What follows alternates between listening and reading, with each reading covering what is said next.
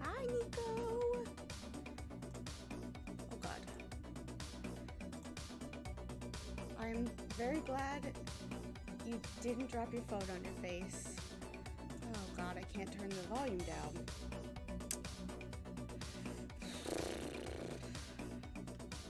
And I look so orange.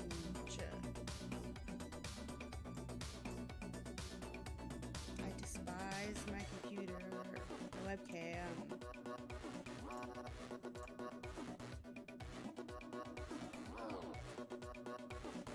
Don't auto wipe out. Just, can we learn our lesson to never do that? That's better.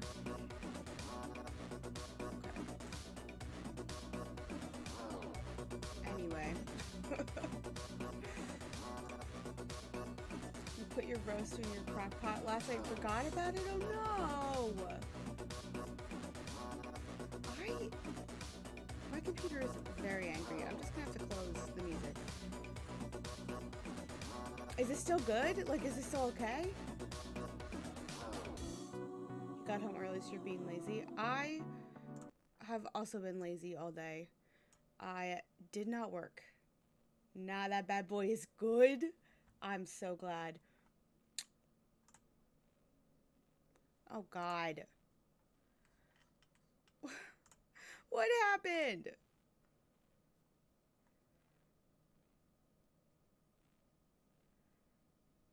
Why is chat not showing up? And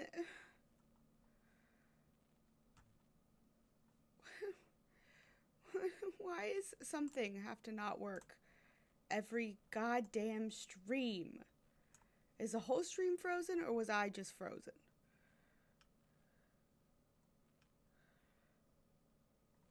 Did the stream labs widgets break? Why is my chat not working? What the fuck?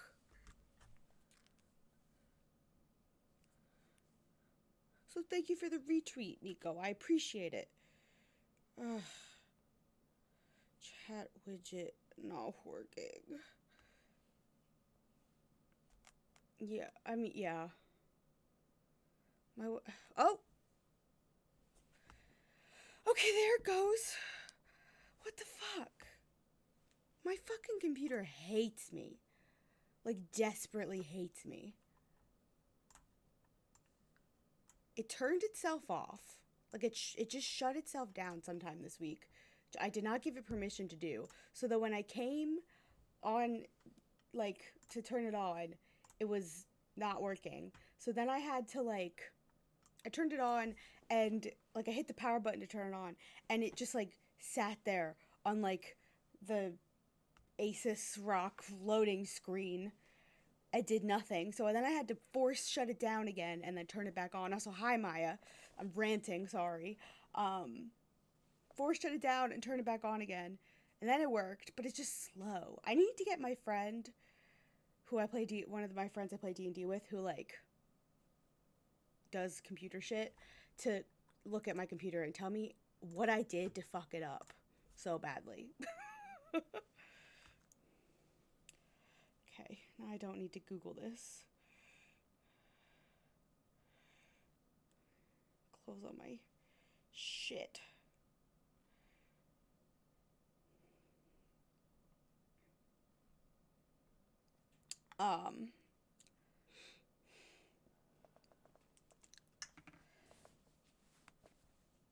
Teeny tiny bowls. Maya makes the cutest stuff. Everybody should go buy pottery from Maya. Evergreen Wanderings on Etsy. Everybody should go do that because she makes the best stuff. Trader Joe's Peanut butter cups fucking slap. I agree with that statement. Oh God. I literally can't see anything. Like, the text of chat is too small for me right now, unless I am, even squinting is too small. My eyesight, man. Didn't think it was that bad, but it truly is. I don't know how one of the times, I think we were playing Phasmo with Cody, and I did not wear my glasses. I like forgot them, and then I just refused to get up and go back and get them. And I played for like a couple hours without my glasses. How did I do that? I literally can't read what's happening in the chat right now. I must have like been sitting like this close to my computer. Oh God, you can really see the bags under my eyes from the view. You used to put like barbecue sauce in them if you're eating chicken nugs. Hell yeah. I also have one I put earrings in. I don't know, whatever you need a tiny bowl for. Tiny bowls are very useful. I do love a tiny bowl. Just like a tiny dish in general. There we go. Still not clean. What the fuck? What is this on my glasses? I don't want it there. Ugh. I'm a mess. But how are y'all doing? I took the day off because I have to use my days that I carried over at the end of last year before the end of March, or I lose them. So I've been taking a bunch of random days. So I took myself to H Mart today and bought my sister spicy noodles so my parents could bring them to her next weekend. And they were not on sale, and they were kind of expensive. I also bought myself one of those little copper, like, ramen pots that people like to use on social media to make aesthetic ramen, and you just, like, cook it in there, and then you eat it out of it. I bought myself one of those because it was $5, and I was like, that's a good deal. I've been wanting one of those. It weighs practically nothing, so we'll have to see how it cooks. I still haven't replaced my tissue box, but there's, by some miracle, tissues inside of it. How did that happen? Anyway. So less dishes. That's really what I'm excited about, is having to do less dishes at the end of the day when I make ramen. They work best on gas stoves. Your girl has a gas stove, so we are a gas household. I don't know if that's a good or bad thing, but it is what it is. What else did I do? It's been a day. Oh, I'm sorry, Maya. Was it that guy again bothering you? My offer still stands. What else have I done? Last night I finished my audiobook that I was listening to on 2.65 speed. I read it in 2 days, this audiobook. Had a glass top in college. I don't love it. I know it's like better for whatever, but things cook faster and better on gas. Yeah, I finished my audiobook that was due. It's due tomorrow, I believe. Not 5.6 speed, 2.65. 5.6 speed would be insane. I don't think that would be like intelligible in any way. The Thick Boy book, no. That I just read, but I did finish that. I finished that on the 27th, and the next book came out on the 28th, and that book has shipped. I'm so excited to get it. I reserved it from the library because I own the first one. This is The Prior of the Orange Tree, if anybody wants to know, by Samantha Shannon. It's 830 pages. I own it in paperback because it's one of my favorite books ever. But I read it when it first came out in 2019 through the library, and that was through hardback. But, like, when I own books, I would like them all in the same format. So, like, I'm going to buy A Day of Fallen Night, but once it comes out in paperback, like, next year. So I reserved it from the library, and I was hold number 2 of 8, but I believe there's, like, 15 copies available, or eventually will be available. When I've been obsessively checking my, like, my library account, since it came out on the 28th. And yesterday it updated to say it had shipped. Before that, it just said like I had an active hold, and like most of the libraries it looked like hadn't gotten their copies yet. So I was like, okay, whatever. But it's coming. Ugh. Even 2.5 speed or two times speed is wild. Nico, I listen to every single YouTube video on 2 times speed. Every single YouTube video. My brain just goes too fast and people talk too slow. Okay?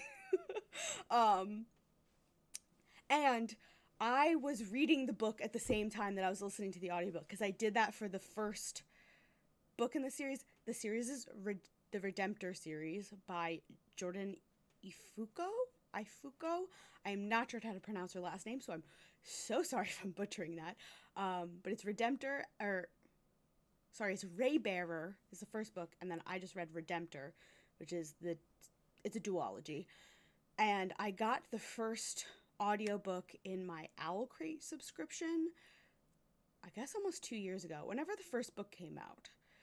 And I got it from the library to just like read along because I just have a problem with zoning out in the middle of auditory stuff. Like, I'm not an auditory learner. I am a kinetic learner and like a visual learner.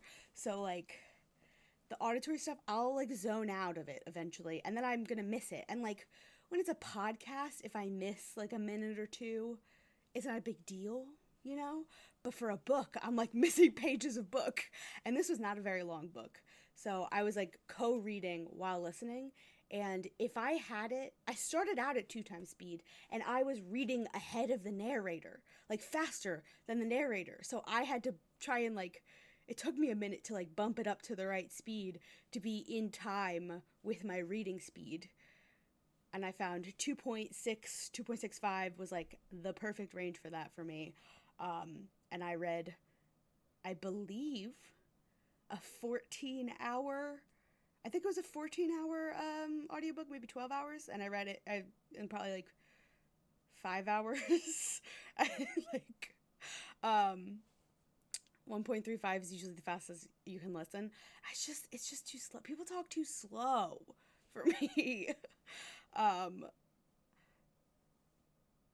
Do you do other things while watching, or are you only watching the YouTube video? I do other things while watching YouTube video. I also speed up TikToks, yes. I was very upset when TikTok took away the 2 times speed. I like made me stop watching TikToks for a while. Because sometimes people tell stories and they go on for 3 minutes and they don't say anything. And I've just wasted my time listening to this person like drone on about nothing. And they're like, well, you're gonna have to go to part 2. And then it's like 4 parts. There's this lady who does like recaps, and I forget her name, and she hasn't popped up on my For You page in a while, but she like, and I might be following her, but I don't know, she like will watch those stupid 10-part videos and recap everything for you in like under a minute, and it's very helpful.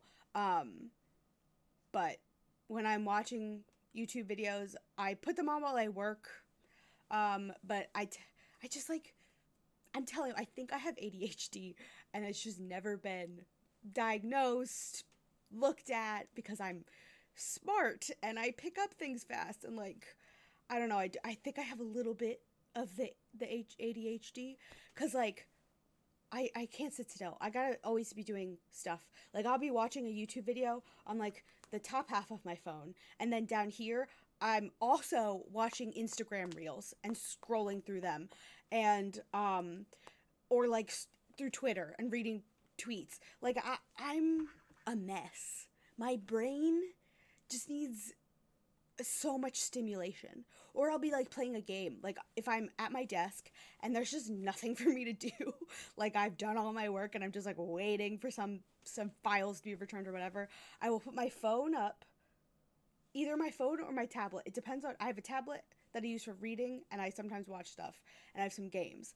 And like, I'll either prop up my phone with a YouTube playlist, my watch later going, 2 times speed, and I'll play Picross. That's what I've been doing recently, is this Picross app. Been doing that.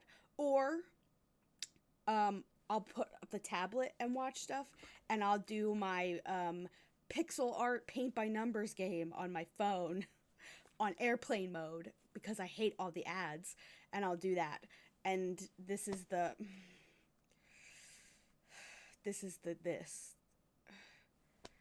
watches pimple popping videos in 3 times speed to speed run gaining a new phobia. I can't do the pimple popping videos. Like, they're just too gross for me. They're just too nasty. I don't like watching the pus come out. Honestly, a mood, but my flavor of ADHD, I would simply die from the overstimulation. I understand. I understand. I have the ADHD where I need so much stimulation, but then also I just forget shit constantly. And I'll walk from one room to the next and forget what I was going in there for, like every time. Somebody tells me something and I'll forget it instantly if I don't write it down. Like my calendar, I keep just like stocked. You can't read anything, but you can see all the like things. Like, because if I don't put the shit down, I forget it immediately. If I don't write down my doctor's appointment, I will forget about it. If I don't write down, like somebody asked me, oh, well, can you dog sit this week in a couple of weeks, I'll forget it immediately. Your stepmom, shut up, Norton, go away. Your stepmom watches them while doing dishes. Pimple popping videos. Ooh. I know some people find it satisfying, and like I'm an ASMR girly, so like there's some of that stuff I do enjoy, but not that. Like, can you go away, antivirus?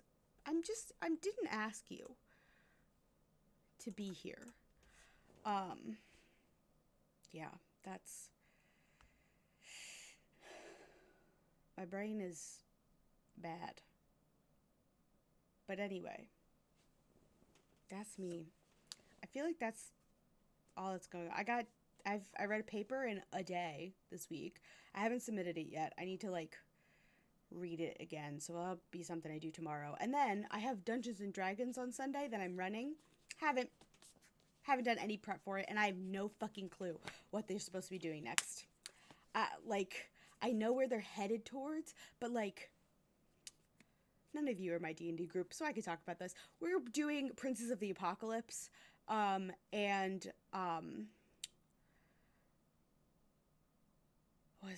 doing Prince of the Apocalypse, and it's about like cults, elemental cults, and they've done the air cult, right? And in the book, the air cult has this whole encounter set up where they like can like fly on a griffin and like do this like fight with a manticore, and it's like this whole like thing that's set up to help them like get in with the cult and like do stuff. The other 3 cults, they're like base locations. When I go in the book and I read them, it's just the description of the location and some of the people in it. There's no encounters, there's no like direction on what they should be doing. I have no fucking clue. No clue. And they have 2 possibilities that they might show up to on Sunday. So I have to read for both of those and like figure out what I'm going to make them do. Because like they're headed towards one, but another is on the way, so they might encounter it. If any of my D&D people are for some reason listening, none of you watch my, but if any of you fucking listening, you better have clicked away from this. You better not be goddamn listening. I trust you. I should have put that at the beginning, but like none of you watch me, so that's fine. I would rather you not, because that's embarrassing. But like, your dishes would not feel clean if you watch pimple popping videos. Yeah, I don't feel clean when I watch those videos. You can't explain it, but anytime you get exposed to them, you can only look on in horror. Ugh. Yeah, I just try to actively avoid them as much as possible. Why did this not go away? I told you to fuck off. That is my command. I made this. Are you fucking kidding me? Come on. There we go. I'm going to throw this webcam into a ravine. If anybody has any recommendations on a better webcam for my computer for my setup, fucking let me know.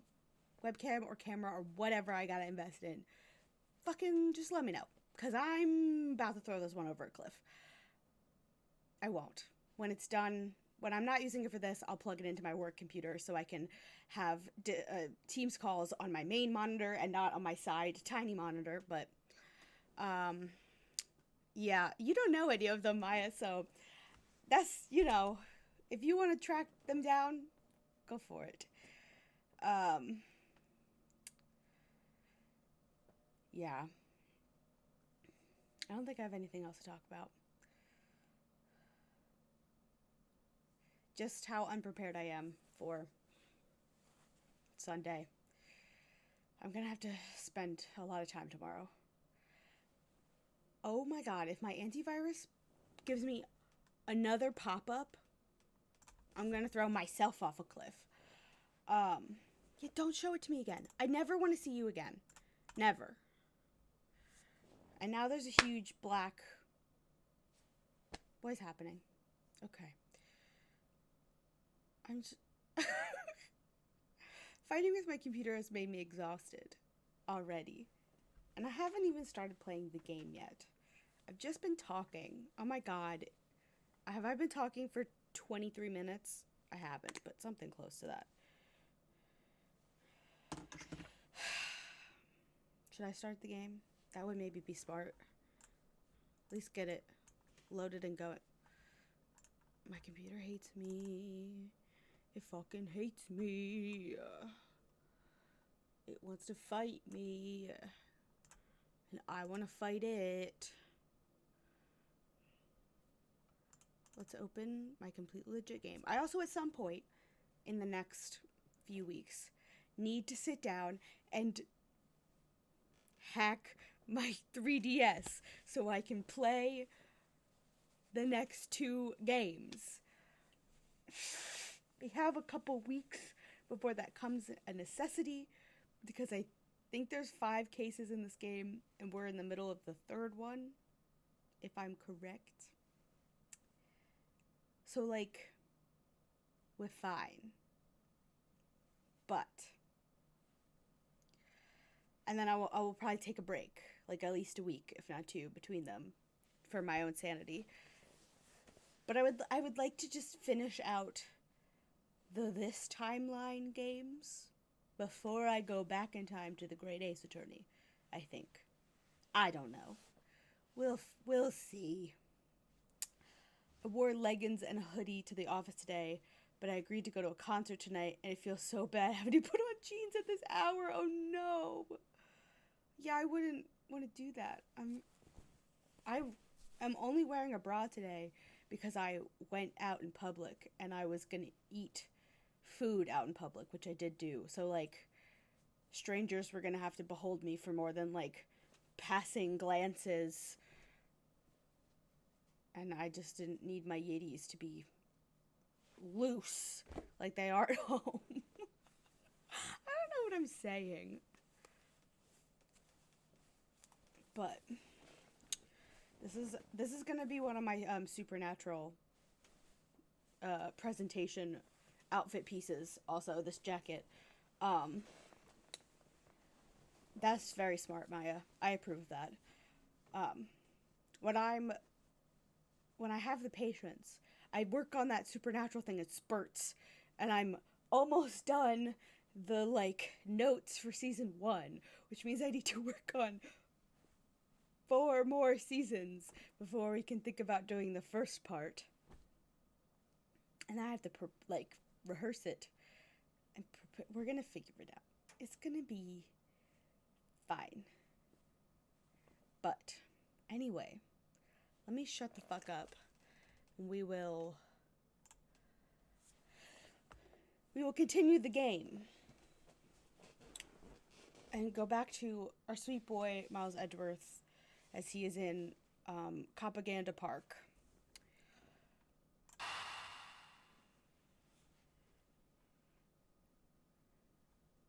The middle turnabout. Middle part 1. Okay.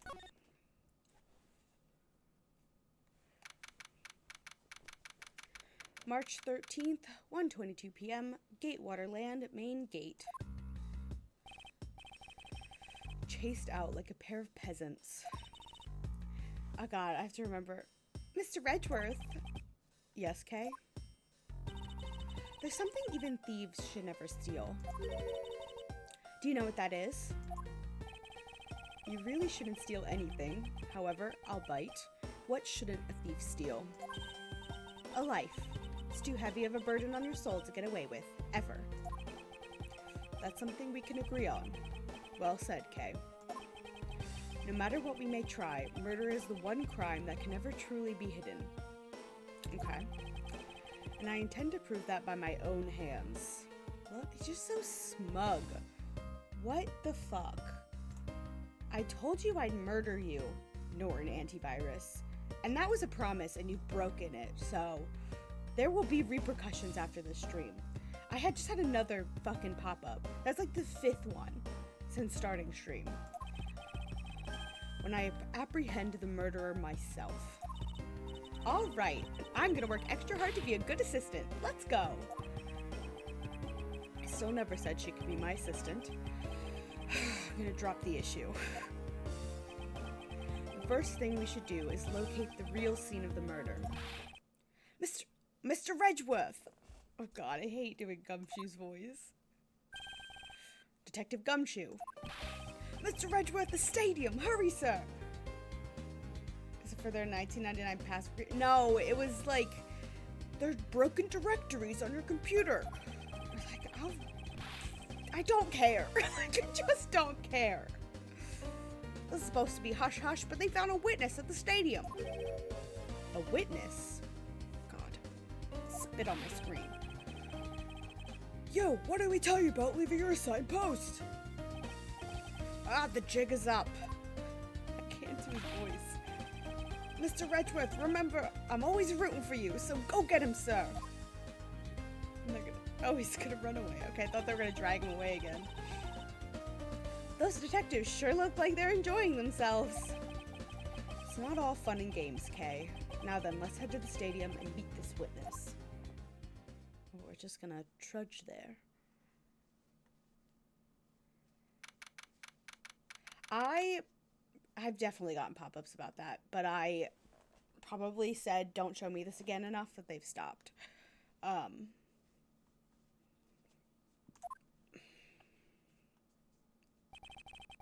I don't have Nord. No, I have Norton.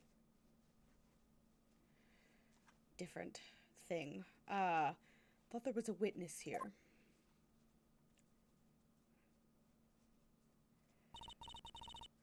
Yeah, I don't see anyone. Mr. Edgeworth. Who is this? Who? There she is! Long time no see. That's not her voice. Are you Emma Skye, correct? This girl is the younger sister of my former superior, Lana Skye. 2 years ago, we stood in the same courtroom together as witness and prosecutor. But I thought she had gone to Europe to study forensics. 2 years ago? What case was that? When does this game take place? I thought it was like a couple months before Apollo Justice, but that doesn't feel right. Ace Attorney Investigations timeline. Maybe the second game? What year does Ace Attorney Investigations take place? Excluding Turnabout Reminiscence, which takes place 7 years prior to the main games, the majority of the game takes place between March 12th, 2019, and the trials of the... That doesn't help me. What? Timeline. Ace Attorney Wiki. Thank you. This is a unified timeline. The games are as follow. Okay. Shush. Modern timeline. Whatever. Can you just give it to me? I don't care about birthdays. Go away! The giant ad needs to go away.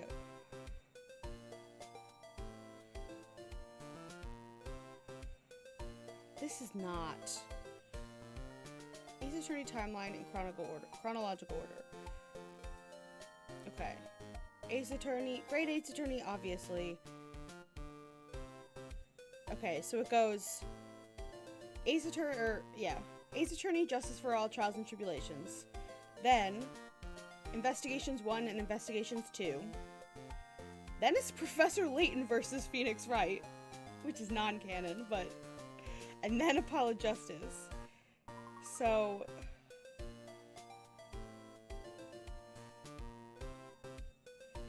Okay.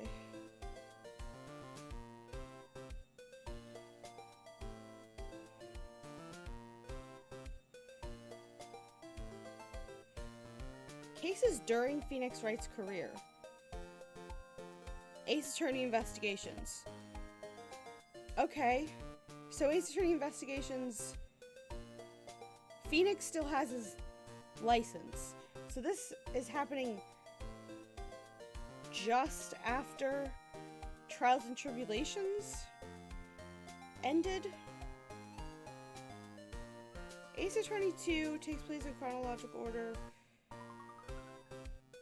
Okay. So this is taking... When does this take place? I'm so confused.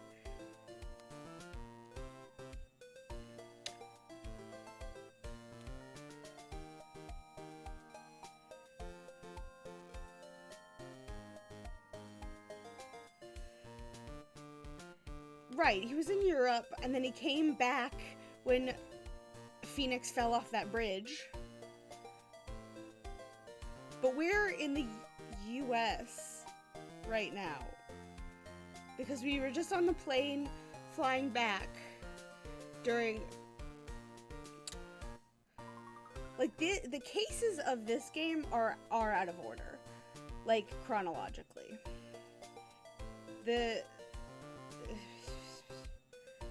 Case 2, the one on the plane, happens first. And then Case 3, which is this one. So, like, we fly home. Somebody dies on the plane. Then, I'm frozen again. Somebody dies in the water park. Oh, God. What the fuck? OBS is completely frozen.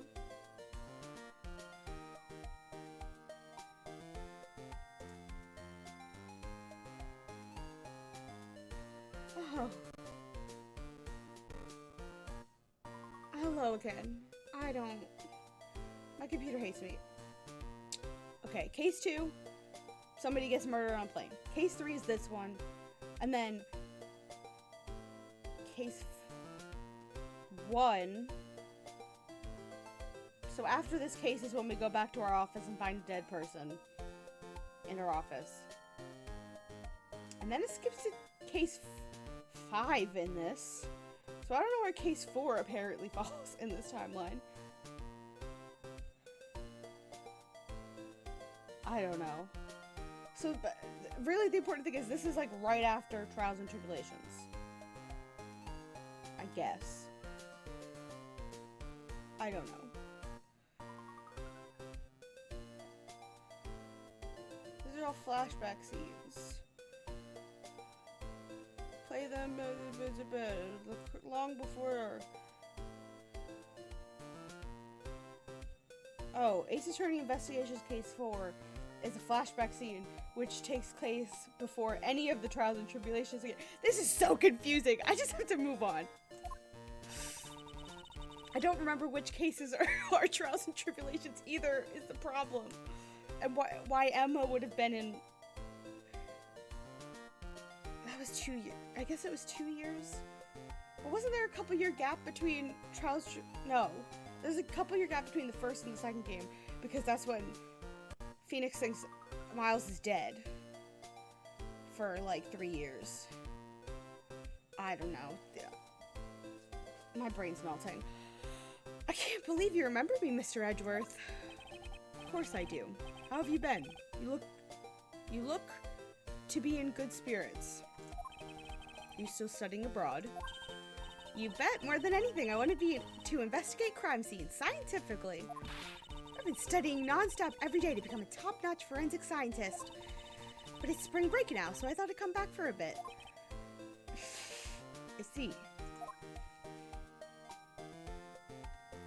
Oh. I assume this is another Badger-mobile? Yeah, it's a different color than the Blue Badger's car. Yes, this is the retina-searing pink model. Can OBS stop having encoding errors? Thank you. Also, can I stop being bright orange? What the fuck?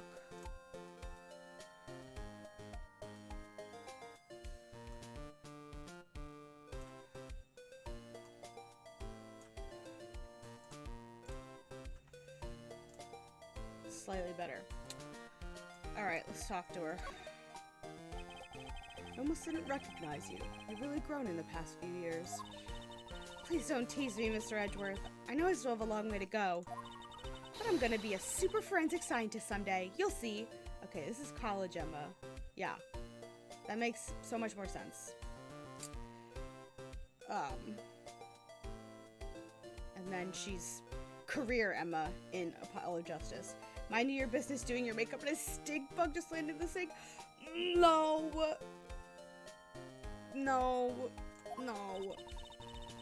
You seem to know Mr. Edgeworth really well. Are you two acquaintances? Oh, I forgot to introduce myself. I'm Emma Sky. Nice to meet you. I'm studying abroad now to be a forensic scientist. How about you? Wow, that's a great dream. My name's Kay Faraday, and I'm training to become an unstoppable great thief. A thief? Don't think too hard on it, Emma. It's not worth the trouble. In any case, we have much to catch up on. You bet we do. Emma Sky. So, why are you here, Emma? Go away! Well, I just happened to decide to come back home for spring break. And then I heard that you'd come back too, so I raced over here. I really wanted to welcome you back at the airport, but I had just missed you. How exactly did you know I was here? Through the power of science, naturally. Never underestimate what science can do for you. I used these to track your footprints, and I followed them straight to you. This set is the greatest. It's so wonderfully scientific. You spray this chemical on the ground, and when you shine the special light on it, zing! The footprints light up, like an electrified noble gas in a glass tube. It's almost like magic, scientifically speaking. Forensic science has never seemed more ominous to me than at this very moment. Emma, I'd like to ask you about what you witnessed. Huh? What are you talking about? Are you not the witness Detective Gumshoe told us about? Well, I did get a call from Detective Gumshoe earlier. He was practically yelling at me. Mr. Edgeworth needs your scientific doohickeys right now, pal, he said. What was that man thinking? Or rather, not thinking? So, let me guess. There's been a murder, right? Yes, unfortunately. There's a sudden glint in her eyes. But I need to keep my mind focused on the witness. Now, where did that person go? What's that off in the distance?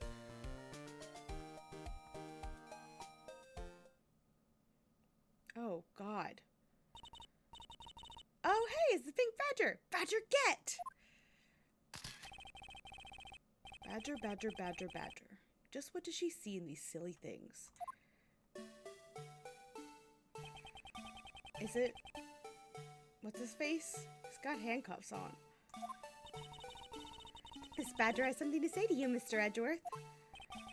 Are you, by chance, the witness I've been searching for? Sorry, but I don't speak badger dance. God, this music. Once again, having war flashbacks.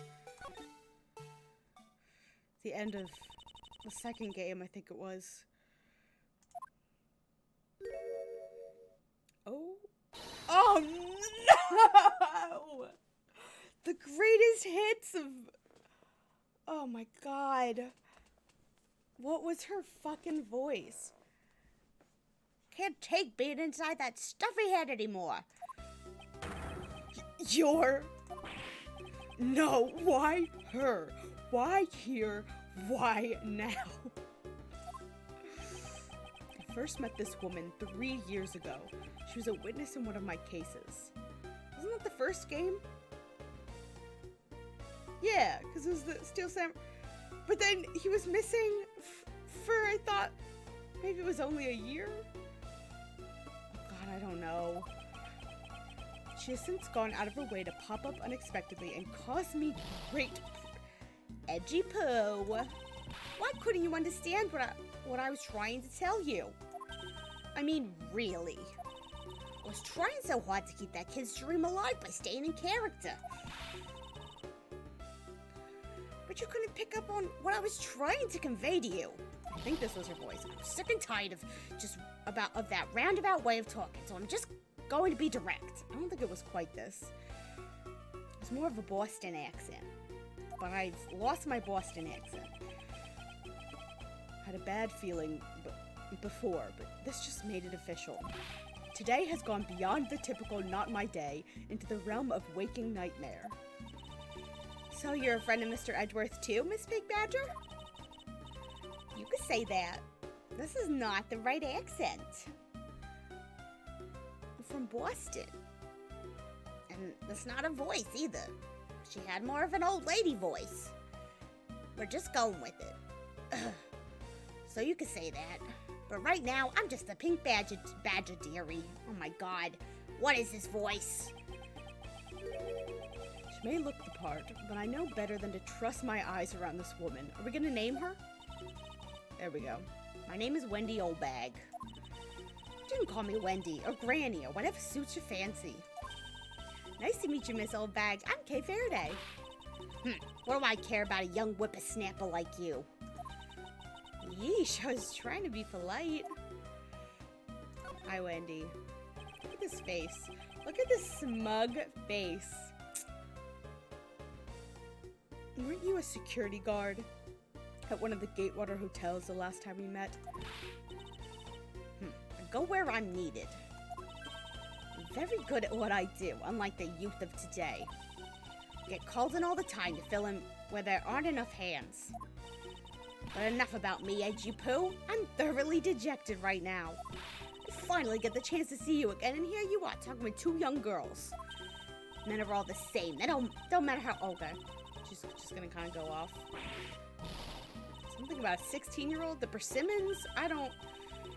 You seem to attract all sorts of interesting people, Mr. Edgeworth.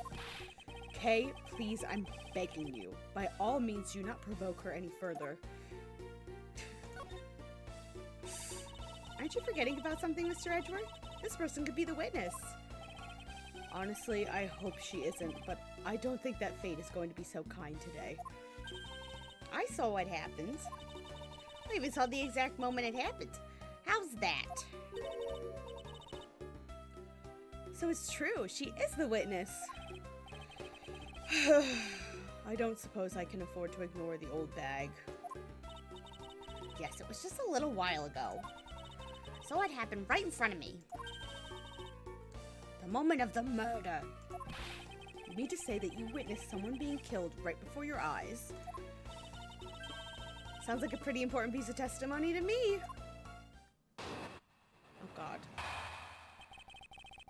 What old bag witnessed? I came to the stadium to take a short break. As I was resting, I happened to glance over. I saw two men facing each other in that area. Suddenly, there was a loud gunshot, and the person who was shot fell to the ground. It's like a worse and high-pitched gumshoe I'm doing right now. It was a very terrifying experience, let me tell you. I feel like this is not at all what her voice used to sound like. And I'm so sorry. Anybody who for some reason is watching these in some kind of chronological order on YouTube, you have my condolences on me and my inability to keep voices straight. Looks like we hit the jackpot, huh, Mr. Edgeworth? Yes, I can't afford to ignore what she has to say. Unfortunately. What's that unfortunately you tacked on the end supposed to mean, Edgy Poo? Well, anyway, let's see what we can find out from this little old lady. Okay. Hold it. You mean you took a break from being the pink badger? You may not think it, but it's hard work keeping kids' dreams alive. You smell of sweat, your hip creaks with pain, you even begin to dream about work. That's the kind of story that would scar a child for life, you know. I have dreams about work, and I hate it. That's why I chose to come take my break here, whippersnapper. Oh, plan on playing the part of the dead badger in front of a bunch of kids. So what did you see while you, the pink badger, were resting? Oh yes, that. Well, I was resting and happened to glance over. Saw two men facing each other in that area. You saw two men. Can you describe them for me? They look like your average Joes, completely uninteresting and not worth fawning over.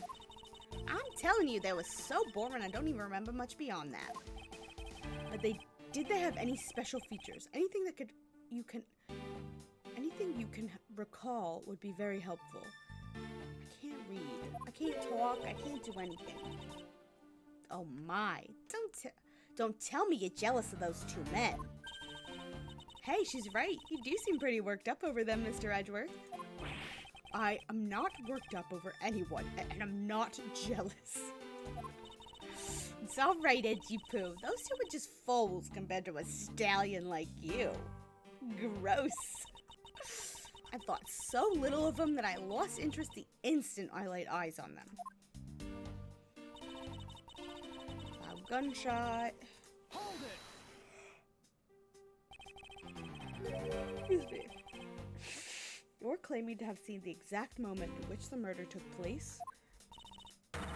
Absolutely. That gun made a terrible racket when it was fired. You didn't try to go help the person that got shot?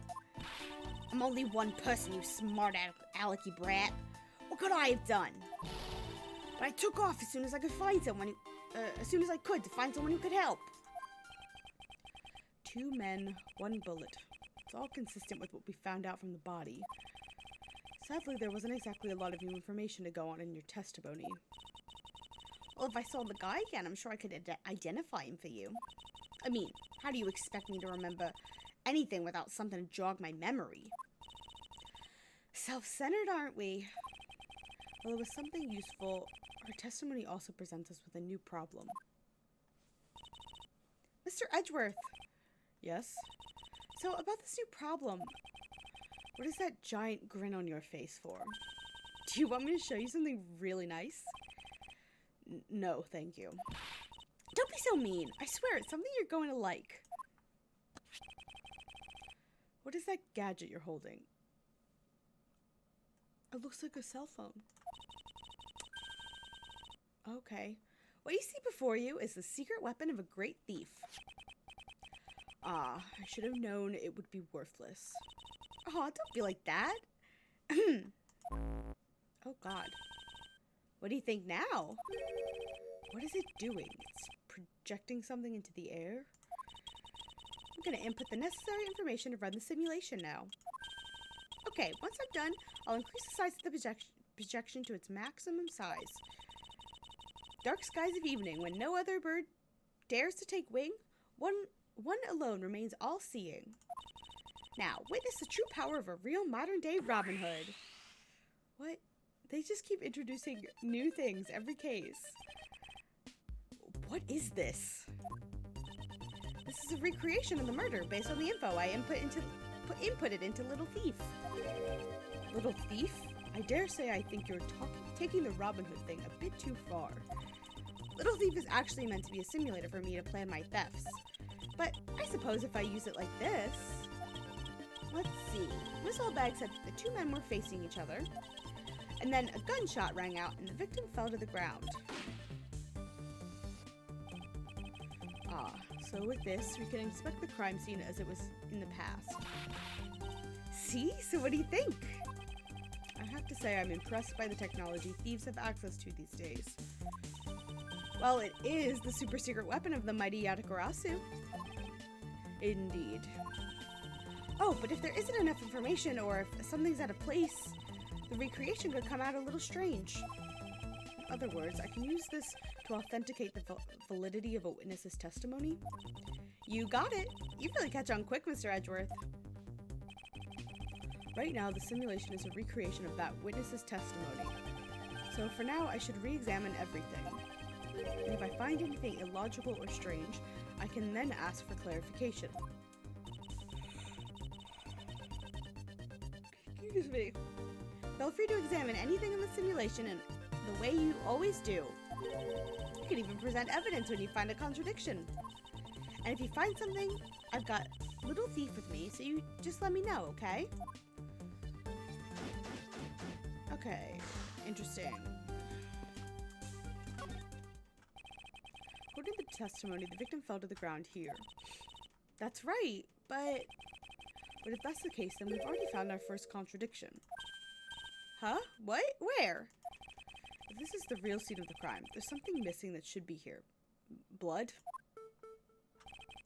Which piece of evidence shows the missing item? Oh god. I don't fucking know.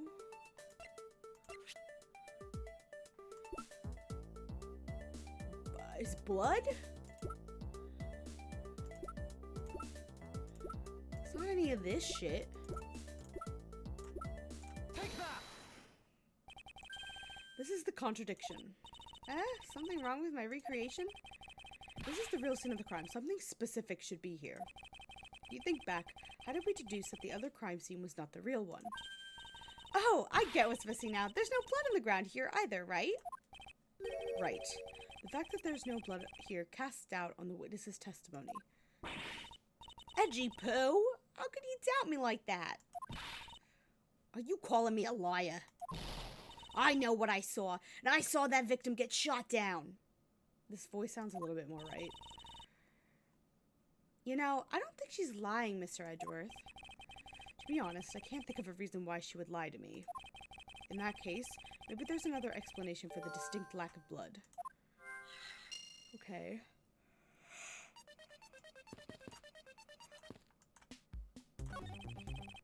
The silhouette of the killer with his gun at the ready. Okay, is it not possible to recreate the face of the killer? Well, I can't exactly input what we don't know into Little Thief. It has a point. Okay. Doesn't seem to be anything else. Oh. Looks like they broke the stage down.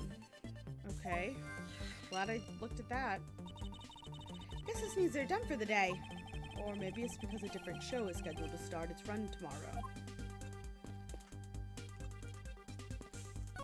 Is it different? No.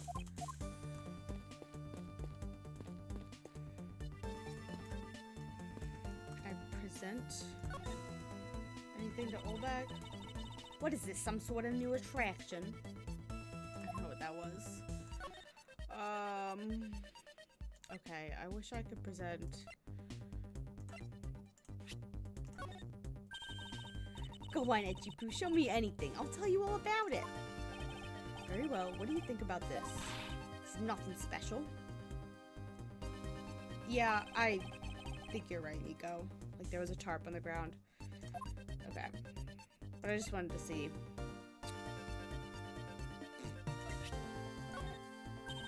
Okay. Okay, back. Back. Logic. Kidnappers, Prince. Yeah.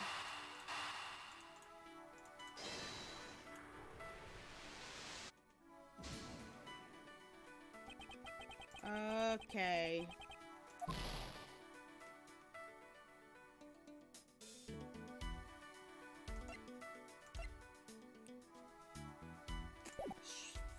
Okay.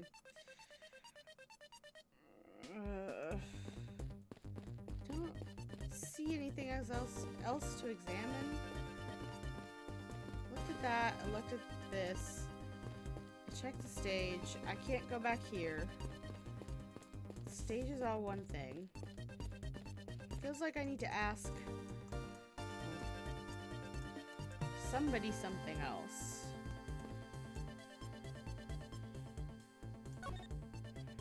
I wish I could show Olbag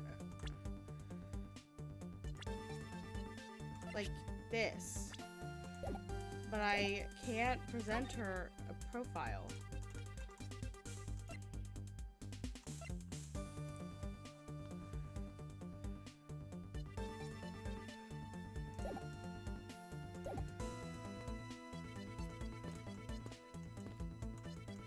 I don't think examining this is gonna... I'm fairly convinced that the victim was killed here. Then why is there no blood? There must be some explanation for this contradiction. Perhaps I should go over all the information I've gathered one more time. Like...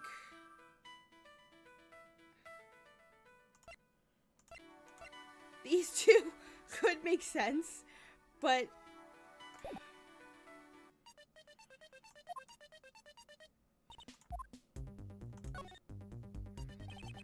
So you believe that this gadget will provide us with the proof we need? Yeah, of course. Pretty neat, huh? By inputting info like this, I can recreate the crime scene exactly as it was. Although, Little Thief was originally intended to be a training sim for heists. Training sim for thievery? I don't believe I can turn a deaf ear to that, Kay. Ugh, it's for practice. Practice! It's not like I've actually stolen anything yet. Besides, we're in the middle of an investigation, so stop nitpicking.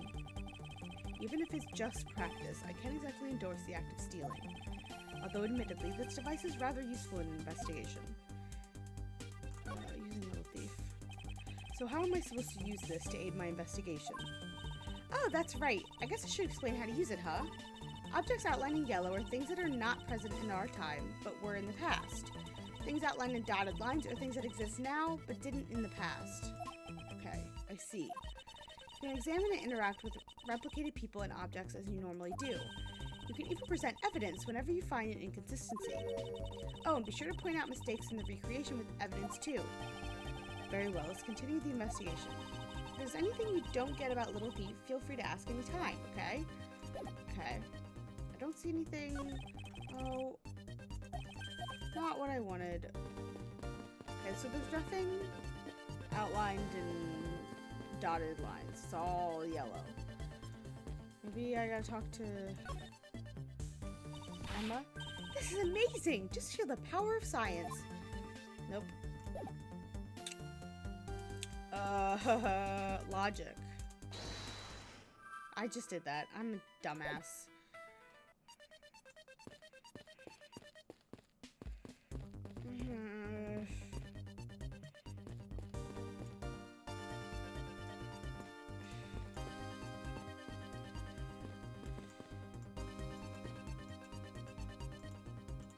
Why is this so fidgety?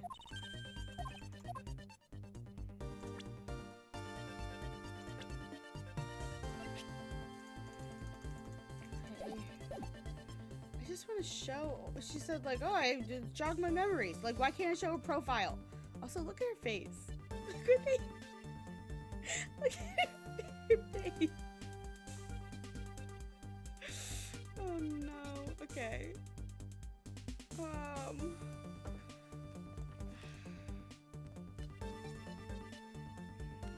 Sending me recipes on Facebook for alcoholic drinks.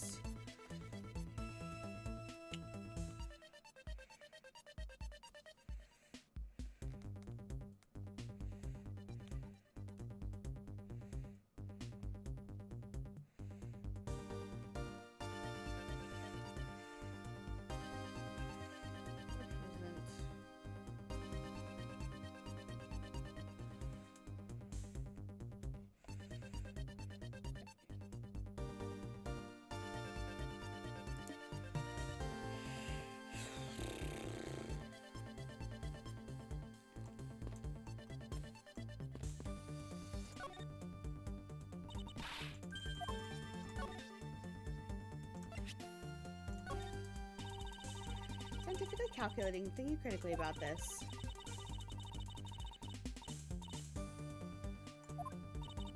It makes it sound like she knows what she's talking about, but she really has no idea. Admittedly. I'm slightly confused by what she has just rattled off. Okay.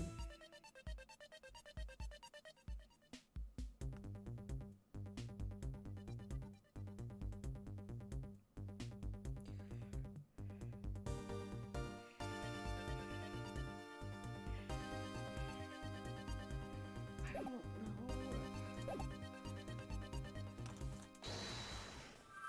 For the 5th time. I need to actually read these things. Victim was a kidnapper. Follower a kidnapper's prints leads us to a body. Was the victim in a costume? Why is there no blood? Why is there no blood around the victim's prone body? Stage was packed up. The stage I saw this morning in the center of the stadium has been packed away. I feel like it wants me to logic something, but I don't really understand. Like, these feel like they'd be connected, because if there was like a tarp and then it got rolled up with the stage. But I guess one of them is this. This doesn't make any sense. I guess it's the man and the victim. Like, it's the dead man and his blood is what I meant to say, but I said the man and the victim. I guess. I don't fucking know. This is it. I'm gonna... Oh my god. I don't understand. Is it not possible that the victim was wearing a costume? Do you really think that Mr. Deacon was one of the kidnappers? I think we can reasonably assume there's a very good chance that he was. And that if he was shot while he was... Excuse me. Shot while he was inside one of the stolen costumes, then Mr. Deacon's blood would be inside the costume instead of on the ground. I guess. Sure. Precisely. Now, if we only could prove that the victim was wearing a costume, I think it'd be pretty easy if we could find some footprints. And then Lana with her whole stalkery footprints. Okay. The problem is finding them, since there doesn't seem to be any around. Footprints, huh? I wonder how we can go about finding some of those. Emma, darling. We need to chat. Thank you. Emma, about that method you were talking about for finding footprints. Yeah, exactly. What is the costume made of? Wouldn't it not have, you know, leaked out of the bullet wound in his side that he is now face down pressed upon? And, like, the hole in the costume? Like, there would at least be something. There would at least be something. Also, if that bullet went in his side and out his shoulder, or in his shoulder, out his side, whatever, there would have been a spray of blood. Just logically, there would have been a spray of blood. So there would be something, somewhere. But I digress. Finally, my expert knowledge in forensics is needed.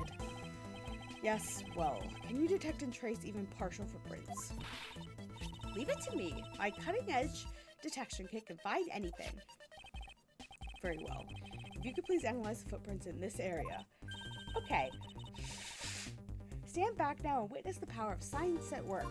There's gonna be lots of footprints, I feel like.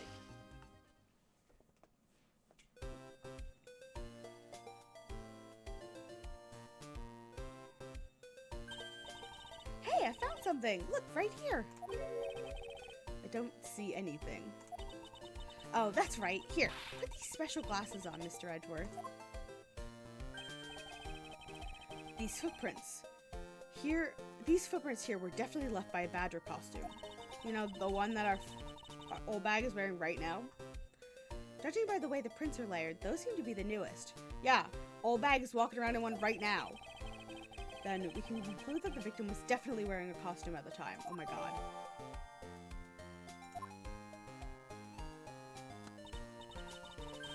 Okay, in that case, I'll update little of these simulation parameters.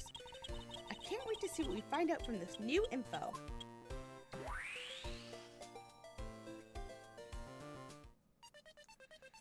Okay. Fucking. But how did... If he was shot standing up like that. How did the bullet go through here? So the victim was wearing a costume when he died. And with that, we should be one step closer to the truth, right? Yeah, like, did the bullet just go whoop? Like, I'm so confused. I see the recreation has changed in accordance with the new information. We may be closer, but now something else has caught my attention. Is it the bullet is wrong?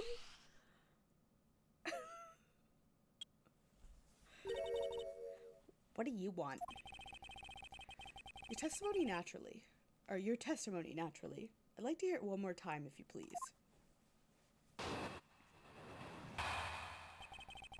What Oldbag witnessed. Came to the stadium to take a short break. As I was resting, I happened to glance over. I saw two men facing each other in that area. Suddenly, there was a loud gunshot, and the person who was shot fell on the ground. It was a very terrifying experience, let me tell you. Okay. So, does this mean Miss Oldbag's testimony is a contradiction in it? Yes, I believe our best course of action is to compare it with your recreation. See, I just knew Little Thief would be of help. Now, let's see if we can pull more information from Miss Oldbag to pull into the recreation. Ah, thank you for the 18 months resub, Nico. Hoo-wee, mama. What is that from? Is that from Diary of a Wimpy Kid? I think it is. I could be very wrong in that. It's been a long time since I've seen any Diary of a Wimpy Kid related media. Okay,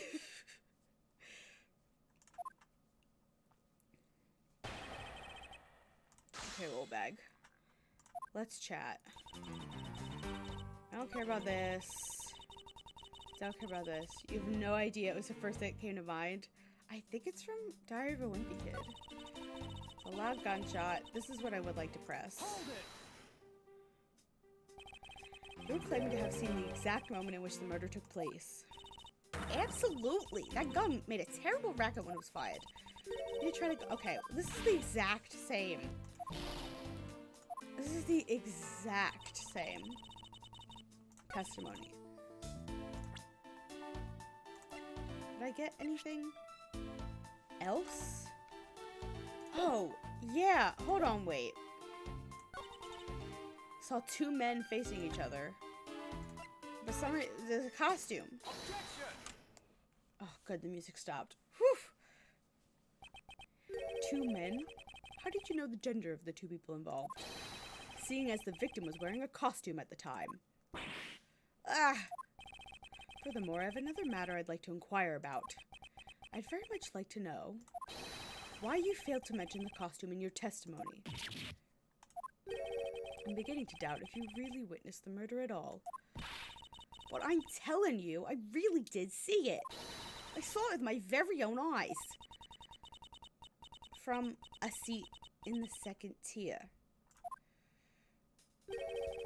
The second tier? Hey, didn't you say you saw it right in front of you earlier? That was, you know, I was using the phrase in a metaphorical sense. See, our witness still has a screw loose in the metaphorical sense. The cushy seats in the second tier reserved for hotshot VIPs, which is exactly why I go there now when I get to take a nap. I can see how you could have gotten a good look from there. I can't see how you could have gotten a good look from there. It's so high up. I'm not gay, Greg. All I can think is about A Diary of the Wimpy Kid is that fan comic. I don't know if I've seen that. Oh my... I'm not gay, Greg. I probably have, but I just don't remember it. Are you able to see even the victim's costume from way up there? I feel like a costume stands out, even from the top of a stadium. Well, I know I saw two people, but I couldn't really see what they looked like, because they were in the stage's shadow. It's hard to make out. Okay.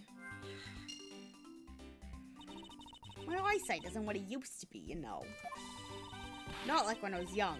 I could spot an eagle and a flash and a careful girl. Let's return to our investigation, shall we, Kay? You got it. Okay.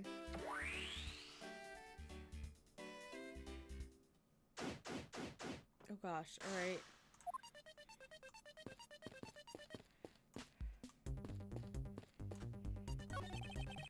This new silhouette of the victim is in a costume.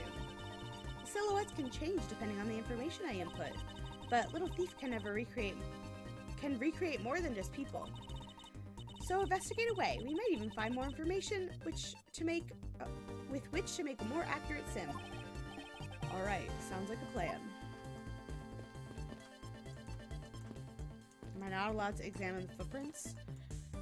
Okay, well, I would like to logic together the two stage-related.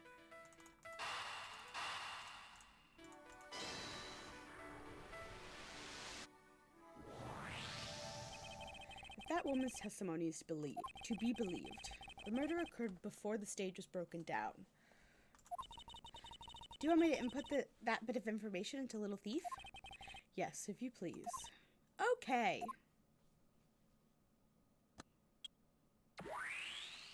We have to take it. Okay. We have to take it down. Oh, okay. Thank goodness. Oh. I mean, that's not gonna work.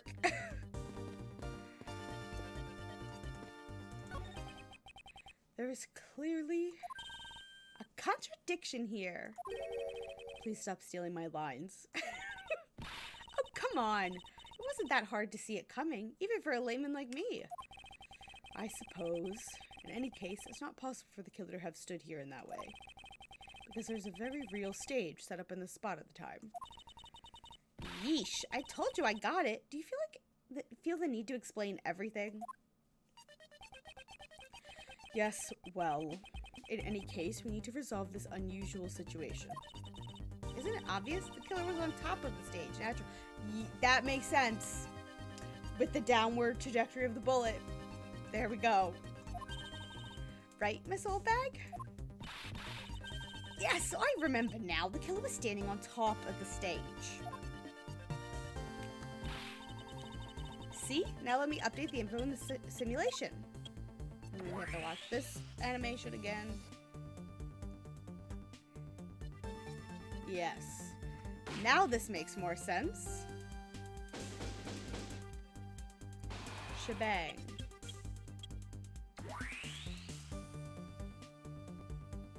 I'm glad that we resolved that. Well, what do we have here? A bunch of hooligans running amok, I see. It's about as deep as my voice can go. Did Edgeworth just go like this? In his sprite? Agent Lang, how nice of you to join us. Well, I can't have you going around messing up my crime scenes. Agent Lang, we've discovered that the real scene of the murder is here, the stadium. I see. Thanks. For what? I'm just trying to show you my appreciation for all the time you've saved me. Who knew that such a strange little toy could recreate a crime scene like that? Little Thief is not a toy. Lang, my beloved. I'm so glad you like him. I don't know how I feel about him. You too. Sir!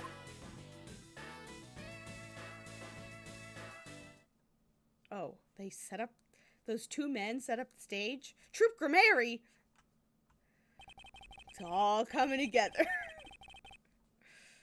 And there you have it. You see? Big boys like me don't need silly toys, little girl.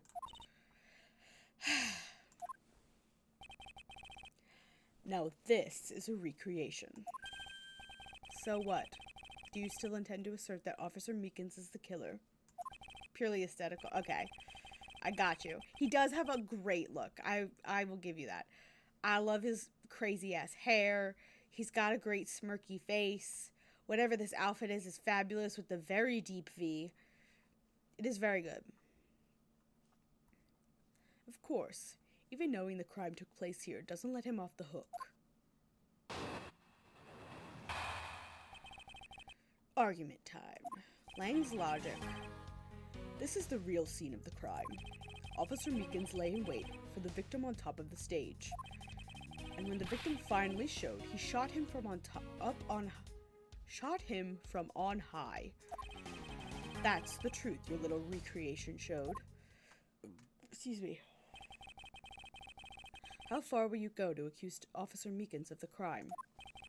He's the most likely suspect we've got, especially given the situation with his gun. Well, even if he is the killer, at least my recreation was on the mark. You see, thank you for understanding, my little crow girl. Ugh. I'm not some common crow. I'm Yadakarasu, the Raven of Legend. Unfortunately, your conclusion has yet to be tested, so let's see how well it holds up.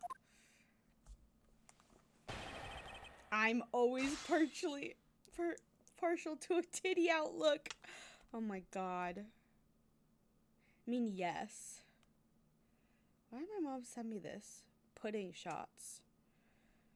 We can't buy Blue Chair Bay rum anymore, Mom. Why are you sending this to me? Though, I do love pudding. Hold on. I need to... Shamrock shake. Oh, that's why she sent it to me, because it's a shamrock shake. I love shamrock shakes. Key lime rum cream. Vanilla rum. A cup and a half of key lime rum cream. Half a cup of vanilla rum cream. Instant pudding. Vanilla extract. Creme de menthe. Cool Whip. This is a lot. Green food coloring. I mean, it sounds delicious. But also, again, I don't think I can get my hands on Blue Chair Bay anymore. Don't think they sell it here anymore. But that just reminds me I need to go to McDonald's to get a Shamrock Shake, like, ASAP. Okay. This is the real scene of the crime. For what? What do you have evidence of? Lay in wait. When the victim finally showed, he shot him from on high. Okay.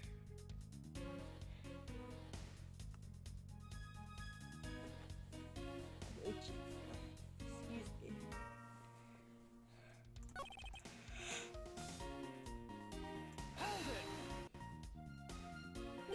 That would mean one blue badger shot another blue badger. That would be quite the sight. Lying in wait. How did Officer Meekins even know the victim was going to come here? Simple. He was investigating the kidnappers, right? And while he was doing so, he came to understand the victim, Mr. Deacon's movements. Ha! And why would the good officer want to ambush and kill a kidnapper? Oh. Not so fast! I guess his voice isn't that deep, but we're going with the really deep, I don't care. You mean his motive?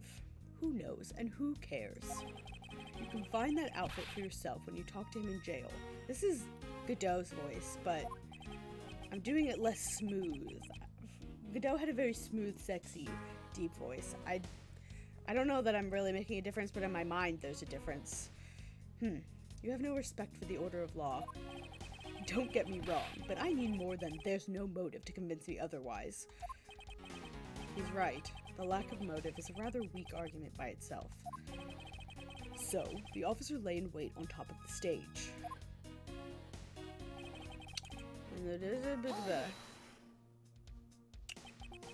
So we agree with how our recreation turned out? Like I said, I'm grateful you were able to save me some time. Alright, but we still don't know why he chose to wait on top of the stage. Who cares? Maybe he wanted to become the Blue Badger. Who's to say he didn't see the stage and decided to put on a badger stage show of his own? Or maybe there's a completely different reason. What does it matter?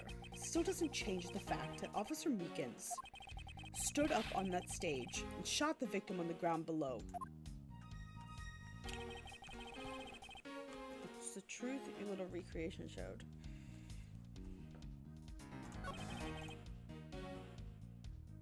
I don't like this statement. Why? I don't know, but...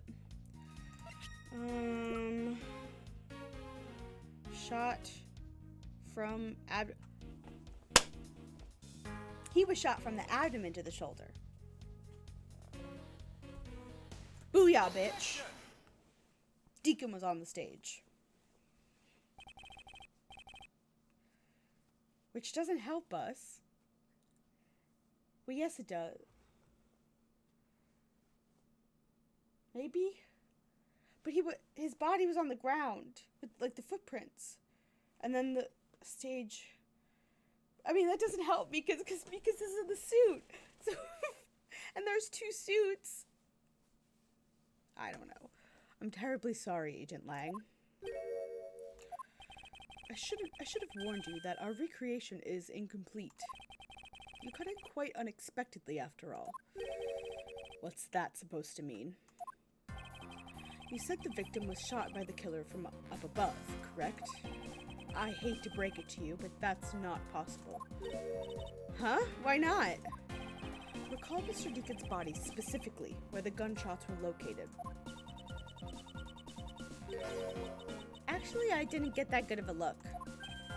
Oh, well then. The bullet entered Mr. Deacon in his abdominal region and exited his right shoulder, his abdominal region. This is more consistent with an angled shot from beneath the victim. Then, yes, our recreation had the victim being shot at an angle from above. A clear contradiction. You're discounting your own conclusions. No, this one point is the only flaw. This was the mistaken parameter in our recreation. The killer and victim's locations. Yes, the locations of the killer and victim were wrong. Ah, I get it. I see what you're trying to say. I believe the killer and the victim were standing opposite to what we initially thought. It was the victim who was on top of the stage as he was being shot by the killer.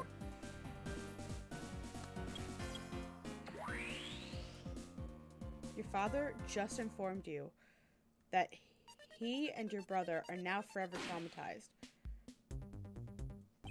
To what?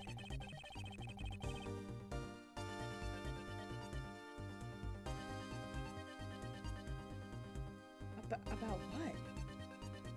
I'm always scared when you tell me things about your dad. I'm always a little scared. If this is what happened, it also explains the positioning of the gunshot wounds. But the footprints! But then, what about the footprints? Since footprints don't lie, we can assume then that the killer also wore a costume. Which doesn't help because Meekins is wearing the costume! You'll explain when you get some detail, but there was a house fire. Oh no! I hope is everybody okay? That's scary. Oh, I hope everybody's alright.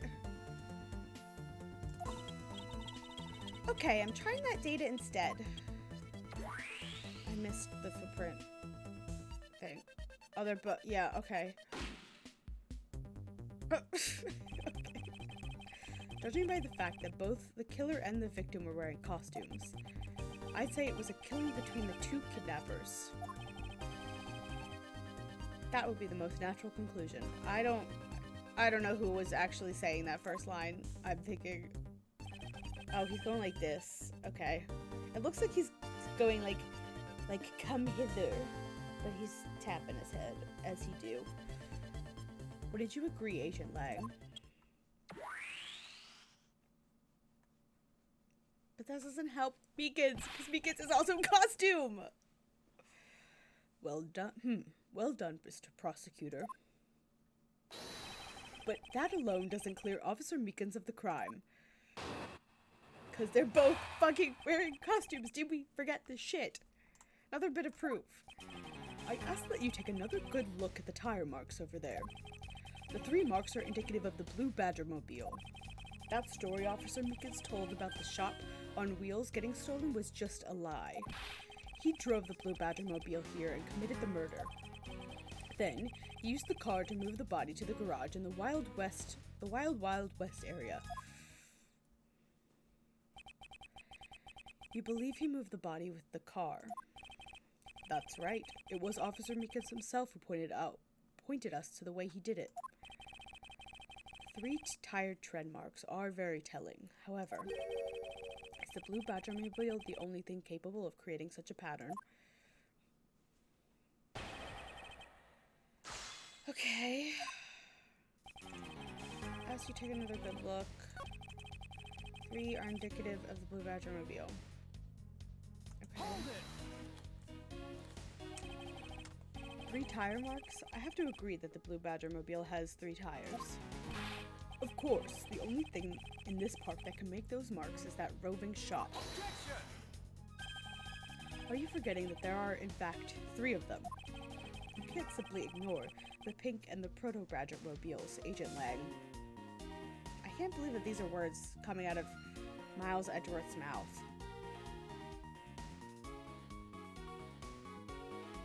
I hate it. Knuckle back.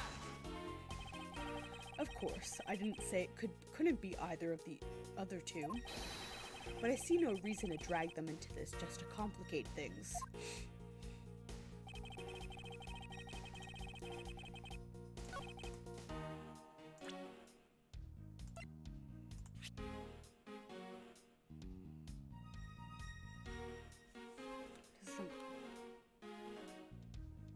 This feels like this is just confirming.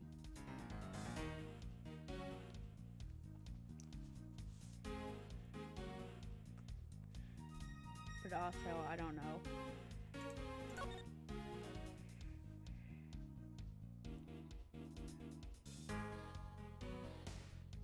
This is my check of it?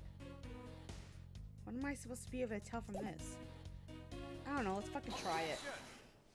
Okay, the music stopped. That's just my surefire sign of, okay, you didn't fuck up, Gabby. Not yet. Sorry, Agent Lang, but that is an impossible tale. I don't know how this is impossible, but okay. And why is that? Those tire marks could not have been left by Officer Mika's blue Badgermobile. One look at the car would have told you so. I don't know. What proves it never left? Has never been to the stadium. There's a fire on the other side of the duplex. Your dad tried to go with your brother. And I noticed. Oh, geez. Your dad's neighbor passed. That's awful.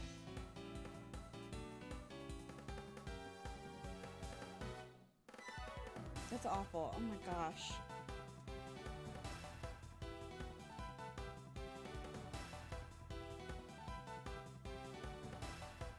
What proves that it had never been to the stadium?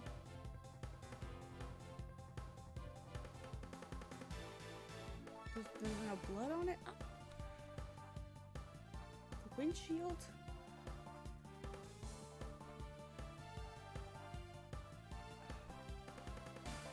The tires?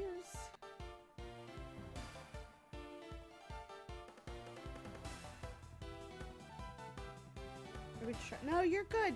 You're good, Nico. You're totally good. Don't worry about it. Yeah, that's really freaking scary. My gut says the tire, because this is about the tire marks. But I don't know what's wrong with the tire. The tire is fine. It's clean. This is probably like some detail from last week, and I just don't remember it at all. Take that. Take a good look at the tires. There's not a single dollop of mud to be found on it. Okay. There's an article, but you won't share it here. Okay. Oof.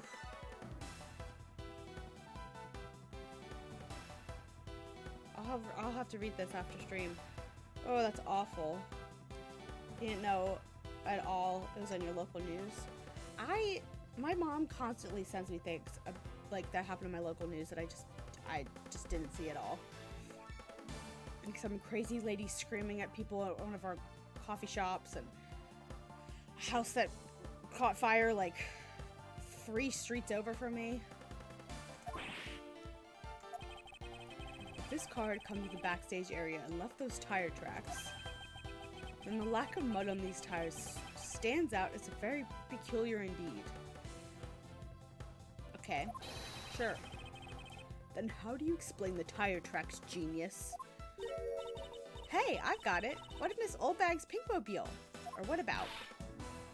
Don't be ridiculous. I was sleeping the entire time in the second tier seats. Indeed, I believe we can rule her out as someone related to the crime. However, there is yet one more roving stone, as I recall. Roving store. The pizza shop lady was insane. It was. That was nuts. Absolutely batshit.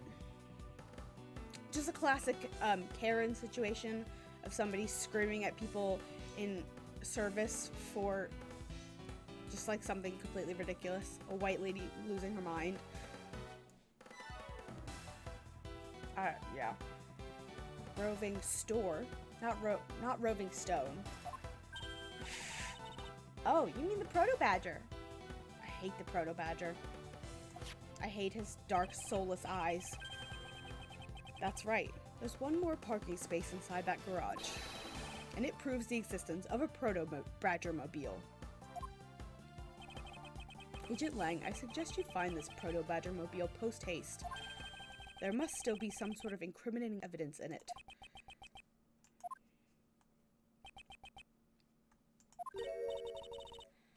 Hey, did you hear something? Oh. Look down on pizza shop people. There's a pizza robot in a town near you. Do you remember when? That just reminded me of. Do you remember when Philly destroyed that robot? Oh. Oh! Is this the sun? Help me. It's gotta be. Are you alright? Well, this is something. Looks like we found our kidnapping victim. Where were you all this time? Wild West with kidnappers. I was in the room next to the one I was held in. And away using underground and got lost. The kidnappers. What is it? I can't understand what you're trying to say. The kidnappers escaped wearing costumes. Did you see the faces of your kidnappers? No, I didn't see their faces. But one was a woman. A woman. Quite an important piece of testimony. He'll dress in chrome and go to M. Adorable. Pizza robot. Sounds very cute. Yeah, the food delivery robots. You think about that every time you see the food delivery robots. Yeah, rest in peace, whatever that little guy's name was. He probably didn't deserve that, but yeah. Hey, what are you guys doing? Stop standing there and get your cops on this already. I hate his glasses. I will say that. Not a fan of these swim goggle across the face situation he's got going on. Oh, we're in sync. I'll even let you guys have what the kid said just now. Consider it a gift. Now, are you going to get out of my crime scene, or am I going to have to get rough? Again? You're nothing but a big bully. Come on, Mr. Edgeworth, let's go. Oh, no, not you. You're a very important witness for my case. I'm not about to let you get away that easily. Don't count on me to testify, because I won't. Not for you. That's right, I won't either. You hear me, you young whippersnapper? Hey, calm down. There's no need for all this hostility. I just want to take a statement from each of you. I'm not going to rough either of you up. I give you my word. Come now, fair maidens. What do you say? Will you cooperate? Fair maidens? My, you little rascal. You sure know the way into a woman's heart. Langzi says, the passage of time is but a fleeting moment, and a lady is young forever. Trying to outdo my Edgeworth with your fancy schmancy sayings. Let's get this over with. So we're clear, I'm only interested in giving you my statement. Sure, just as soon as Mr. Prosecutor leaves us be. Mr. Edgeworth!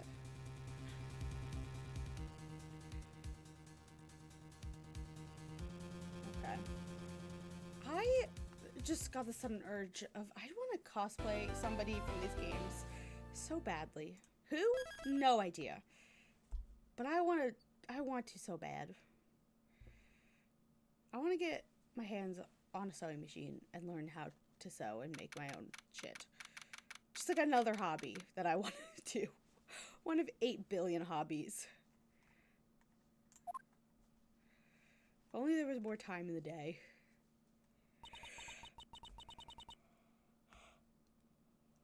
Excuse me. Looks like we got the boot again. With Lance safe, the focus of the investigation will shift solely onto the murder. You mean the infighting between the kidnappers? Yes, and also the identity of the remaining kidnapper. Miles, my boy! Tell me it's true. Tell me that you've really found my boy. Yes, Mr. Amano. We found him earlier in the stadium. Then my little Lance is unhurt? He's not exactly the picture of perfect health, but his life is not in danger. He's being questioned right now by Agent Lang. Poor Lance! It must have been so horrible for him. Locked up like a... What is this on her arm? Is it like a band-aid? I guess I gotta talk to them. Miles, my boy, I can't thank you enough. It was nothing. I'm still in shock over what happened to Oliver. But I have to say, I'm relieved that Lance is alright. Oh, that's right. I mustn't forget to pass this on to Lance as soon as the police are finished with him. A letter. Ah, the way Lance is being chased after by women reminds me of someone I know. Almost can't believe you received yet another love letter, you know. Here, take a look for yourself. Isn't this a breach of confidentiality? My dear Lance Amano, may I come see you again? Your beautiful Viola. Tenderloin Company. It's a very simple love letter. Oh? Hey, let me see. That's really weird. It's from a loan company. Tender Lender. Looks more like a collection bill to me. Tender Lender sounds very familiar. Is that some company we ran into in a previous case? Or like game?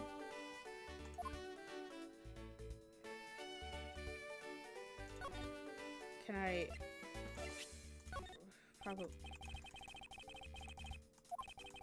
Then all things have value. Okay, yeah. Shish, I get it. Maybe I gotta present it to the girl. I don't know why I thought presenting it back to him would do anything, but...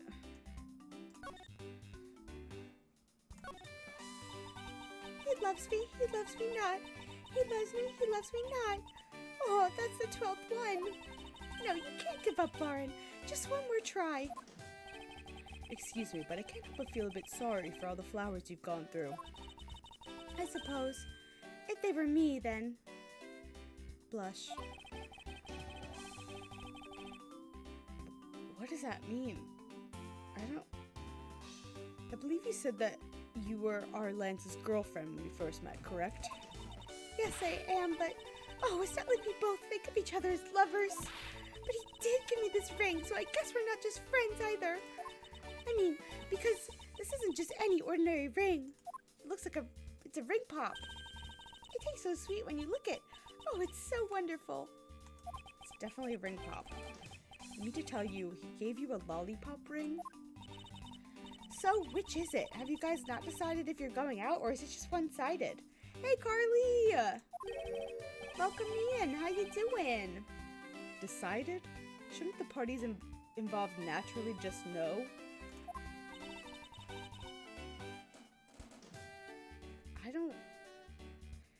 I don't know that that's how that works, Edgeworth. Maybe this is why you have some communication issues with your boyfriend.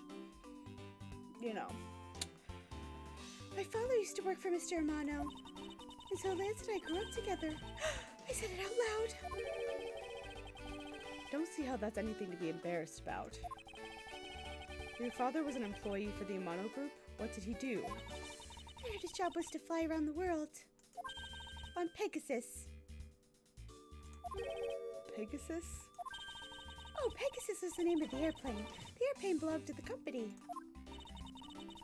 You had me there for a second. Doing okay? How about y'all? Hanging in there. Doing okay. God, I'm itchy. Ow. But now, it's all changed. My father, he isn't around anymore. Oh, I see. About 10 years ago, he rode in Pegasus off to somewhere and he never returned. Riding Pegasus to whereabouts unknown. Sounds like the stuff legends are made of. Fibin', jivin'. It's been so long. I don't think I'd recognize him if we were to ever meet again. I'm so sorry, Lauren. Oh, that's the wrong voice. I'm so sorry, Lauren. Is she wearing a ring pop? I believe so, because she said it's so sweet when she licks it. But I won't give in to the sadness. I have to live. Yes, Lauren, live. About this incident. Incident? But isn't the kidnapping already over and dealt with? I've been here the whole time, so I'm afraid I don't know much about any other incident. How did you come to know that Lance had been kidnapped? Oh, that's because of my woman's intuition. You based everything on that? Ow. I know everything when it comes to my Lance. It's really strange. It really must be destiny. Blush. Ugh, she started fantasizing again. So what are you going to do now, Mr. Edgeworth? We already established that there's a good chance that the killer is the other kidnapper. It's my duty to figure out who this other person is. I believe there is one location that might hold a clue or two.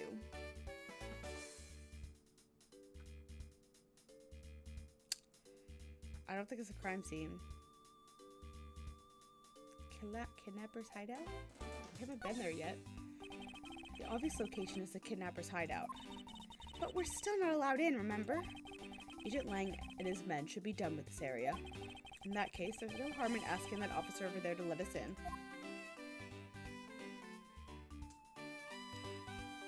Okay. What do you have to report? Sir, nothing unusual out of the ordinary, sir! Where have I heard such redundancy before? Is it possible for you to let us take a look around? Sir, roger, sir! Okay, that was surprisingly hassle-free. Are you certain? Didn't Agent Lang order you to not allow me in? Sir, that's true, sir, but Detective Gumshoe asked me personally to let you in, sir. I couldn't refuse requests from him. Wow, looks like Detective Gumshoe has a following. Furthermore, I was asked to give this document to you, sir. What is this? Colin Devereaux. Okay, this man in the picture. Isn't this Mr. Oliver Devereaux? Colin Devereaux. Male, 5'8", right. Whereabouts unknown after his escape from Pen Edent prison. Stole a gun from a guard during his escape. We thought he might head for where his where his wife and sole daughter are.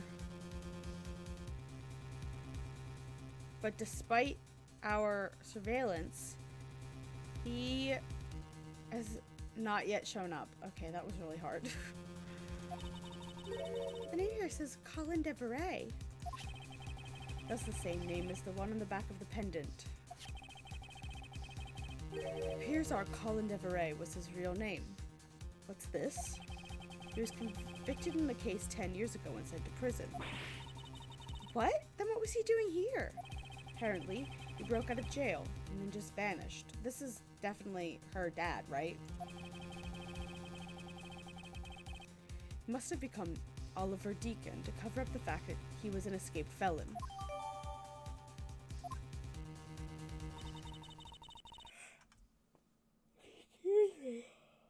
Maybe not. I don't know. Now, I'm not sure what's going on anymore. But there's some sort of link between the victim's past and this current case. These police documents are rather detailed. I should take the time to give them a thorough read-through eventually. It's fine, let's focus on one thing at a time, starting with the kidnapper's hideout. Yeah, I agree. We should investigate first, I think later. Or, investigate first, think later. More than thinking things through, I think you should try to remember things first. Hey! How you doing? Welcome in.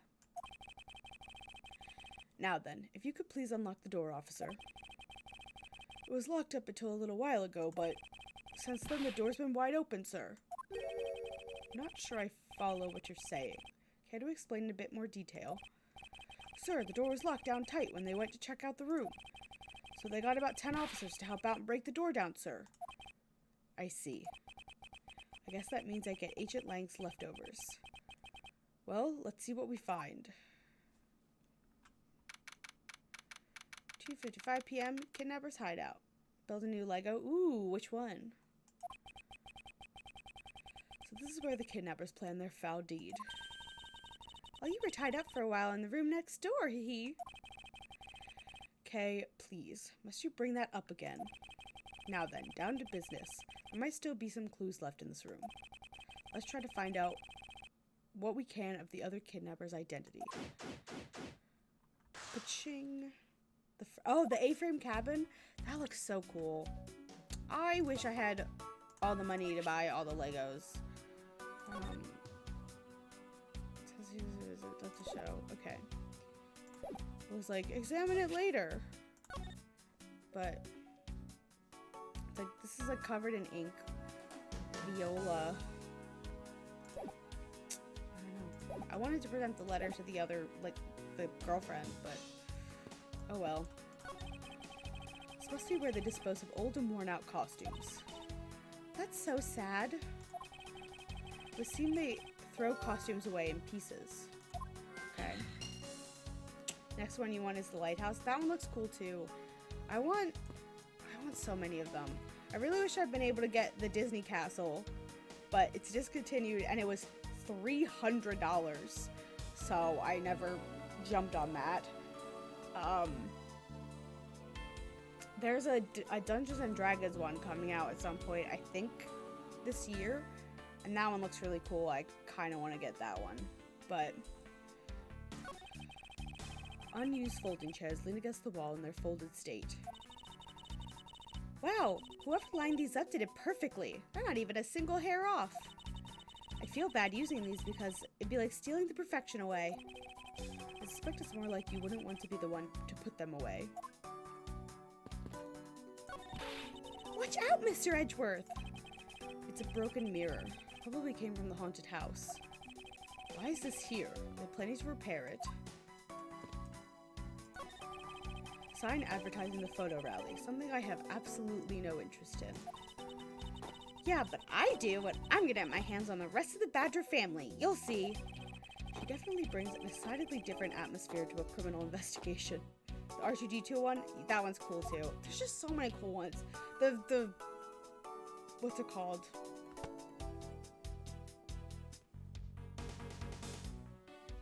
The ship. Millennium Falcon. That one looks really freaking cool too. I want to get one of the bouquet ones at some point. The new wildflower bouquet is really pretty. I don't know. I just want all the things. I'm a material girl. Anyway. I won't rest until I've inspected every suspicious looking. Okay. He says that every time. Cheap styrofoam cups. Looks like only 3 cups were used. Okay. Ooh, there's keys. End of the concert. Have a good night. Have fun. Hope it goes well. A good night. I wonder what the key is to. You got me. Reminds me of the key we found in the other room. That's it. Must be the key for one of those trap doors. That wasn't a trap door. I can only call it that because you quite literally jumped into it. Hey, but isn't that what you're supposed to do when you see one? I am not having this conversation with you. Get a nice wedding venue for you.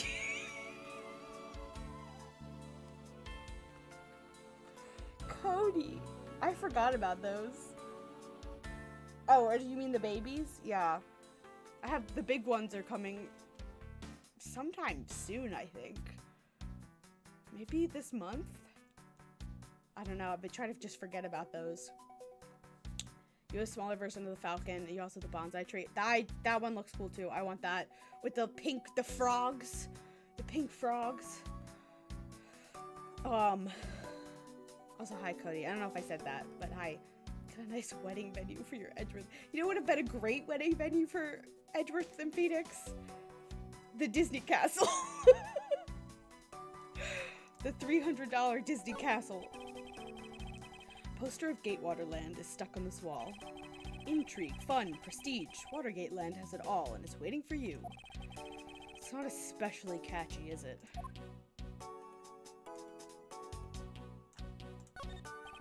Folding chairs, and by the looks of it, they were probably used by the kidnappers. There are 3 chairs around the table. 3 cups, 3 chairs, 3 kidnappers. This is different? Oh, no. Okay, did I get everything?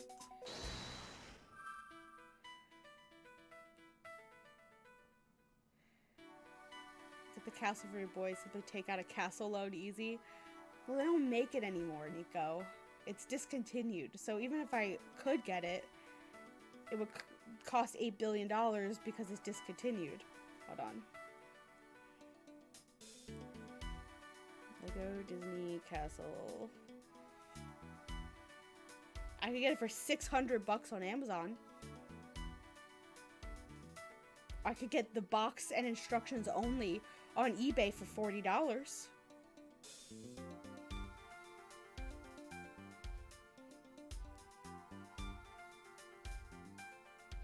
I wish. They have a small one, but I don't want the small one. $279, sorry.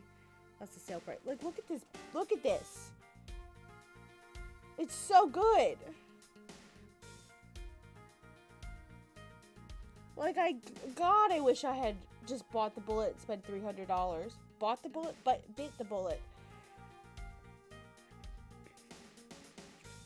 Like, look at him. I wish.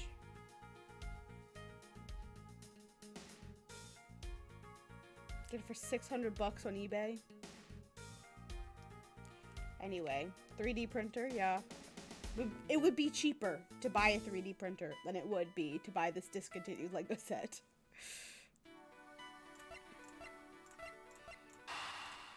We're just gonna...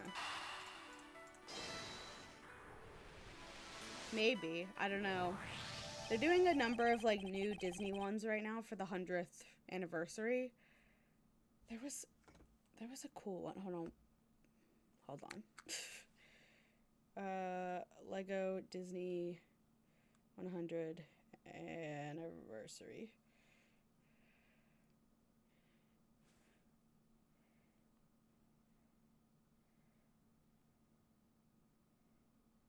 Oh, there's like little things. There's gonna be an up house.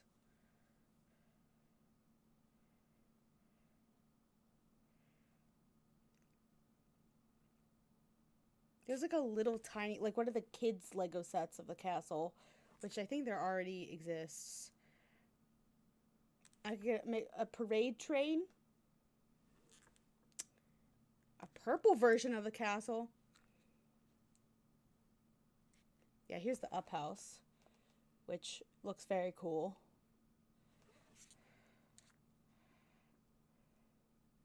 And then a bunch of minifigures. Sorceress Mickey, Pinocchio, Jiminy Cricket, the Queen, Stitch, Pocahontas, Cruella, and the Dalmatian puppies. Miguel and Dante, Ernesto de la Cruz, Robin Hood, Baymax. I don't have enough money for this. Oh my god, wait. Where's Stitch? They have like super close-ups of them. Oh my god, it's my man. I need to have him.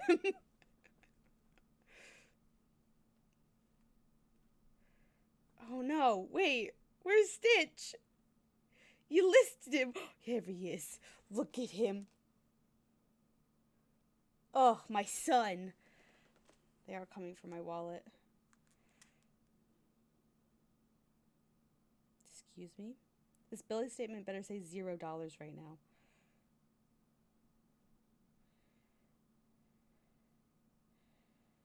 It does. Thank God. I did one Lego set, and now I'm mentally addicted. But I really want that Dungeons and Dragons one, because it's got, like, a whole thing. Like, there's a dragon curling around a tower, and it just looks very cool. It just looks very cool. Anyway, maybe I should play the video game. I could just go off on side tangents, as I have been doing all night. The common denominator between the cups and the folding chairs is the number 3. Speaking of which, the number of missing costumes is also 3. Wait, but I thought there were only 2 kidnappers. Indeed. Something isn't adding up. Literally. Is it possible there's a 3rd kidnapper that Lance didn't see? Okay. Not in this area, there's not. Beyond this door is where the kidnappers held you after getting the jump on you. Must you keep reminding me? But it's the room where I got to see your awesome Yahoo face. Yahoo face. You didn't need to remind me of that mortifying moment either. Okay. What else? Oh, they have barrels just like these outside. Yes, and oh, whatever that is. Yes, and? Well, I know I already asked you when we were out there, but if these are real, what would you put in them? There's an expectant gleam in her eyes that I'm about to dash. The door is thoroughly broken thanks to the police who forced it open. Oh, okay.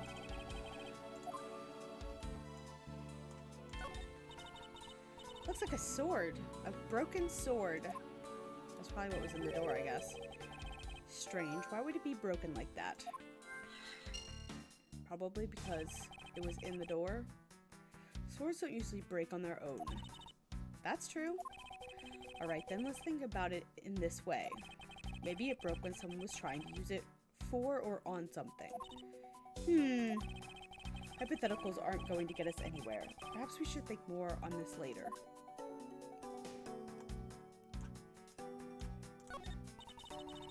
That doorknob handle thing is looking pretty beat up. I suppose that's what happens when 10 officers break their way in with brute force.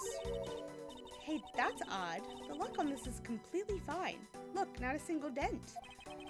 How is that possible after what the officers told us? Yeah, if the lock had been in use when the door was busted down, then the lock itself should be completely wrecked. The lock on the door leading to the outside is undamaged. How can that be? Because it opens outwards and they stuck the sword in the door handle. Anyway. The panel that hid the entrance to the underground is propped up and open wide. Careful of where you step, Kay. I only fell into that other opening once, you know. Okay. I can logic together some shit.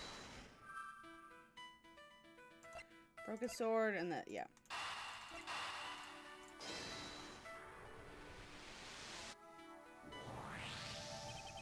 It's a bit strange that the police had to force their way into an unlocked room.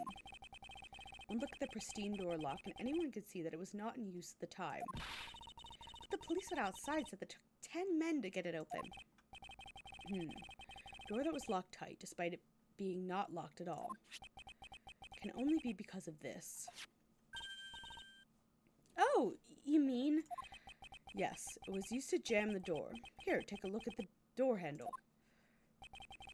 See how the handle is completely destroyed? So that's how the sword broke. Right. I got that. Thought we might uncover the true identity of the kidnappers, but instead we've only uncovered more questions that need to be answered. Oh God! I hate him. I hate him so much. There's something incredibly unsettling about the Proto Badger, and I like, he's giving me the ick. What is it? Well, Mr. Edgeworth, am I correct? What are you doing suddenly popping out of that secret entrance like that? This is an underground passage used by staff members, sir. We Badgers also make use of it in our duties. Look, why don't you get out of there first and then we'll talk, okay? I beg your pardon, miss. Oh, the music! Badger, get! Alright, only one more to go. What are you getting all excited about? Did you forget? The photo rally, duh! See, look, now all I have to do is get a picture of the Bad Badger and I'm done! Yes, I vaguely recall a contest or something of that sort, as he stands directly next to the sign for it. Can you where are you going? What? It's gone. Where did it go? What happened? What's wrong? Bad Badger costume is missing, sir. Oh, is that all? Well, it's missing because the kidnapper stole it. I heard about how they were stolen, but they said that only 3 of the costumes have been taken. What? Is he saying that more than 3 of them are gone? Mr. Proto Badger, please tell me a little more about these costumes you use. And can you take your fucking head off and can we talk to a person? I don't want to talk to Mr. Proto Badger. What the hell is that blue thing? The blue thing is the blue badger. Hold on. It's like mascot of the police. That's not the right thing. I hate him. I hate him. I have trauma. Okay, this is the blue badger. He's like the main one, okay? And in a previous game, there was a bonus case that it introduced this new mechanic of like a surveillance video, and it like goes back and forth, and it plays that music that we heard earlier, that do do do do do do do do, whatever it was, and you had to listen to it over and over and over again with this stupid man's face like right in the middle. This is the trauma bonding from the Ace Attorney Phantom. And then these are the other ones. The Proto Badger, which is the one we're talking to right now, is so fucking creepy. I hate him and his dead eyes. But this was like the first iteration of the Badger. I think the story was that one of the police chiefs like created him as a mascot. And so now the police like funded this theme park that we're at. And so they're the mascots. And then there's these 2 fuckers. The Bad Badger and Pink Badger. But I really, really hate the Proto Badger. Nope, wrong one. So I don't really want to speak to him. I would love this man to take his hat off. Yeah, it's very creepy. Very nightmare-inducing. No, Gumshoe did not create him. I think it was the police chief that tried to frame Lana's sister for murder. The orange man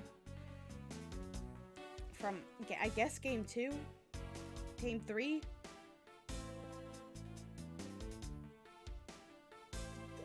I don't know.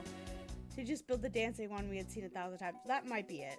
I'm gonna just Google who created the Blue Badger. Who created the Blue Badger? Chief of the Criminal Affairs Department. Who? Chief Detective of the Criminal Affairs Department. Oh, it's this. Excuse me. Apparently this man is the creator of the Blue Badger. I guess, yeah. I guess it wasn't Damon Gant, but I thought it was.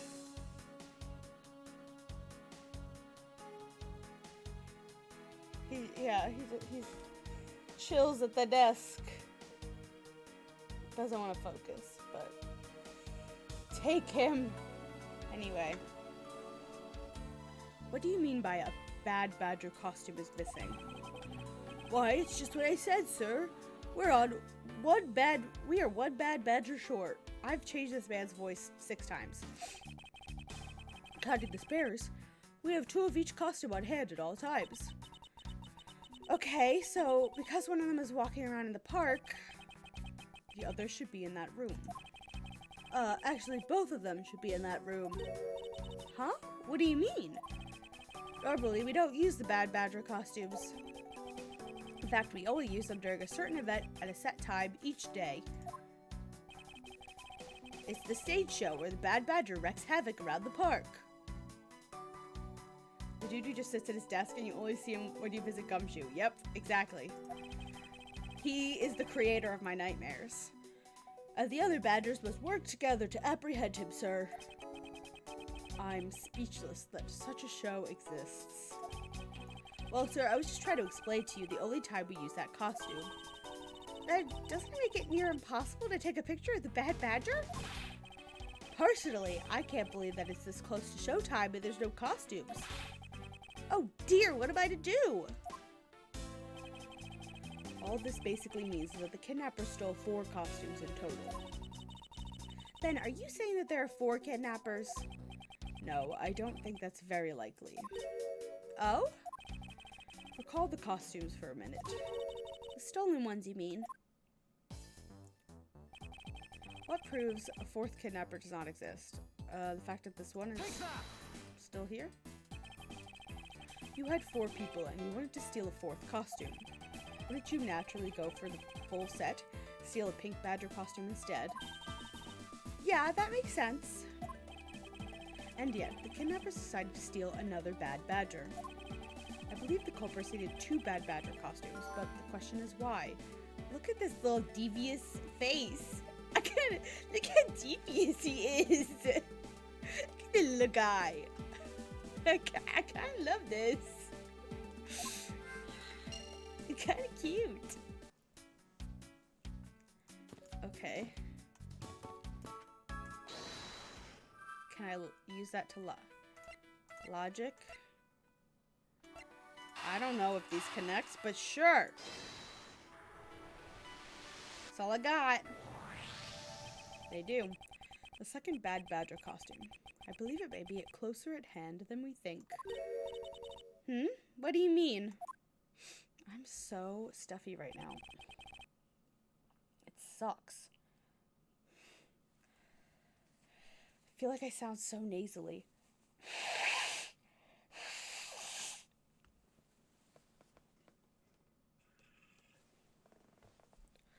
That costume in the trash. Wouldn't you say that it's wearing some very telltale pants? Hey, you're right. Let's check it out. Let's take it out of there. Get it out of there. And take a look. As I suspected, it's a bad badger costume.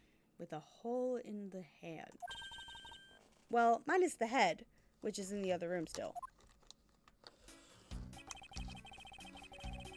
It should be.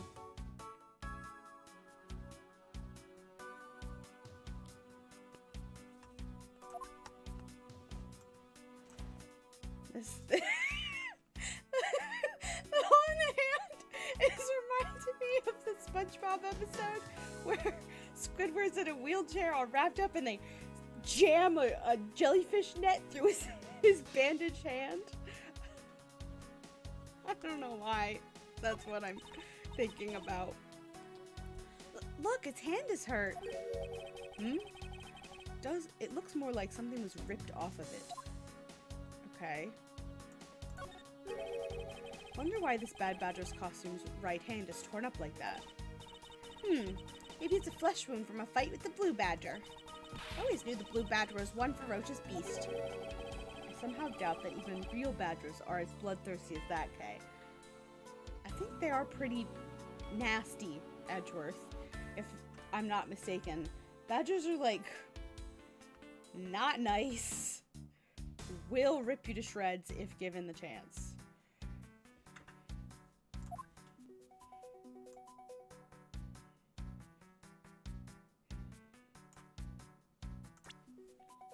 Can I, like, do something? Sword?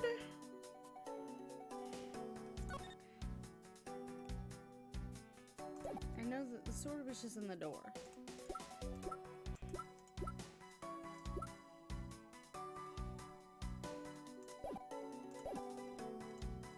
Okay. Wonder why this bad badger's costume right.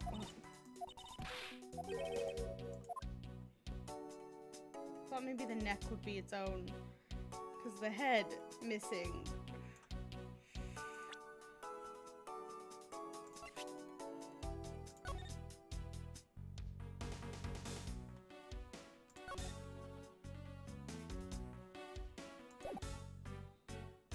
God, I don't fucking know.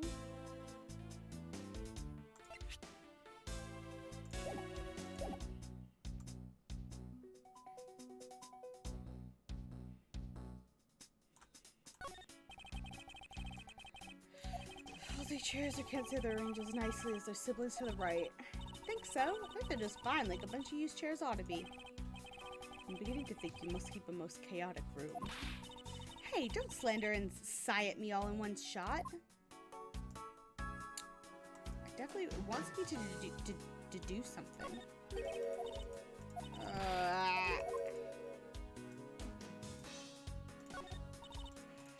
Hand is hurt. Maybe something was ripped off. I don't have anything that was ripped off.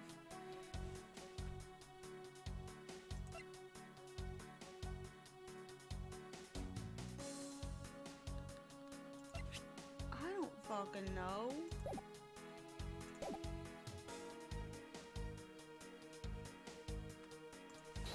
I'm gonna do a little deducey here.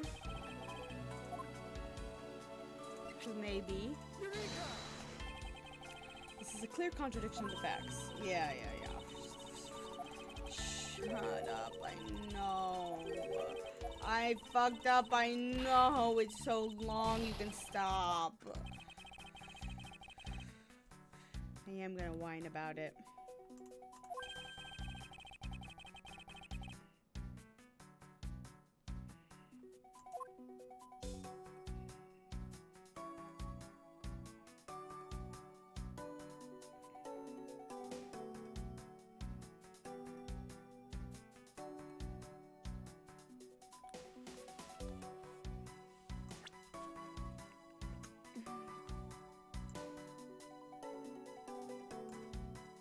We're gonna examine everything.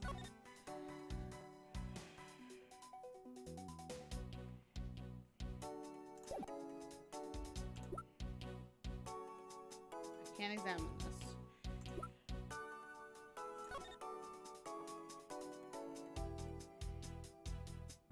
What is she holding?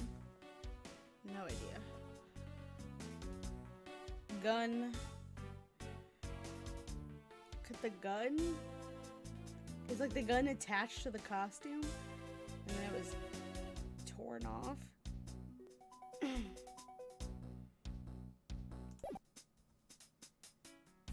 mean, it's in the right spot.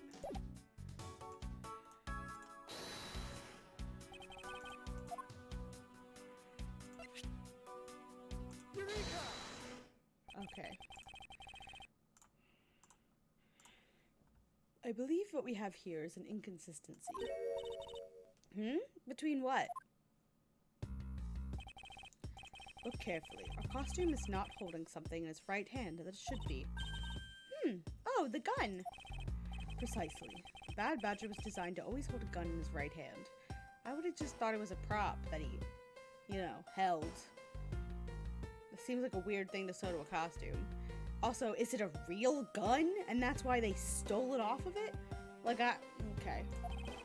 However, you there, did you remove the gun from this badger's right hand? No, we did not, sir. The gun's supposed to be securely attached to the costume. As I thought. The rip itself confirms my hypothesis was that the gun was forcibly removed.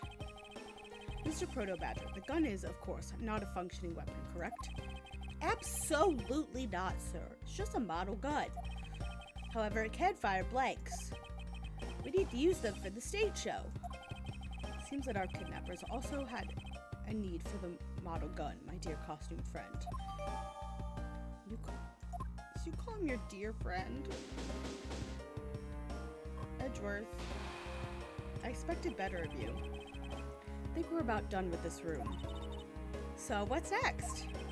Well, we found a few answers, but there are still a few things left we have to ask a certain person about. Let's go, Kay. I really don't like that I had to talk to him in that suit. Why couldn't he have just taken the head off and been a person? Mr. Edgeworth, sir! Gotta hurry, sir. Come on! What is it, detective? They found a blue badger costume down in front of the main gate, sir. What? Isn't that what one of the kidnappers was wearing? Bingo. That's why you gotta come down to the main gate with me right now. We hurry. We might still be able to get there before Wolf Boy does, sir. Alright, let's make haste to the main gate.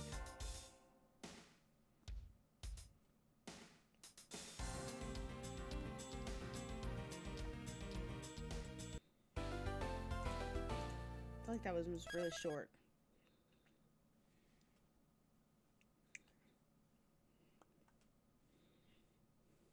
This bitch does take a while to save. Gateway Land, main gate. Gate Waterland.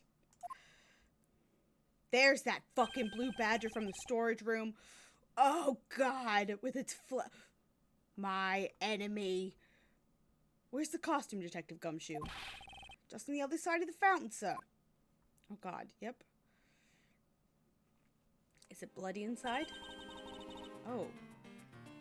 Was it out here in the open all along? No, it was discovered in the tall grass back there. We moved it out here in order to examine it more thoroughly. Let's get down to it. Whoa, okay. Another necklace. What do we have here? Oh, it's another pendant. That's 2 treasures in one day. How lucky is that? And hey, this pretty baby's made of platinum silver too. Another pendant on top of the one we found on Mr. Deacon. Is it possible that these two... Hold it right there. Nope. I should have guessed. Thank you. I'm glad you like it, because they're all bad. And I forget them constantly. Hands off, Mr. Prosecutor. You sure know how to cross the line, don't you? Ugh. A pendant, huh? This is a very decisive piece of evidence. How can you tell?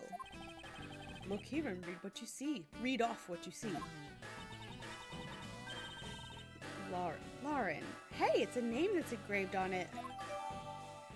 Miss Pop's pendant data. Oh my god.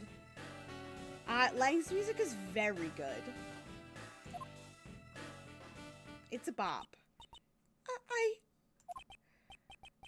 Aha! We have you now, Miss Kidnapper.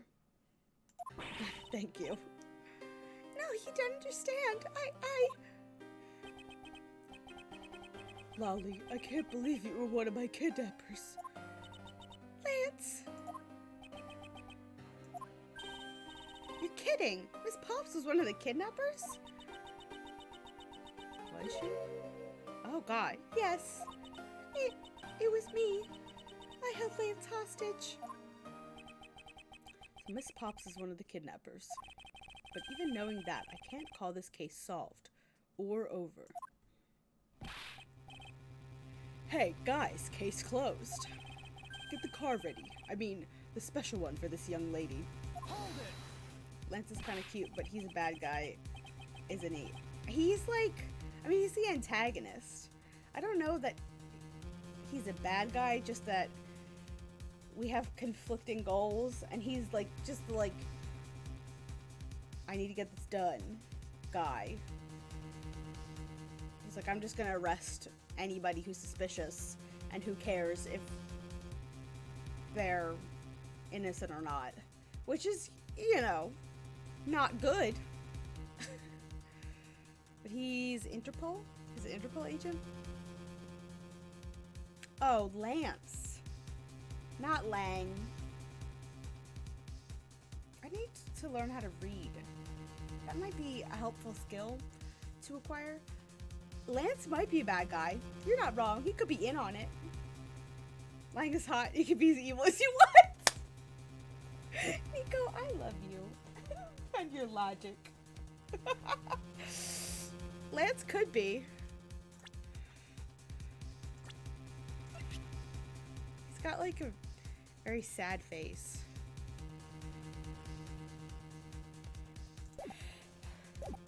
There's 3 kidnappers. It could have been set up by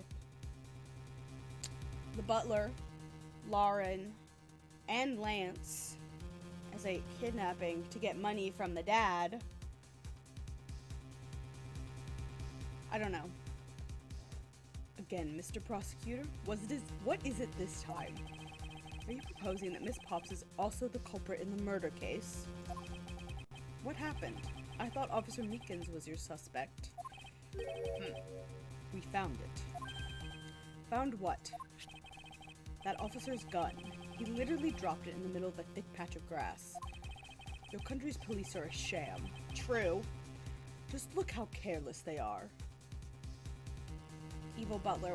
Evil Butler is Lauren's dad. So, maybe there's something going on. Getting revenge on the rich man. Eat the rich, as we say. Who are you calling a sham? Gumshoe, you are not one to talk, my man. The officer's gun didn't show signs of having been fired, so it can't be the murder weapon. Are we sure it's Meekin's gun? Because the fake gun is missing too. So Officer Meekins has been cleared of all charges, I see. That's when a brand new suspect comes walking onto the scene. The murder only happened because the kidnappers started fighting amongst themselves. Who's the third kidnapper, pray tell?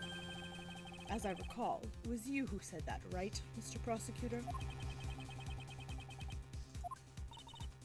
Miss Pops, did you really kill Mr. Deacon? Yes, I killed him. It's your dad.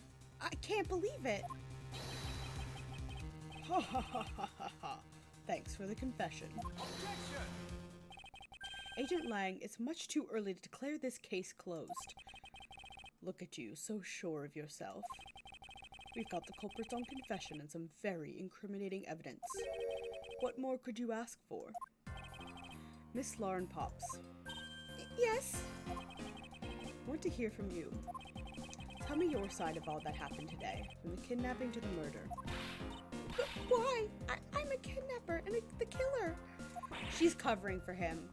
She's absolutely covering for him. Isn't that enough? It's fine if you're the one behind everything, but only if that is the truth. Now then, will you tell us the truth? Or is there some reason why you can't? Because you're covering for your boyfriend.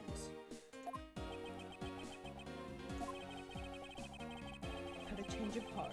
I think I'd enjoy seeing you sulk away as the losing mutt. Lang looks like he'd invite you out to dinner, then ask you to cover the bill, but in a hot way. I mean, you're not wrong.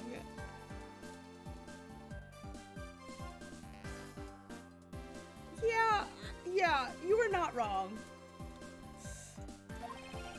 Alright, you heard me. Let's hear all about the evil deeds you committed today. I need to go get water at some point. Miss Pop's confessions. The only one who came up with the kidnapping plan was the one who came up with the kidnapping plan was the butler, Mr. Deacon. We knew that we could get rich by holding Lance hostage. Mr. Romano would pay anything to get his son back, after all. Everything was going according to plan. But as soon as we got the money, Mr. Deacon turned on me and tried to kill me. Okay. There. Are you satisfied? She just confessed to her crimes a second time. At least you have the guts to admit what you've done. I can at least respect that much. Miss Pops, is what you said really the truth? Yes, it is. That is the truth. It certainly isn't the whole truth. Because there's something that seems a bit too improbable in her confession. Okay. I'm gonna go get a glass of water really quick. I will be back in 2 seconds.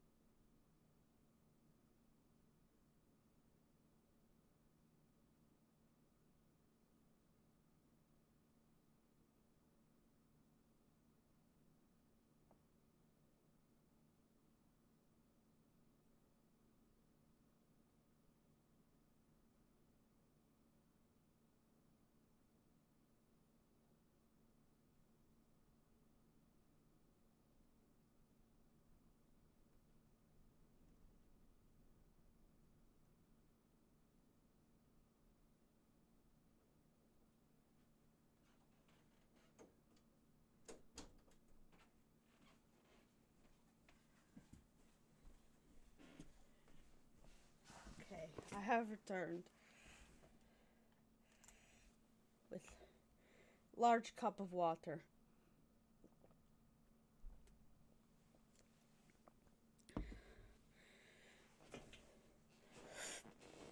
All right.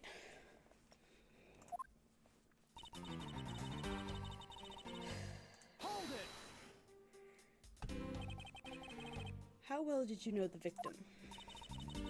I've spoken with him only a few times at Lance's house. A few times. That's it.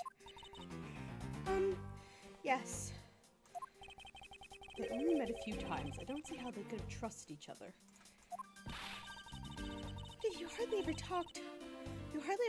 How could you trust? How could he trust you not to steal his? How could he trust you not to steal his plan?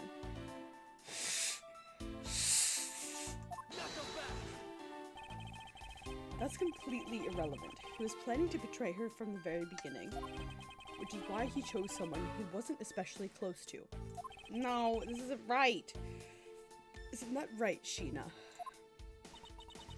Yes, however, Mr. Deacon made a very poor choice. In the end, he was killed by the one he intended to betray himself. Ha! I bet he didn't see that one coming.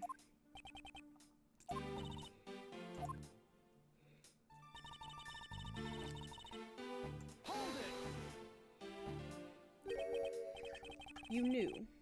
How did you know something like that? My Chrome was being weird for a second. I was gonna say I would cover the bill for Lang even if he ordered the most. Sheena? Move over, Lang. Wait, I have 2 hands. It's a crime that Sheena has had 2 lines in this whole game because she's adorable. I love her whole look.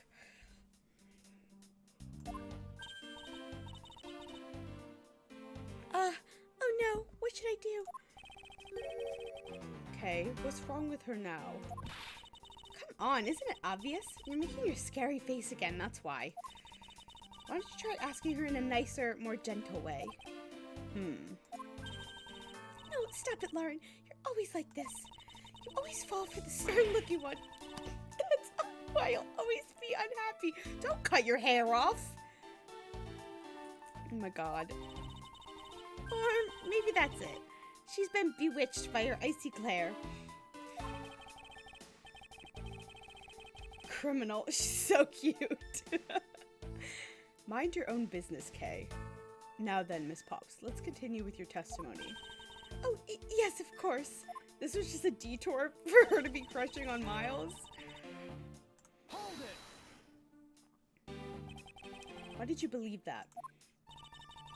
Anyone who knew Mr. Amano would think the same. I bet Lance is that old man's greatest treasure. I suppose he would have to be a doting... I suppose he would be to a doting father like Mr. Amano.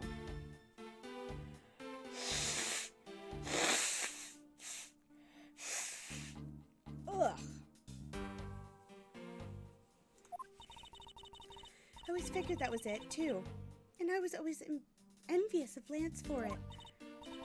Oh, because your dad's... I got this pendant from my father. And I believe that as long as I have this, I'll find my father again someday. Unfortunately, my father is now dead. He'll welcome me back to his arms, riding on the back of Pegasus. That pendant. She must truly believe it to be the wings of Pegasus. Everything was going according to plan, but as soon as we got the money... Ow, I trimmed my nails earlier, but I didn't file them, and now they're scratchy. Would you mind telling us a little about the plan itself? Well, first we captured Lance. Oh, how did you do that? Well, Mr. Deacon did that on his own, so I don't quite know. Ugh, and here I thought you knew how to steal people away. I shudder to think what she would do with such knowledge. Sorry, I really don't know, but somehow Mr. Deacon was able to contain him. All we had to do after that was wait for the ransom to be paid, but...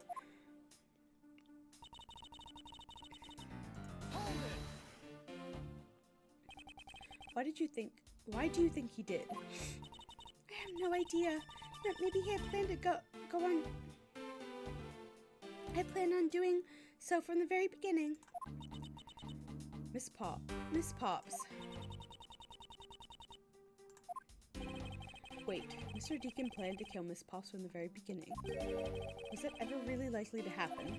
What should I do? Should I raise an objection? Yes. I'm sorry, but I don't think what you just claimed is all that likely. Huh? I don't think Mr. Deacon would have been capable of killing you. But why? We were total strangers. It's not uncommon for people to kill each other over money. Miss Pops, you really are clueless, aren't you? What do you mean?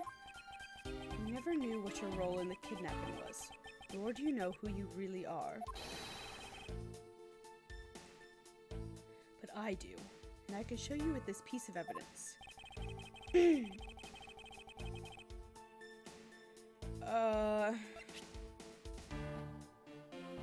The pendant?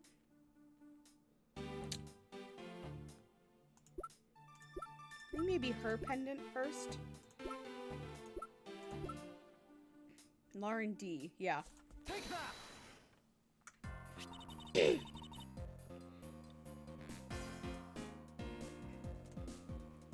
My god, I'm like choking on spit.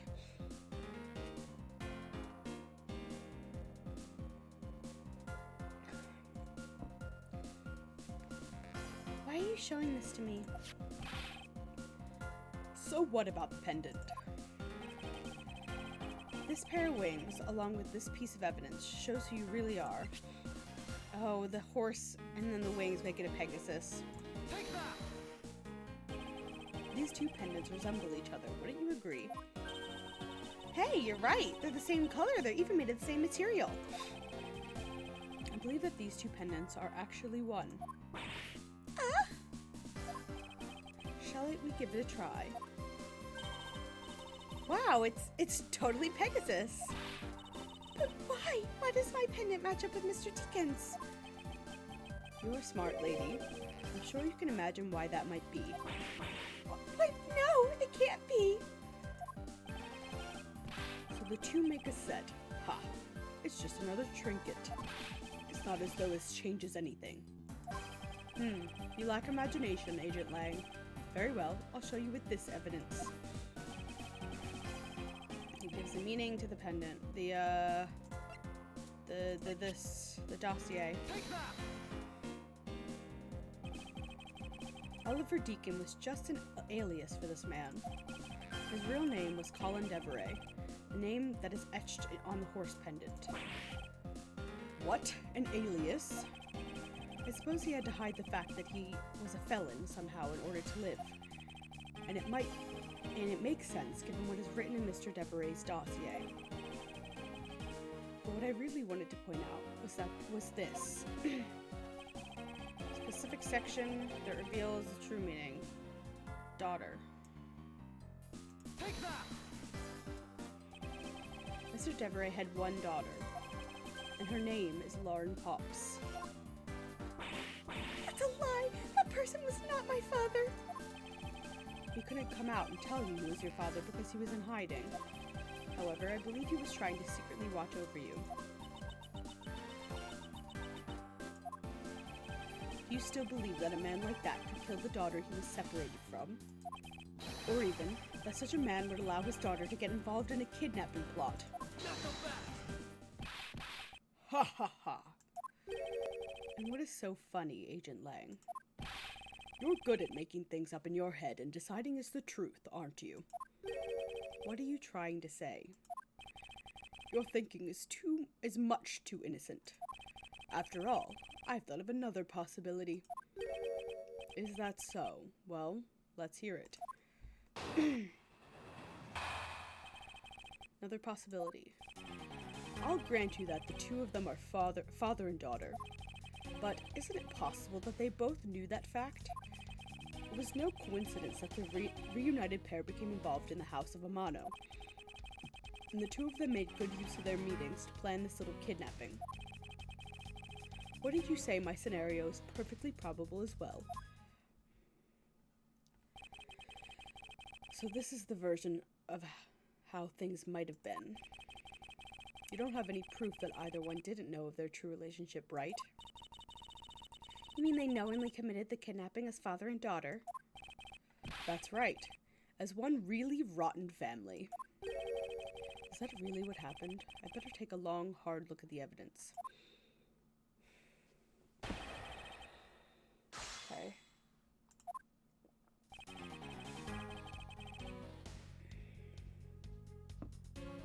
Okay. I think this little symbol here, it's so small. I don't even know that you can see it. I think if I was playing this on my my DS, if I like yelled, if I said something, it would activate it. Like there'd be a voice activation. When I eventually hack my 3DS, we'll have to try that for the Spirit of Justice and Dual Destinies. Hold it! You think they knew? Yeah, I don't think only the victim knew. I think the girl realized it as well. They both knew who the other person was, but they had to pretend that they didn't. Because he was on the lam? You got it. The victim couldn't exactly go around flaunting who he was. Furthermore, no coincidence that they became involved in the House of Mono. Yeah. That would be it. It's me, like, taking my 3DS to my face going, objection, so I wouldn't be yelling it into the mic. One is a butler, and one is the friend of the son, you mean? I did the wrong voice, but they probably thought that was their best shot. Is that what you is that what you honestly believe? Of course. The two of them make good use of their meetings to plan this little kidnapping. Hold it! You mean how they plotted to commit this crime as blood relatives? Can you think of a better partner? They're certainly a clever pair. The butler and the girlfriend. No one ever suspected they were, in fact, family. Yes, from the very beginning, they painstakingly practiced those roles well. Wouldn't you say it's perfectly probable as well?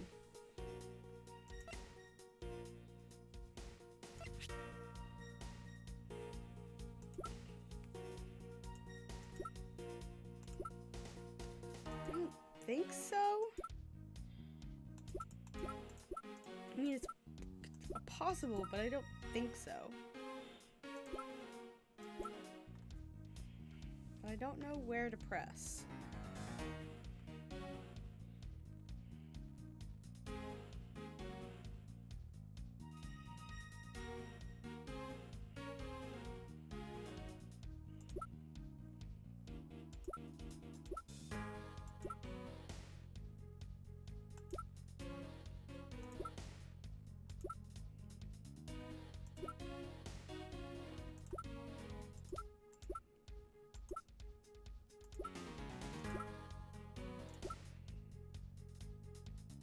Costumes.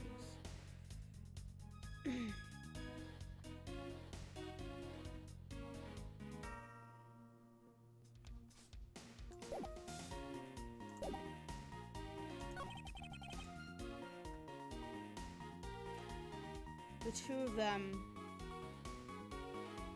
made good use.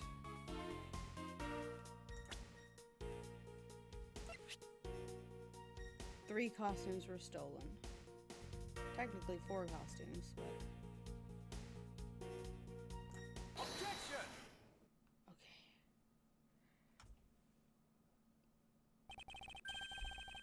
This kidnapping wasn't planned by just 2 people alone. What kind of proof do you have of that? Quite simply, there were 3 kidnappers. 3!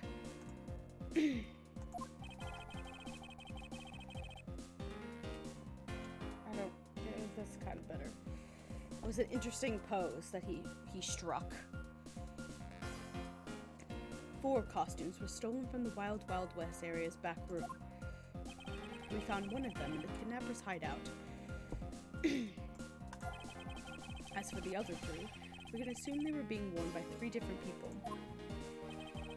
We also found a set of 3 cups and 3 folding chairs that we used in the hideout. It all clearly points to a 3-man group. And I believe this 3rd person is the real mastermind behind the kidnapping. Who is this mastermind? Lance! I present to you the brains behind the kidnapping. Ba ba ba da ba!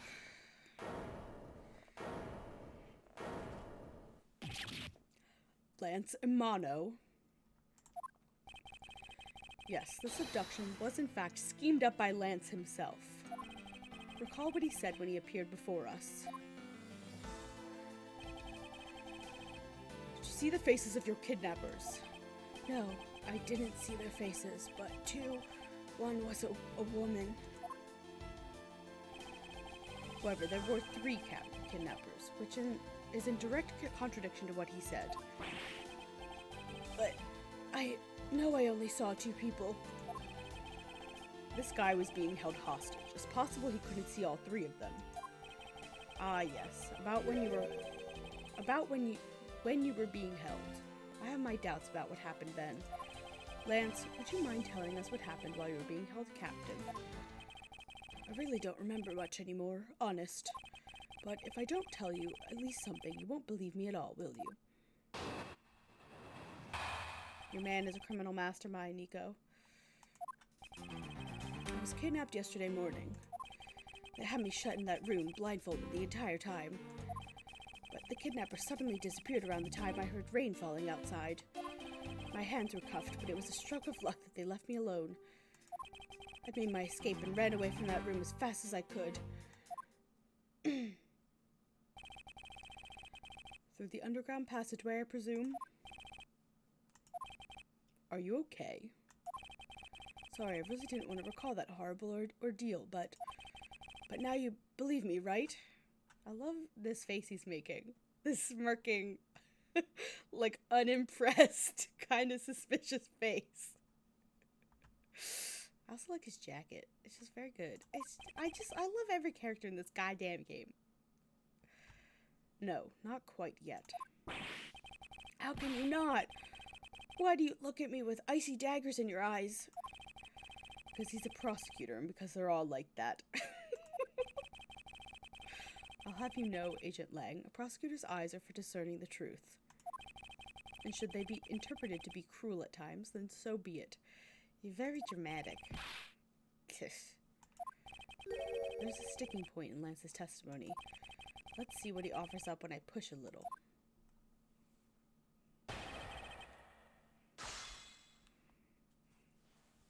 Ow. Okay, so what did he say again? You were kidnapped yesterday morning. I mean, you had you shut in that room blindfolded the entire time. Hold it! By that room, you mean the room the kidnappers hide out, correct? Yes, but I was blindfolded the whole time, so I didn't know that until I made my escape.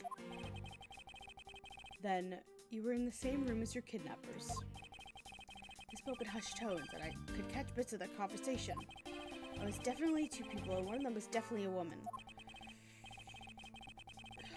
So I was so scared, I couldn't tell they were nearby, so I didn't dare make a move.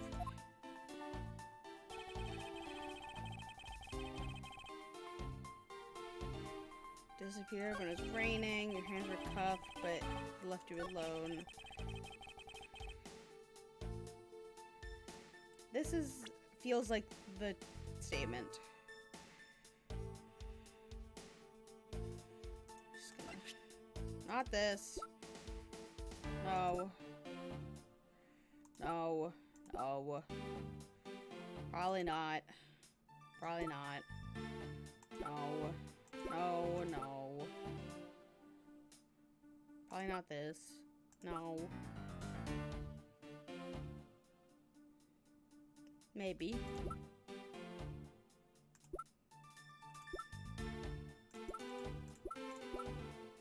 Ran from the room as fast as he could would, like, imply that he went through the door, but the door was jammed. Objection! You're lying, Lance. Even you must have realized that by now, Agent Lang. Hey now, Mr. Prosecutor, I'm not your pal or even your ally. It's your line of logic, so explain it yourself. Oh, damn. Okay. Hurry up and get to the point. It's not like I've got all the time.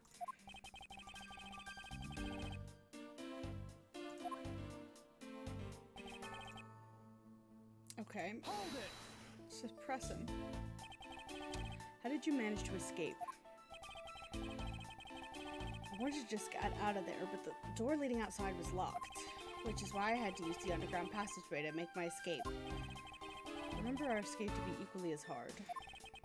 This is an invaluable piece of testimony. I mustn't let it go unexamined. The door leading outside was locked tight. Now can I present the sword? Objection! Yes.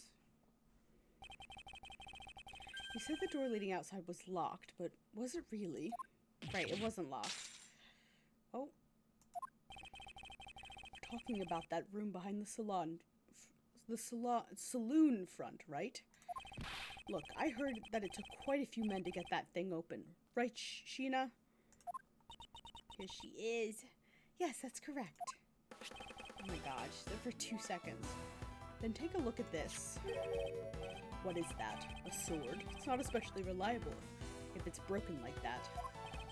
Allow me to start from the end. My conclusion is that the door was never locked. It was simply held shut by this sword, which was used to jam the handle. Lance, even though your hands were cuffed together, you could still use them. If that's the case, then why did you not simply remove the sword and escape? Why didn't I? I was disoriented. Yes, that's it. I didn't notice it. As if I should accept such a bold-faced lie. You locked yourself in that room because you had to make yourself look like the victim. But you did not, in fact, possess the key to the door. That is why you used the prop sword to improvise and create a prism of your very own. Not so fast! Not so fast!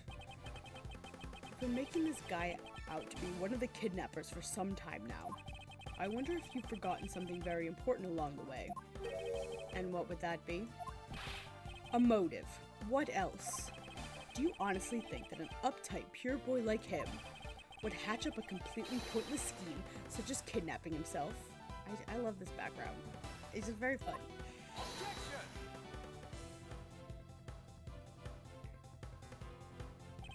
This proves that Lance did indeed have motive to commit these crimes. The love letter? Maybe? I don't know how. But I mean, it's from a lending company, so maybe he's broke. Take that! To put it simply, Lance has a very urgent need for money. This is hardly your typical love letter. It is, in fact, a collections bill. It appears our upstanding boy has accumulated quite a debt. Isn't that right, Lance? Looks like it's hard to believe. It's hard being a son of a rich man, too. It must be rough when you have to resort to stealing from your own old man, huh? Alright, I give up. I abducted myself. Lance! It's over, Lolly. In this life, we really are bound to our fates after all. All I wanted was to go with you to a new town, somewhere where no one would know us. I wanted us to be well off with that 1 million, but now that dream is over. Oh, Lance! And you were giving yourself up. Yes, I had planned to run away from this world with my Lolly. Oliver even helped us with the plan, but then he had to go and stab us in the back. He turned on you. Maybe he didn't want to split the ransom money, that's my guess. It happened almost right after you made the drop-off. When we were alone, he attacked me all of a sudden.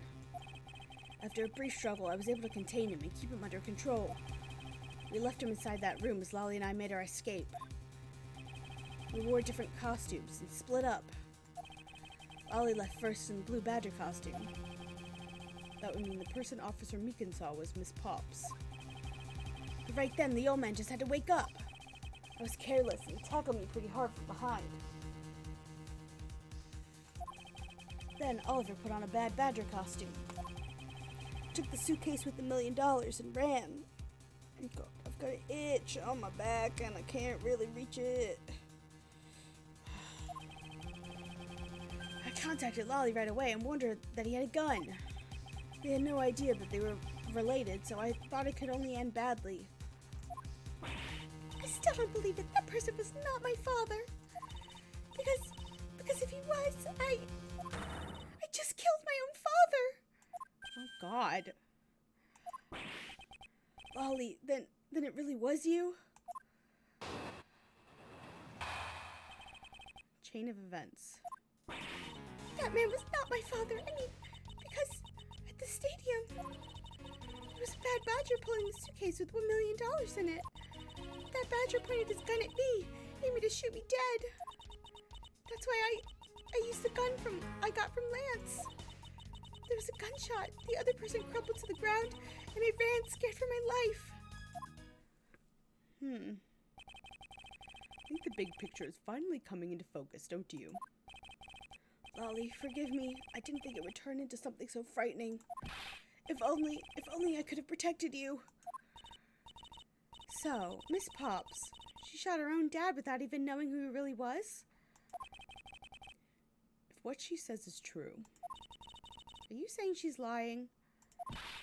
Why would she lie about something like that? What purpose would it serve? You would be surprised how often people lie without even realizing it themselves, Kay. Huh? What's that supposed to mean? What I mean is, Listen very carefully to her confession once more, and you'll see. It's that she heard a gunshot part. Not my father. Pulling back the suitcase. Use the gun I got from Lance.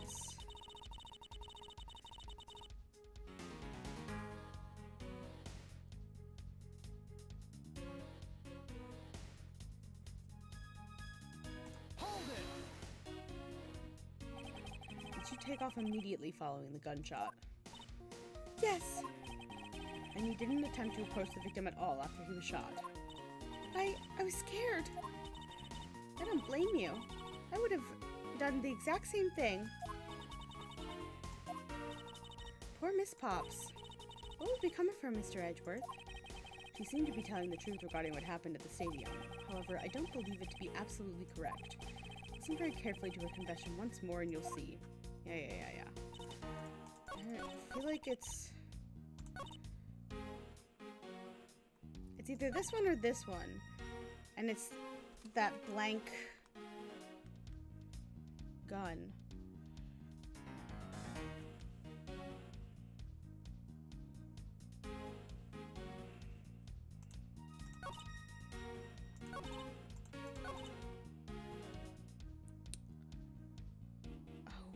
Wait. Hold it!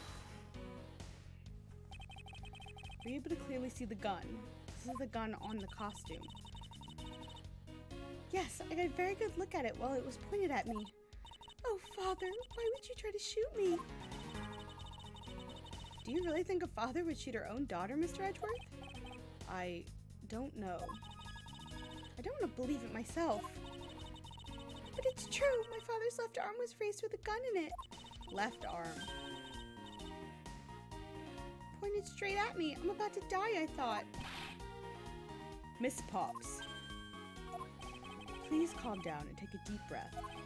And then, would you allow me to please hear that last statement one more time?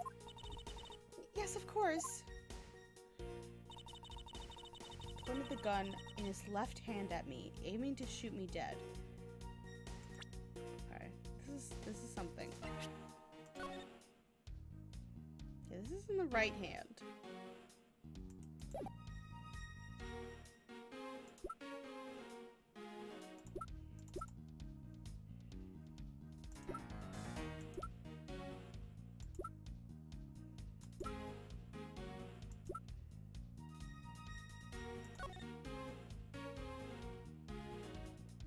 He's right-handed.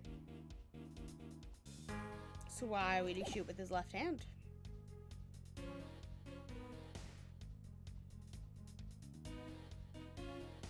Objection!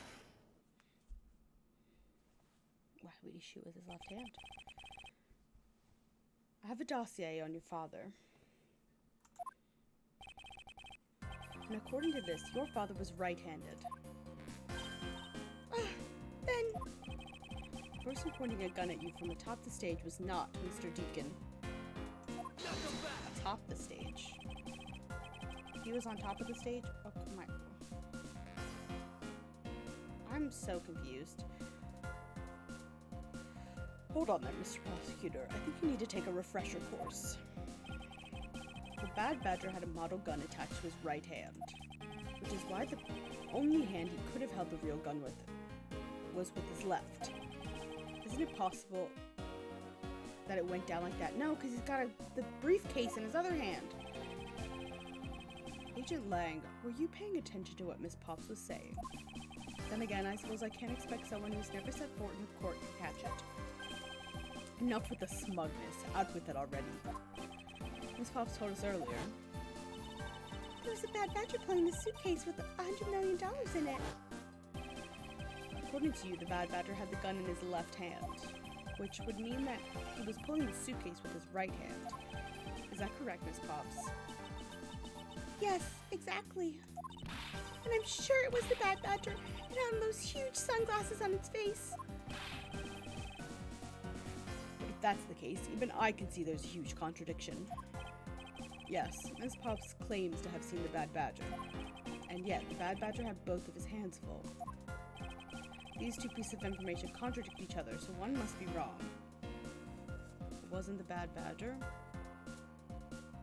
Both are correct. Both hands were not occupied.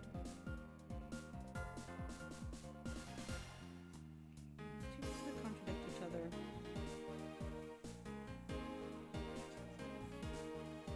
Could it be that it was just wearing the bad badger's head? Because we just have that mask.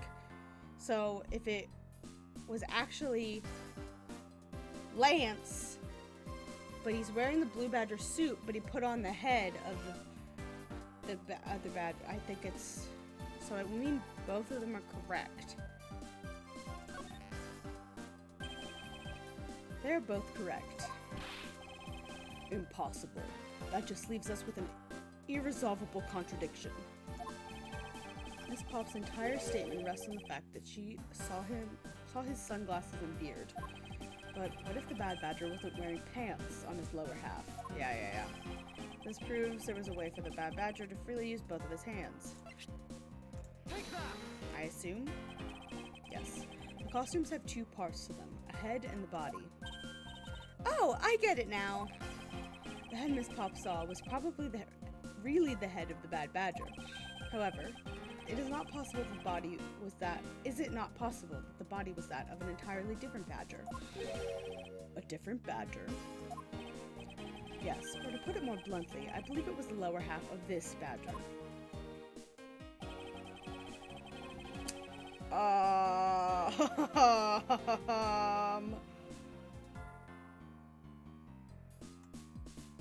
don't know. One of these two.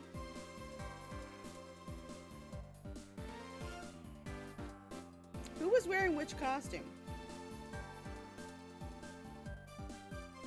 That's what I don't remember. Lauren was in the blue badger. So it would have to be the proto badger. Right, because Meekins saw Lauren run past him. And Meekins is wearing the blue badger. And he was like, there's another one. So it's gotta be the proto badger. What the heck is it? What the heck is it? It's the proto badger. Yes, and it's a simple matter of process of elimination. Miss Pops is wearing the blue badger costume, so we can eliminate that one. And the pink badger is of the wrong color and would have been incredibly obvious. All that is left is the proto badger costume. Miss Pops, who was the one who wore the proto badger costume? That would be Lance. Look at him fucking hiding. Oh. Alright, that was a move. Are you saying what I think you're saying? That Lance Amano donned the badger's head and pretended to be Mr. Deacon. On top of which he plotted to shoot Miss Pops while wearing that hideous thing. The stage was set up in the stadium. The stage that was set up in the stadium was nothing more than a setup. And its purpose was to lead Miss Pops into believing she had committed murder. Standing there in front of Miss Pops and pretending to be the victim. It was all done so she would pull the... it was all done so that she would pull the trigger. I'm losing my mind. I have no idea what you're talking about.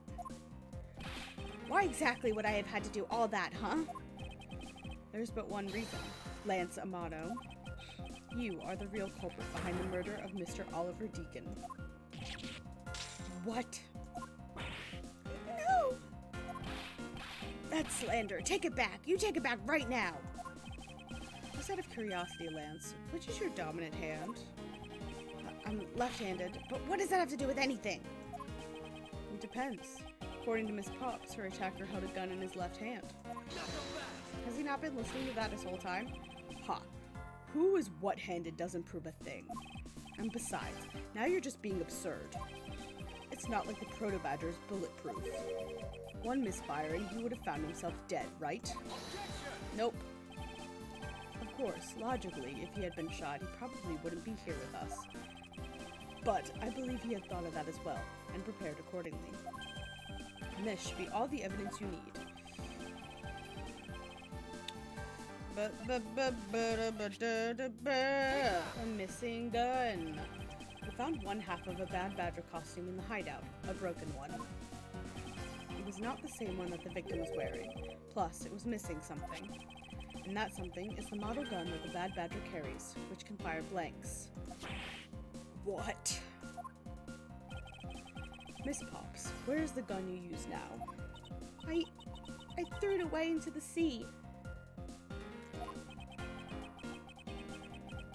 That makes it a bit tough to verify what it was.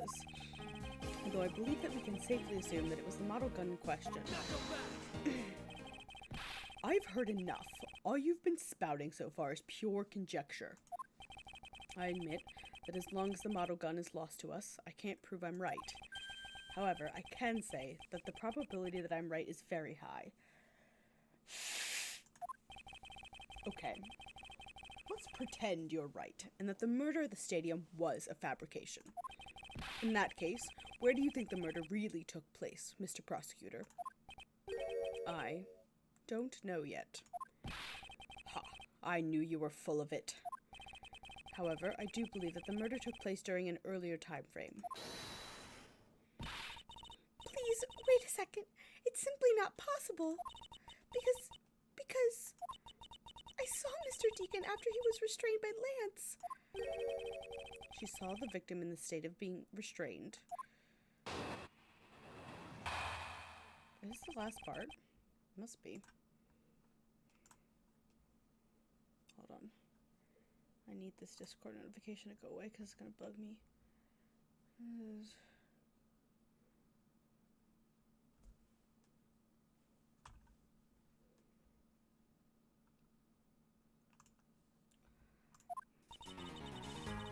Came back to the hideout long after the other two. Not long after the other two.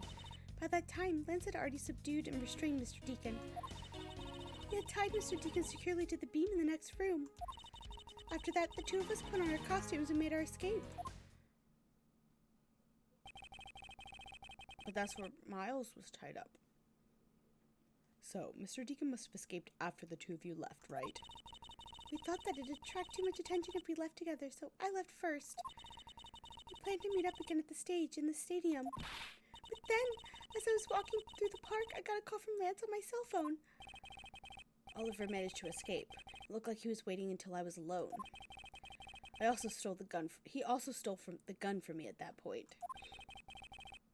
And then the murder happened. Mr. Deacon must have overheard their plan to meet up at the stage. Well, Mr. Prosecutor, Miss Pop saw the victim with her own eyes, which means that the victim was still alive at that time, wouldn't you agree? Why does that sound wrong to me? There must be something amiss about this account. Let's see what happens when I examine it in more detail. Yeah, because it was us tied up in the other room. Came back. Oh, it was long after. Lance had already subdued and restrained him. He had tied him up to the beam in the next room. You were sure that it was Mr. Deacon that you saw? Yes, I'm certain of what I saw. Did you go into the other room to check? Lance said it was best that if I didn't go too close to him. Lance, he's such a kind soul. Then are you telling me that you did not confirm that it was Mr. Deacon for yourself? I checked the slit in the door that separates the two rooms. He had a Bad Badger's head on, so I'm absolutely sure. That's just had to be Mr. Deacon. It wasn't. You saw a Bad Badger head. Absolutely sure it was Mr. Deacon. It's gotta be this. Objection! Okay.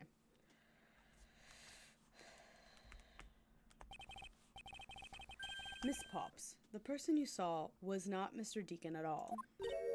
Huh? The person you actually saw was this person. Miles Edgeworth. It was me. Huh? The person I saw was you, Mr. Edgeworth? I always thought it was a bit odd. Why would the kidnappers abduct me, even after I had handed over the ransom? It's not as though I saw the face of the kidnappers. If I were them, I would have just taken the $1 million and ran. But in the end, there was a point to it all. It was to make me look like Mr. Deacon. And if that was the reason for which I was abducted, then I believe we can assume that the victim was already dead at the time. Well, Lance, am I right?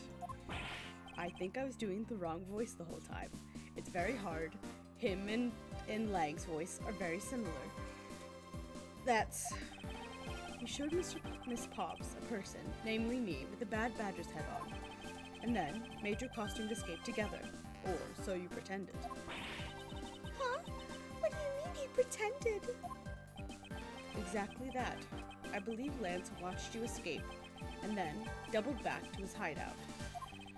Probably to come and remove the bad badger's head from my unconscious self. And to create his fake prison with the prop sword.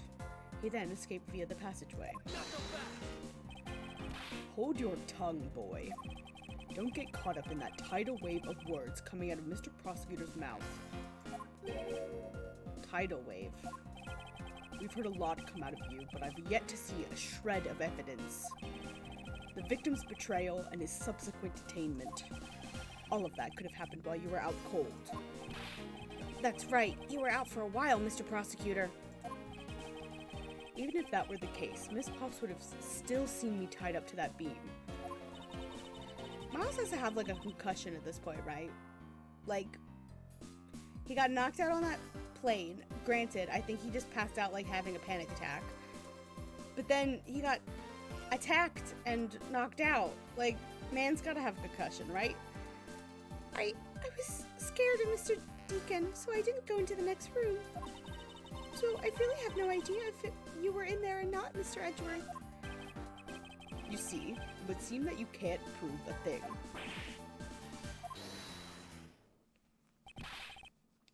Who said that? Please wait. Mr. Romano. Ho ho ho, Miles, my boy. Looks like you're really giving it your all. And Lance, it's not good to cause trouble for others. Dad? Let's see. You're the one in charge of investigation, correct? Yeah, that's right. Sorry my son has been nothing but trouble. This probably won't make up for anything, but I have some evidence for you. Oh, do you now?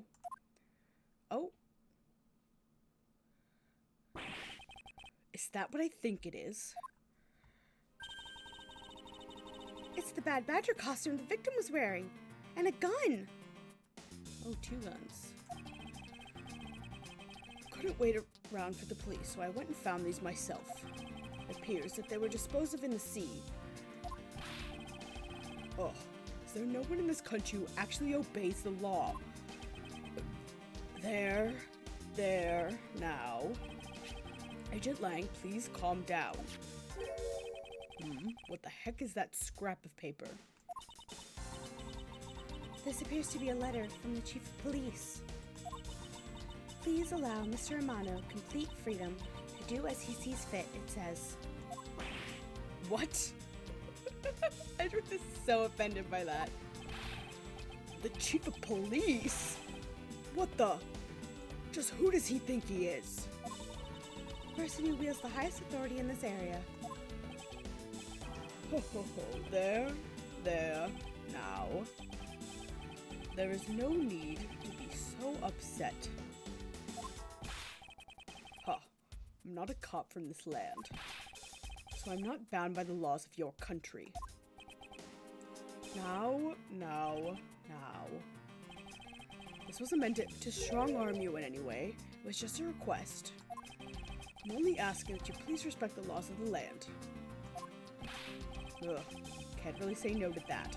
However, returning to the topic at hand. Doesn't matter who found the evidence. Its value remains unchanged. Alright, now let's take a look at this new evidence. I've already got the results back.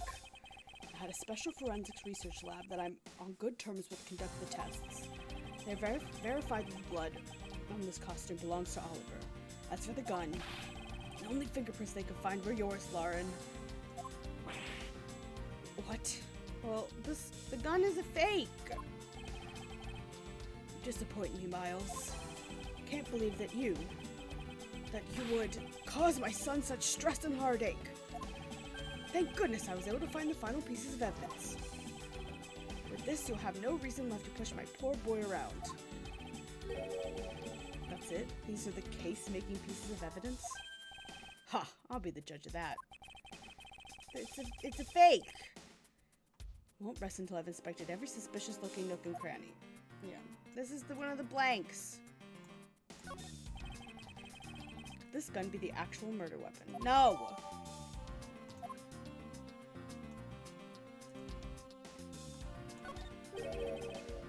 This bullet hole. Looks kind of burnt around the edges. Wait, those burn marks were left by the gunpowder. This is a most important fact. Why is that? Because it is proof that the victim was shot at point-blank range. Okay.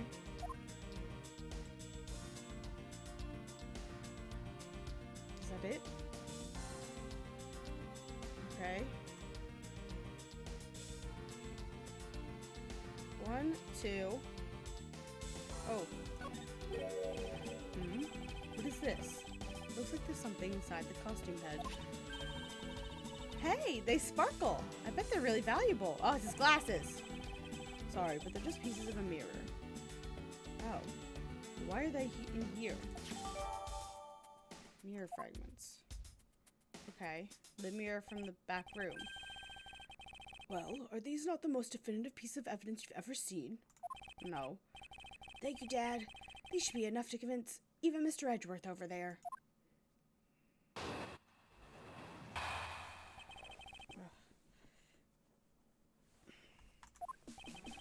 Make no mistake, there are fingerprints on that murderous gun. Ow. I scratched myself and I hurt myself. Ugh. And they proved that it was Lolly who killed Oliver. But Oliver was also after Lolly's life. So, Mr. Edgeworth, even you must see that Lolly was only acting in self-defense.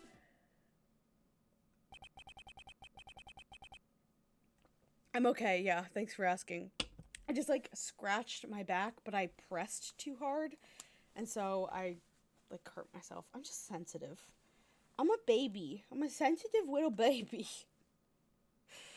Hurt myself all the time. It'll go away. It's already almost gone. Fingerprints on the weapon, huh? Oh no, this isn't helpful at all. Look, Mr. Edgeworth, all I want to do is save Lolly. But in the end, all I can do is watch on as she takes the punishment for her crimes. You're an ass. That may be all you can do, however, I still have a case to solve and a job to do. The job of unraveling your insidious lie. You wound me. Why wouldn't you believe me, even in the face of all this evidence? Okay. The fingerprints on that murderous gun.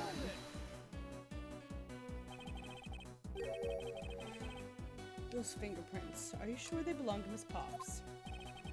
There's no mistake about it. No, my connections. Oh, this is the wrong voice. But my connections are the best forensic techniques money can buy performed. I find that to be a bit peculiar. What? Are you trying to pick an argument with me? What should I do? Should I raise an objection? Yes. Frankly, I don't believe that Miss Pop's prints should be on that gun to begin with. And the reason why Miss Pop's print should not be on the gun is...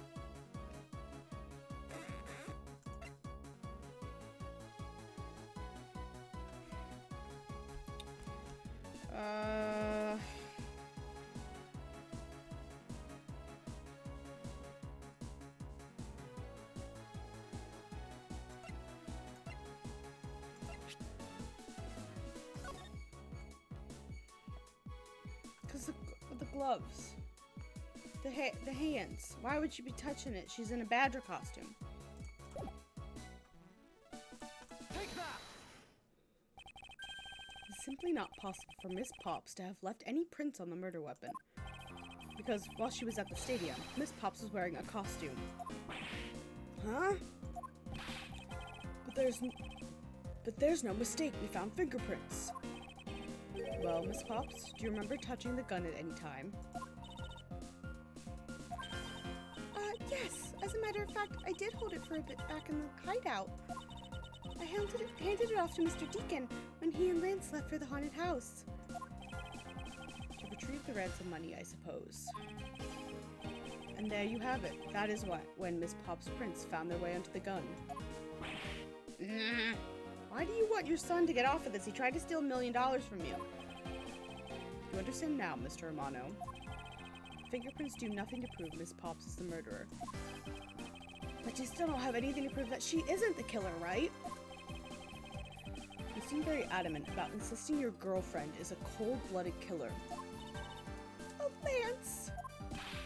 What? No way! I'm incredibly worried about her. You don't seem it. That doesn't change the fact that you don't have any evidence, right? That's where you're wrong. I have the evidence. What? How? The story that Miss Pops killed the victim at the stage in the stadium. The whole affair is simply not true, because that's not where the real crime scene was not the real crime scene, but a setup. This proves that the real murder was not committed on the stadium at all.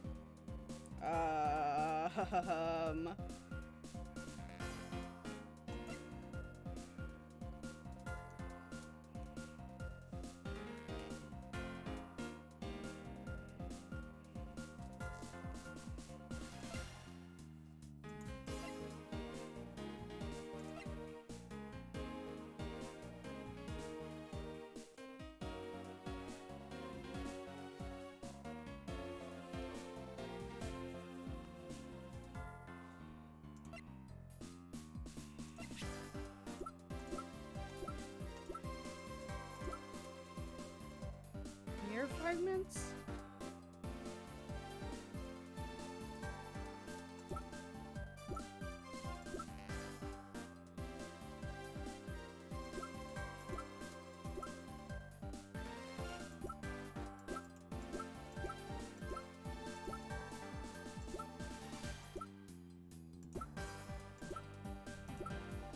I don't know.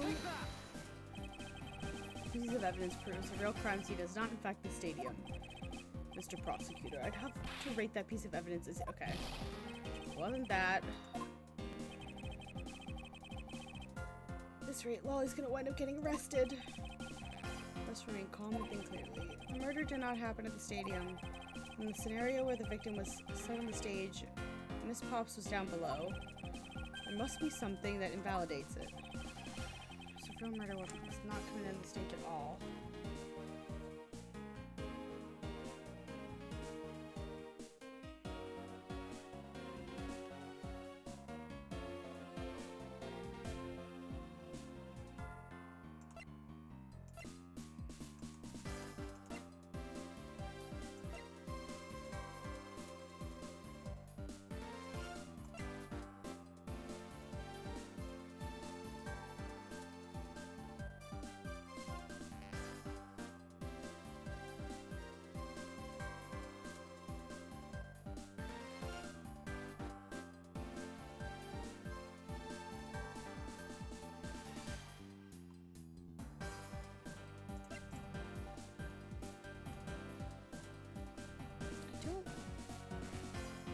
Alright, listen.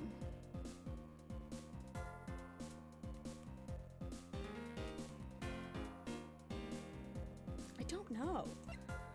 None of these make sense.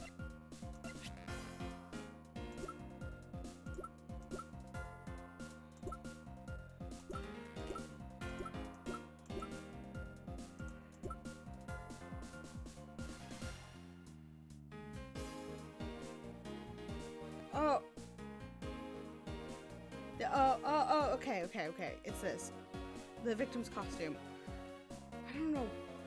I scrolled past this like 4 times and did not register what this was. Because the the shot was point blank, whereas when we were on the stage, it was like at a distance. Take that! Okay. Just like can have a good look at the costume the victim was wearing. Then I believe you will see why I insist he was not shot at the stadium. This is the part of the costume that proves it. The bullet hole. Take that! The burn around this bullet hole was made when the victim was shot at point-blank range. Ah, so then you must mean the murder Miss Oldbag saw at the stadium really was... Yes, she saw two people, but they were separated by a distance. If the victim was indeed shot from below the stage, there shouldn't be a gunpowder burn. Huh. Look at you, Mr. Smarty Pants Prosecutor. Since you seem to know all the answers, why not tell us where the real crime scene is then? Lance set me up to look like Mr. Lance set me up to look like Mr. Deacon back at the hideout. Okay. Lance and Lang are too close, and my brain is switching them up. If that's the case, then the murder must have happened prior to that. And the location where Lance and the victim were at just before I was in prison was... a haunted house. The location was killed. If the haunted house had the mirror, then that's my guess.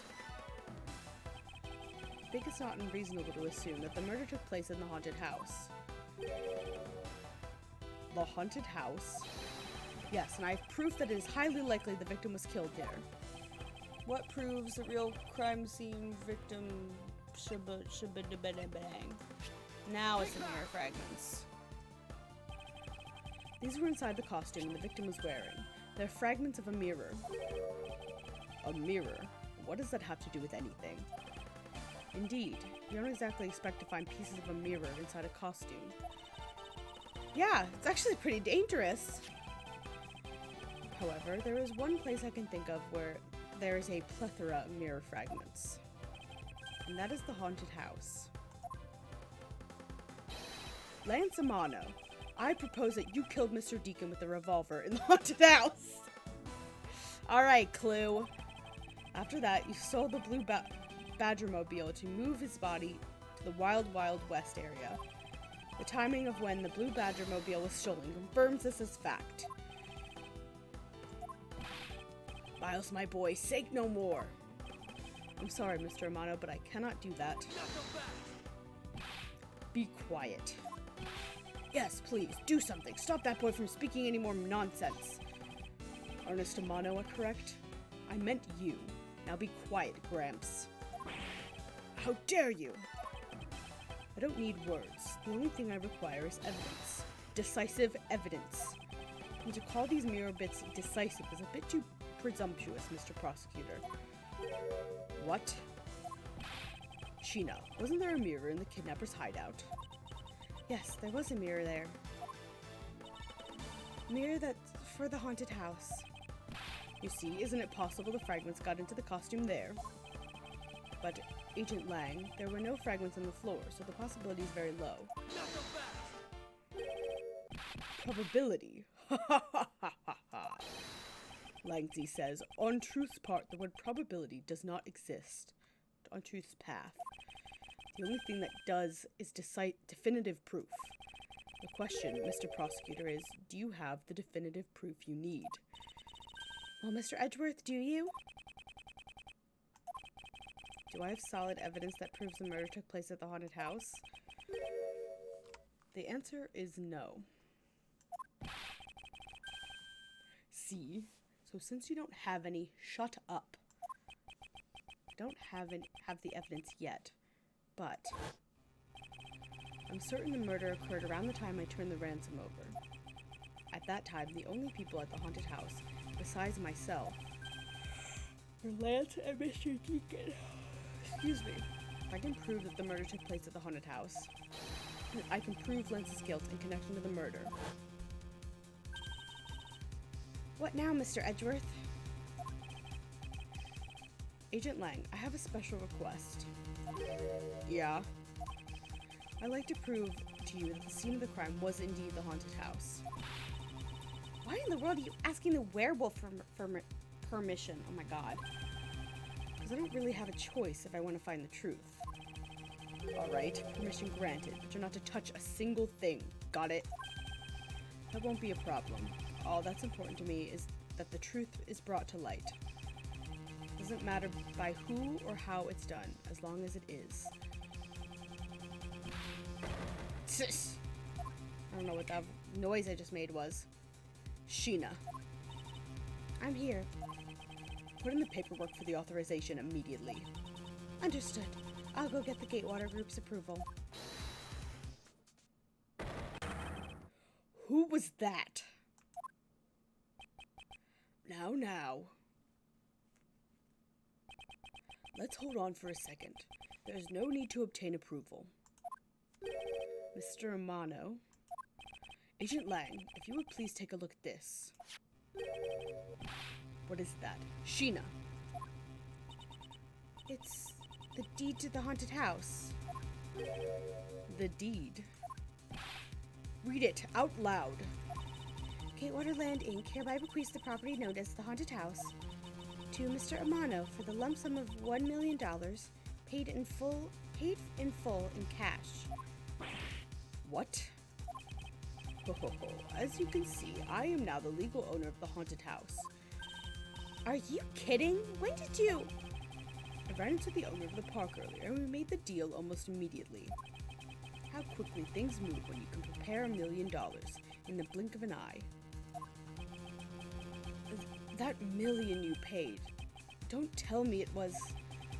Oh, that's right. This disgusting suitcase belongs to you, doesn't it? I don't have any more use for it, so you may have it back now. You used the ransom money? My Lance is a good boy. He even apologized for the kidnapping a bit earlier. So I do believe that I will forgive him. After all, he did return the ransom money. That's the way things are, so if you would please discuss things with me from now on. Discuss? What is there to discuss? Why, permission to enter the haunted house, of course. While we were busy listening to Lance's story, Mr. Amano was out there preempting us. Permission to search the haunted house is denied. End of discussion. Agent Lang, I want you to arrest that girl. And Miles, you should hurry on home now, my boy, before I really lose my temper. Ugh. Mr. Amano definitely has the deck stacked in his favor here. What should I do? If I leave it like this, the truth will be lost forever.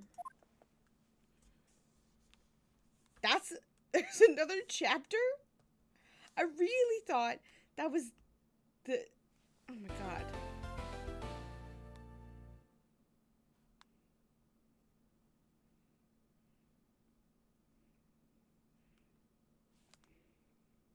Sorry, 1 second.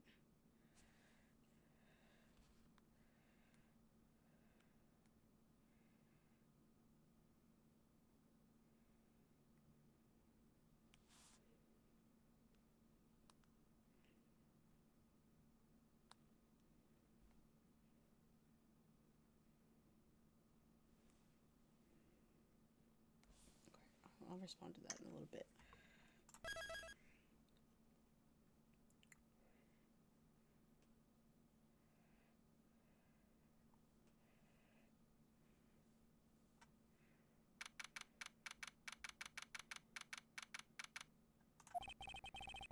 If I can't get permission to investigate the crime scene, then the truth will be lost. Hold it! Okay. Mr. Edgeworth, what are you doing spacing out? Have you forgotten? There's only one thing you should do at a time like this. And what is that? When the people are in a bind, the hero of justice appears to save the day. Look, you just leave it to me. For I am Kate Faraday, the second of the great Yatakarasu. But I thought you were a thief, not a hero. Yatakarasu is noble, and is always a thief of justice. That's... of course. We have enough information, we can recreate the inside of the haunted house with this. Plus, if we factor in everyone's testimony, you can recreate exactly what happened when I dropped off the ransom money. We may be able to figure out some new information through this. It's worth a try. Agent Lang. Ah, so you want to use your little toy? Be my guest. Okay, hang on. All about to witness the true power of a real modern-day Robin Hood. Detective Gumshoe. Is there a copy of the haunted house's blueprints among the police's reference documents? Yes, sir. We got it just in case we needed it for the kidnapping case. All right, I'll input the haunted house data then.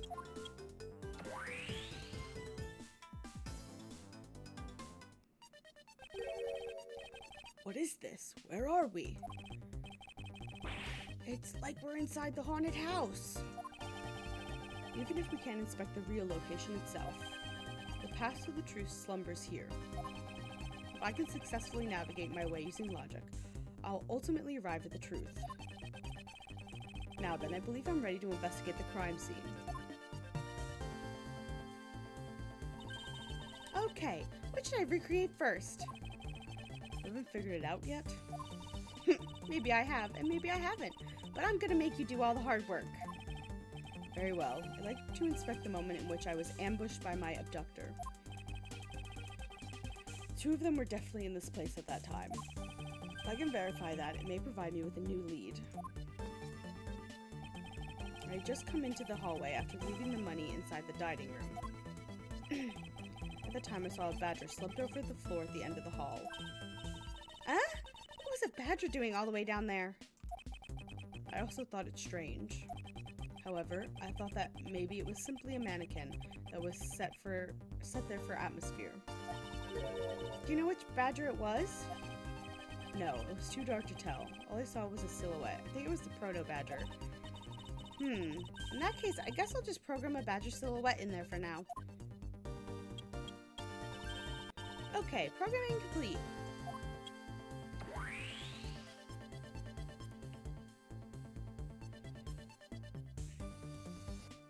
Creepy as fuck.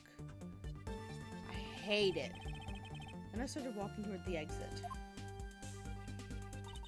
And that's when you're struck from behind, right? Yes. But that's odd. The hallway is a dead end. Where did your assailant come from? There's only one location I can think of. I believe my assailant was lying in wait here. Take that!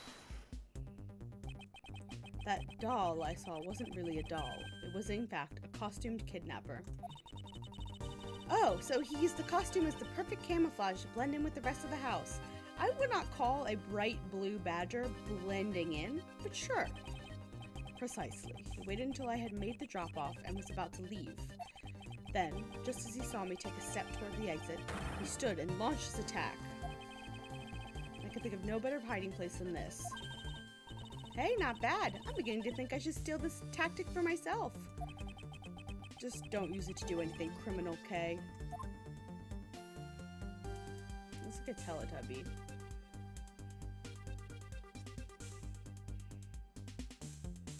Wham! Well, Lance?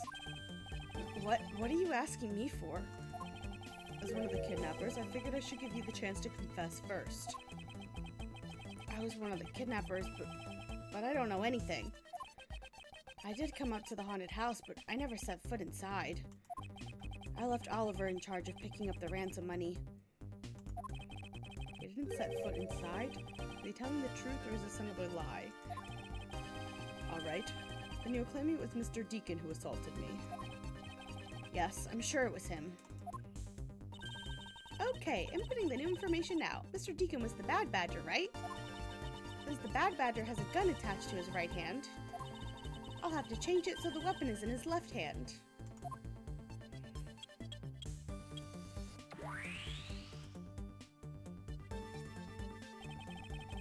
And to verify the facts of this recreation.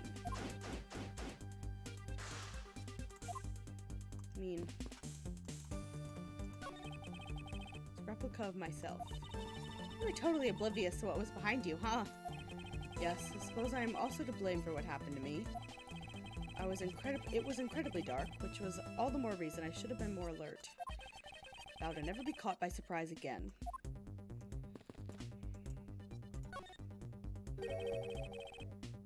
We didn't recreate the weapon.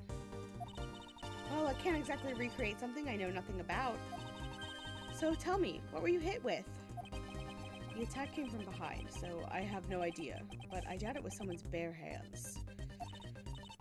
Okay, then where were you hit? I was hit on the right side of my head, just above my temple.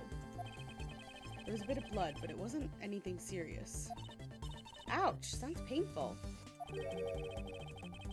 Why are you smirking like that when you say it? This is your imagination. Now, let's see. I wonder if there's anything in the hallway that could have been used as a weapon. Looking for something that could have used... Well, the sword is there, so... Take that! I have it. There was indeed one such object lying there in the hallway. A prop sword. Are you talking about this thing? Yes, although we did find it at the kidnapper's hideout. Wait, yes, it's possible the culprit took it with him after using it on me. To leave no evidence behind, right? Correct. Maybe worth a more thorough examination yet. Okay, so what test do you want to do on the sword? Luminol. Culprit was wearing a costume at the time, so fingerprint analysis is useless. Let's run a luminol test. It's possible that some of my blood found its way onto this thing. Agent Lang, may I ask for your cooperation in this matter? Like I have a choice. Sheena, call the lab boys. Understood. Except for a dab on the left side, it would appear that the blade is spotless. So it must have been the left side of the prop sword that hit you right then, Okay. Okay, I'll update the recreation with this new piece of information.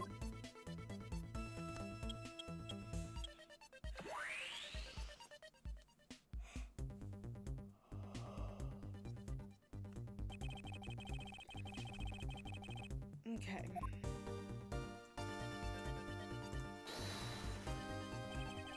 This spot somehow connected to any of the evidence I hold. Yep.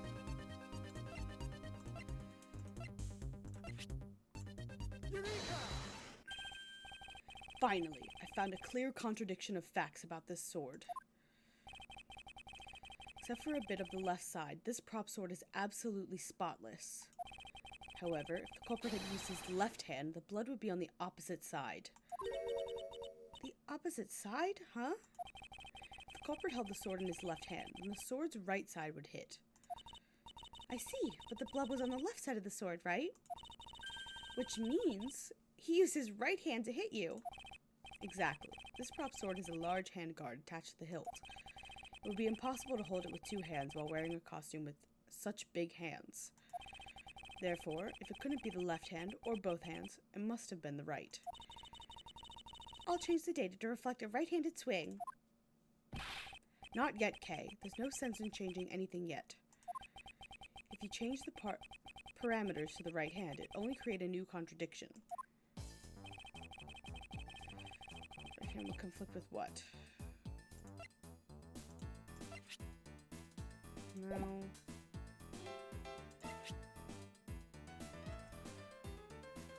Victim's costume?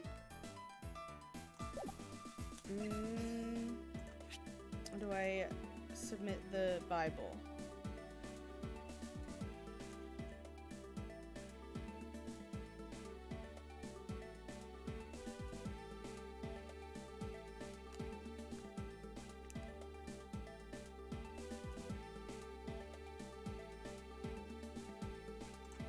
Pick the Bible.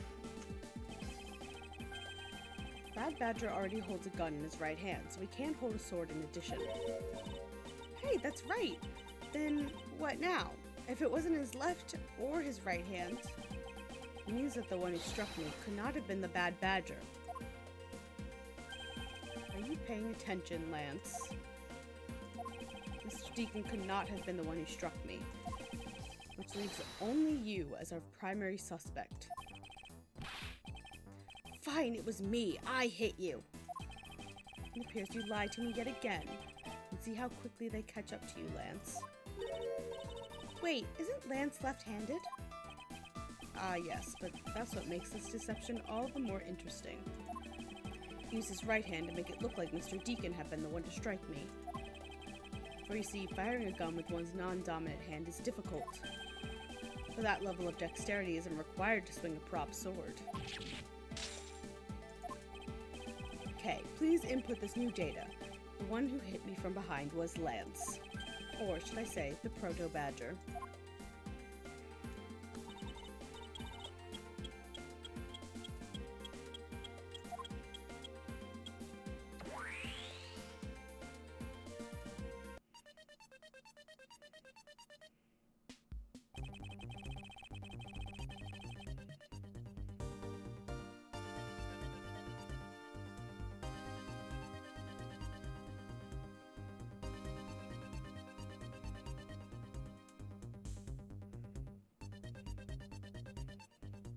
Sorry, one second.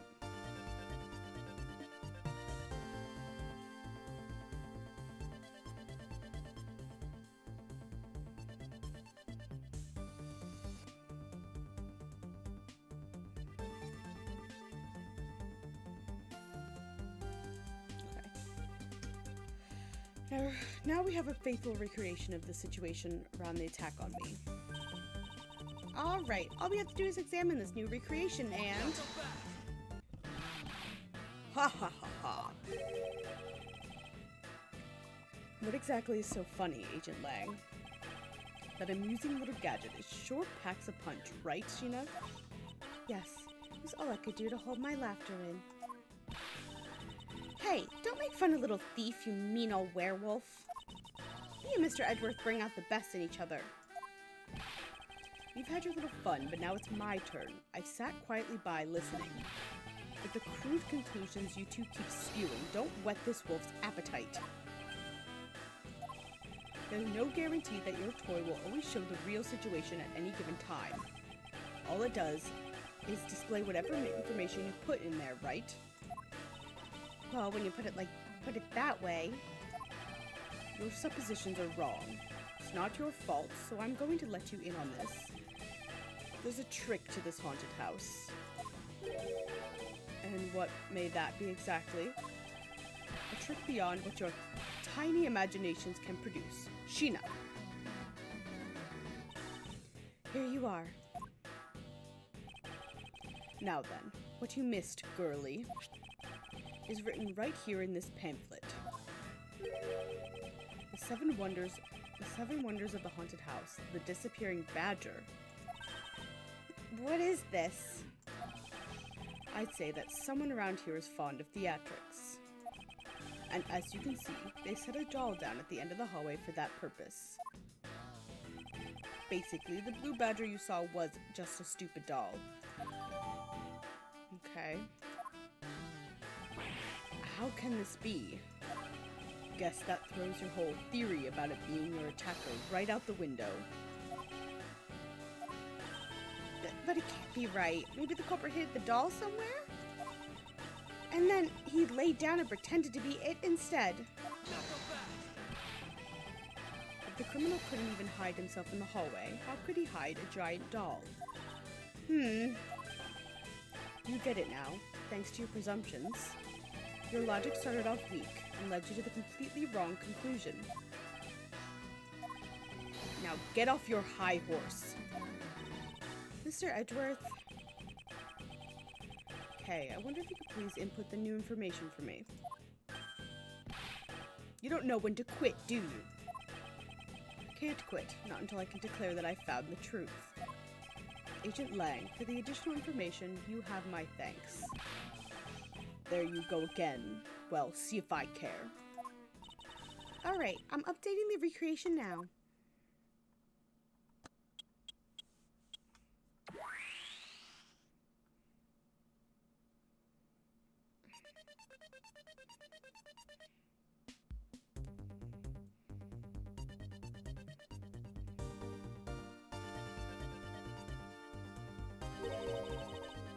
That looks really weird. Look at how it changes from the blue badger into the proto badger all of a sudden. slumped over badger was just a doll, where was my attacker hiding? Well, that's what we're gonna find out, right? So come on, Mr. Edgeworth, let's go. Yes, let's. This recreation can't be right, which means there must be a contradiction somewhere. Okay. Let's look at the mirror, if I could get in front of it correctly. When you take a look around, it feels almost more like a house of mirrors. Indeed, who has ever heard of this many mirrors inside of a haunted house before? Well, at least we know this is a real crime scene, thanks to these mirror shards. Okay. Hey, wait! These shards, there's something different about them. Oh? The ones we found earlier are thicker than the shards from these mirrors on this wall. And look, there's some sort of design on the back, too. Pieces from that costume are certainly different from the other mirrors. What does this mean? Could it be that our pieces are not pieces of these mirrors? Okay.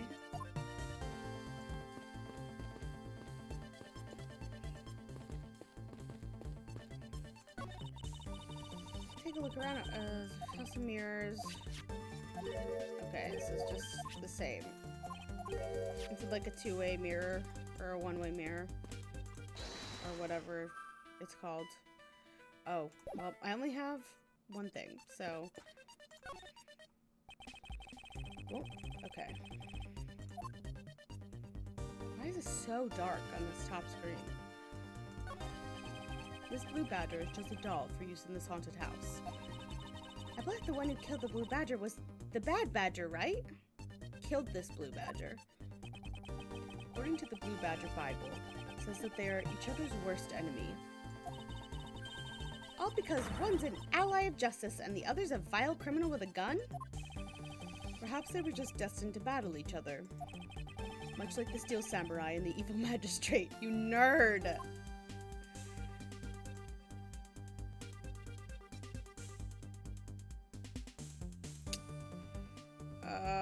Okay.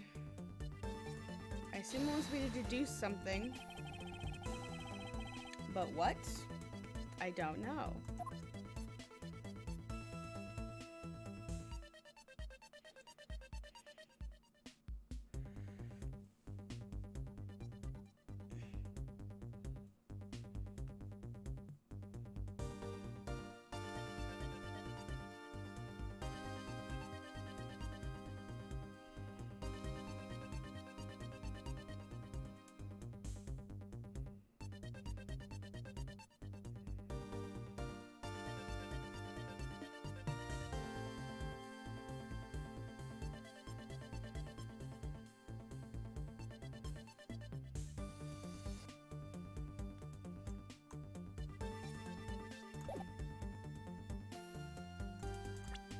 Look at my stuff again. If it's something to do with this, then it's gotta be like one of the pieces. It's not this. This man. Okay.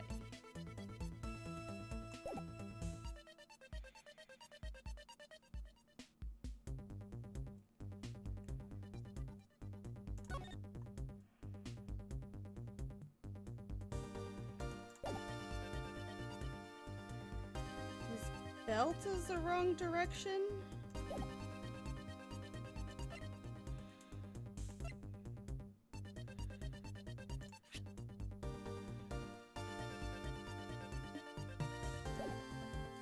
Okay.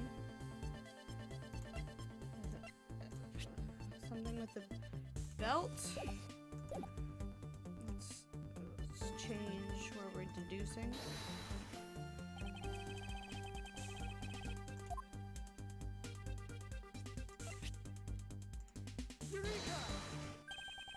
Hold on a second here. There is something wrong with this blue badger. Huh? Like what?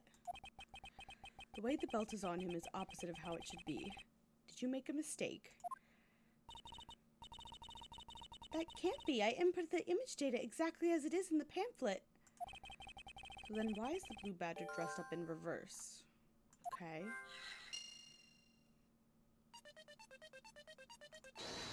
do I have for logic?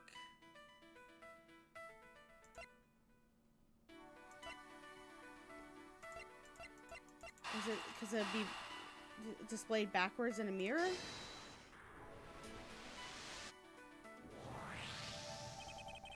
Okay, do you remember what you said earlier? What I said earlier about what? About how this building might as well have been a house of mirrors. A house of mirrors? Oh! That would explain the reversed or mirror image. Yes, this blue badger might be nothing more than the reflected image of a real one. Then, was the blue badger you saw just a reflection?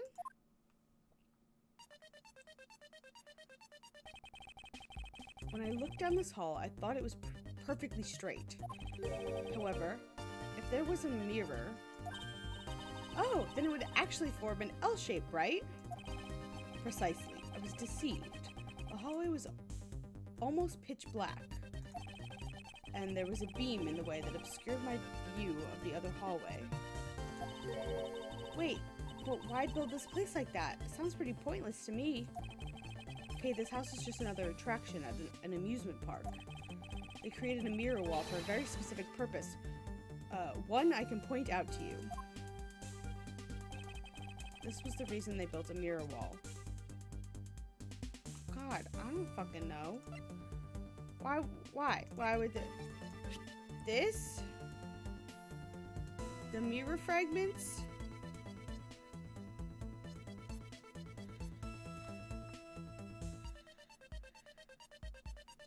I don't think it's that.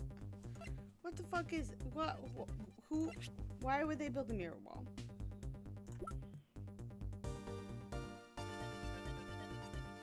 Not the necklace. I don't think it's a gun.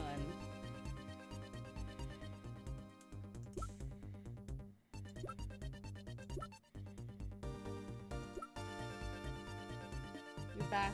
Your iPad only charged 2% while you were gone. Is the concert already over?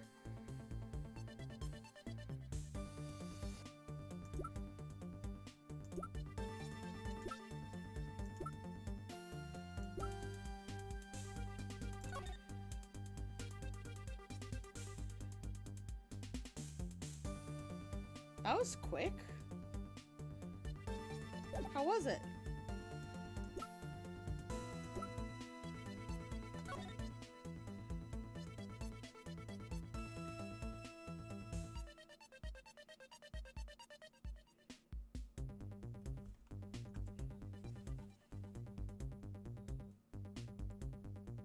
Went on at 9, played for an hour and a half. You live 8 minutes away.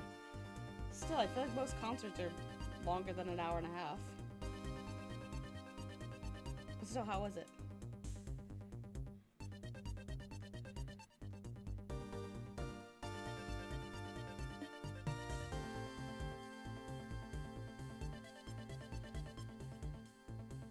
I don't know. The reason they built a mirror wall. Good, very chill. Oh, you skipped the opener. Okay.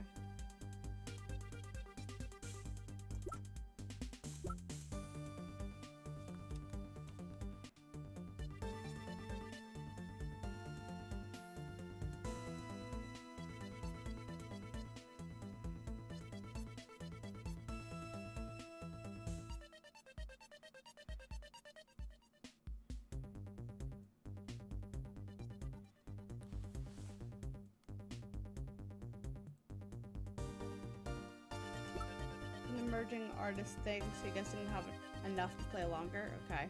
I got you. I'm glad it was nice, though. Nothing makes sense. This is new thing that we got.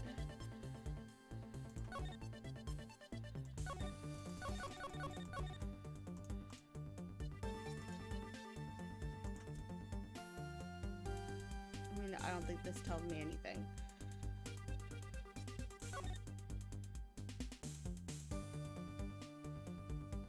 And this is...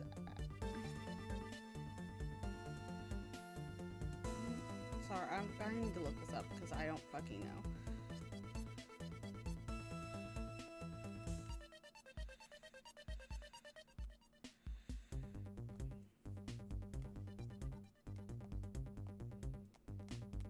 scroll and we scroll and we scroll and we scroll.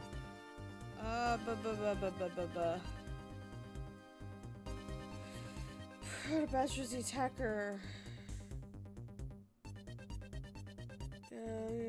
Connect the mirror shards and the blue badger in reverse. Right. Corridor's not actually straight, forms an L shape. Only one reason why the park built the house this way. Present the Gatewater Land pamphlet, which is this. The disappearing badger is one of the 7 wonders of the attraction. But Edgeworth had no trouble seeing the badger.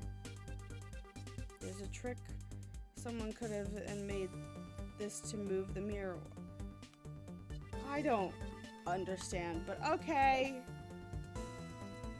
Take that! Sure. As is written in the pamphlet, the main draw of this attraction is the mystery of the disappearing badger. Okay. You mean they built the mirror for that trick alone? But you said you saw the badger, so it was definitely still there. That was true at the time. However, doing this allows someone to make the blue badger disappear in a flash. Move. Okay, move it. To remove a reflected image, simply move the mirror. First, the mirror was constructed so that it could be moved. Then, beyond where the mirror was, an empty hallway had to be created. Oh, so when they wanted to see people to see the blue badger, they would open the mirror. And when they wanted to hide it, they simply had to close it again. Okay. This explains why other sides of this fragment have a design on them. Ah, and if the pattern is the same as the other walls in this hallway. When the mirror is closed, it would blend in with the rest of the walls. This is the mirror trick that this haunted house employs. Okay, I did not piece that together at all. All the ceiling water's mopped up? I'm glad. Sorry, I wanted to reply and I didn't get the chance. I can't believe that. I'm so glad your landlady is, like, taking care of it, but, like, why can't you catch a break? Everything happens to you. I'm so sorry. And this also proves the existence of a hiding place for the culprit. Huh? How so? Think about it, Kay. There was a place that was outside of my field of vision. Culprit kept out of sight by hiding here. It wasn't their fault or even my neighbors. Well, that's good at least. Still frustrating, but... Take that! The pipe just came off of a sink in a freak accident. That is scary. There was a very large blind spot, one I could not see beyond, and it was here. My assailant had hid on the other side of the movable mirror. It's been a fun night. Ugh. Then you wouldn't be able to see him. You didn't even need to do anything to the blue badger doll. Exactly. All he had to do was wait for me on the other side of the mirror. Wait, hold on. I just thought of something. Yes? Well, shouldn't the mirror wall be broken right now in reality? Since we have a few shards of it, we could probably assume it is. Yes, it most definitely is broken. The question is, when was it broken? Between finding out my dad's neighbor friend passed to suddenly hearing water coming from her bathroom. Yeah, this is a rough night. This is a rough night. I hope you do go get ice cream, Nico. Since we found these inside the victim's costume, that would mean that the victim was there when the mirror was broken. Wait, that sound. Leave the bunny and go now.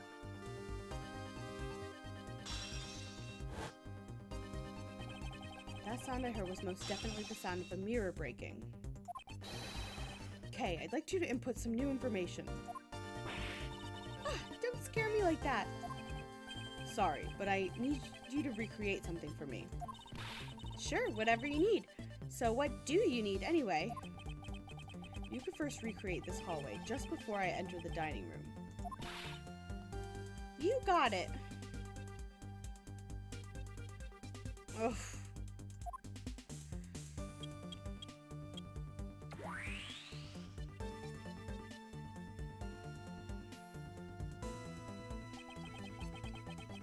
Now this. I believe this is how it was right before I entered the dining room.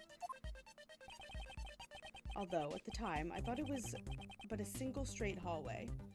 Luckily, it was just water that was already in a sink from doing dishes. I'm glad.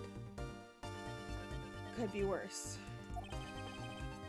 And then, I went inside. It was around then that I heard the sound of a mirror shattering. You heard what? Then? Yes, I believe that was when that mirror was broken. Okay, so when you stepped outside into the hallway again, the mirror wall should no longer exist. Okay, please recreate that. Got it!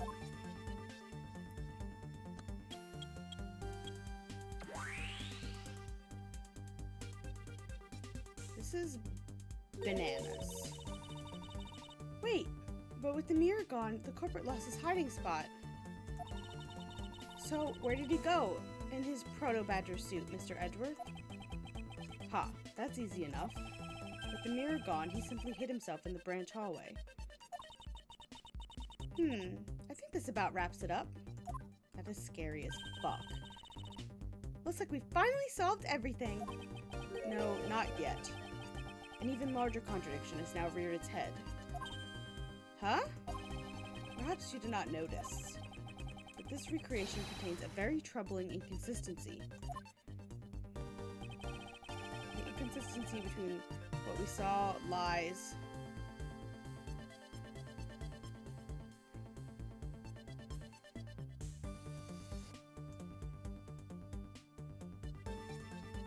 because he would be dead already. Take that! Here. Huh? Are you sure? Okay. Yeah, I get it. I fucked up. Just release me from this hell.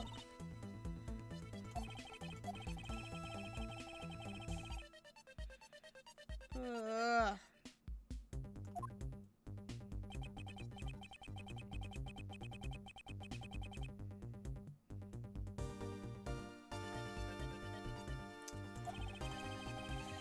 A site that isn't in the recreation.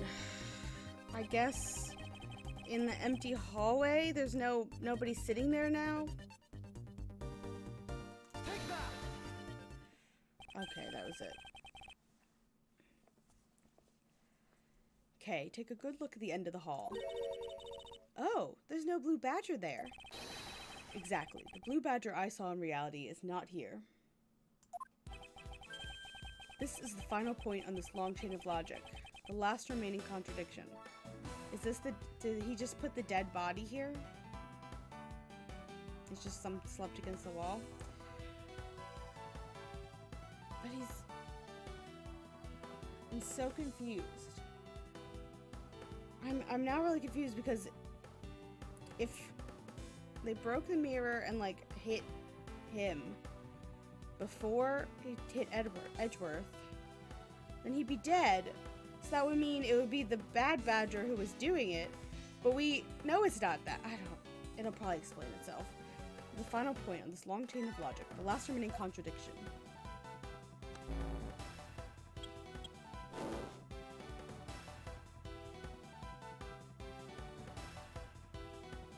Oh, we're done with this. So let me get this straight. When he came out of the dining room, you saw a badger, right? And that is precisely where the final contradiction lies. Something that should exist was there before me. Shouldn't exist was there before me. Who or what do you suppose it was?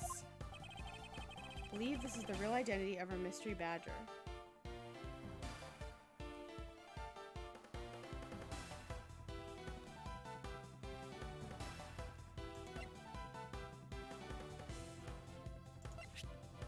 The dead man? I think it's a dead body. Not that it makes any sense, but I think it's a dead body. A dead victim's body. Oh, but he was in the bad badger suit. I just got my people mixed up. No, okay, everything makes sense. I forgot that it was Lance who's in the proto badger. Yeah. Everything makes sense now. I fucked myself up.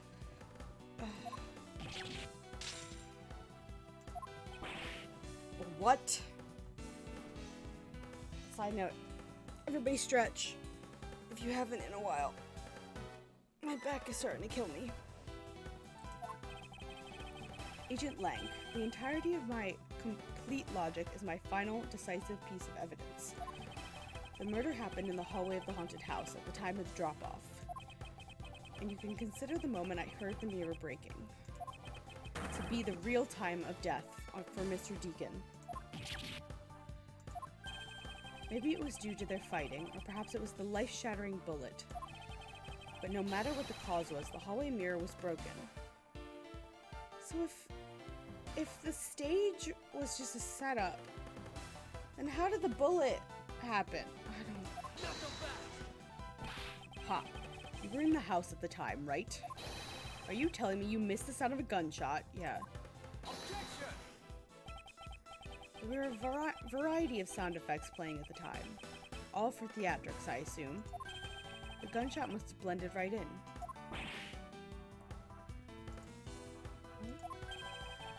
Now then, I'd like you to recall something for me. Who was it that was with the victim at the haunted house? Who was the one who had the opportunity to rob the victim of his gun and use it on him? It was you, Lance Amano. I just like this. It's just very good.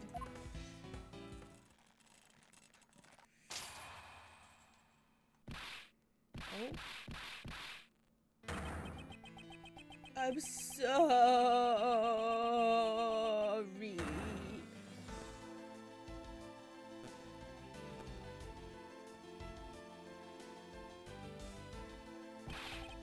It's not like I had a choice. Oliver turned on me all of a sudden. He stabbed me and turned violent right after I hung up with you. He shoved me to the ground and straddled me. I fought back as hard as I could, grabbed his gun, and I shot him. The bullet must have went through his body and shattered the mirror. If I hadn't taken this gun and shot him first, I would have been the one he found. He's a hardened criminal. He escaped from jail. See, that's justified self-defense. My boy was only trying to protect himself. That remains to be seen, and will have to be resolved in court. Agent Lang, I leave the rest to you. Ha! As if you were the one in charge around here. Guys, arrest these two and get them out of my sight. Wait, I had nothing to do with the murder. The only person you should be arresting is Lance. Dad! Sorry, but you're not slipping away that easily, Mr. Ernest Amano. You tampered with the evidence so you could cover for your son. What a great dad you are. Willing to risk it all. Truly touching. By the way, do you know why I'm really here? And how could I possibly know the answer to such an asinine question? You wooed me. I came all the way from overseas just to see you, you know. You came to see me. What's this supposed to mean? Yes, he was evil. I have a few things to ask you, Mr. Amano, about a case from 10 years ago. A case from 10 years ago? Oh, what's the name that you use here for that case? Sheena.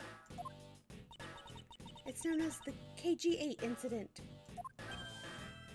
It's part of the smuggler's ring. KG8 incident. Oh, so you remember it. Good. Then you'll recall the trigger in that case was the Amano Group scandal.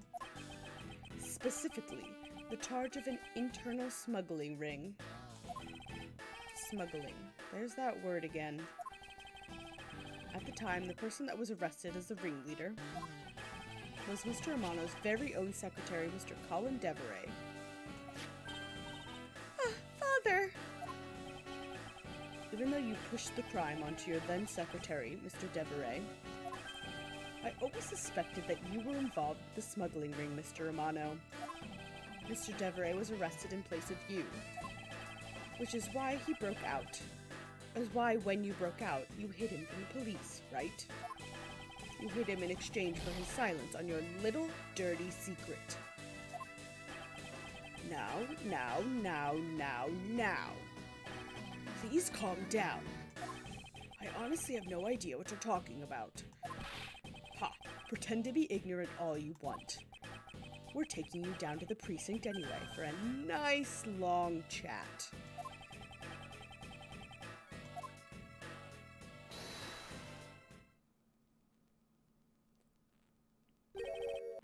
What the? Who the heck was that? I'll take him down to the precinct if you don't mind. Oh god, wait, it's you! What is the voice I gave this asshole? Oh, it's his partner!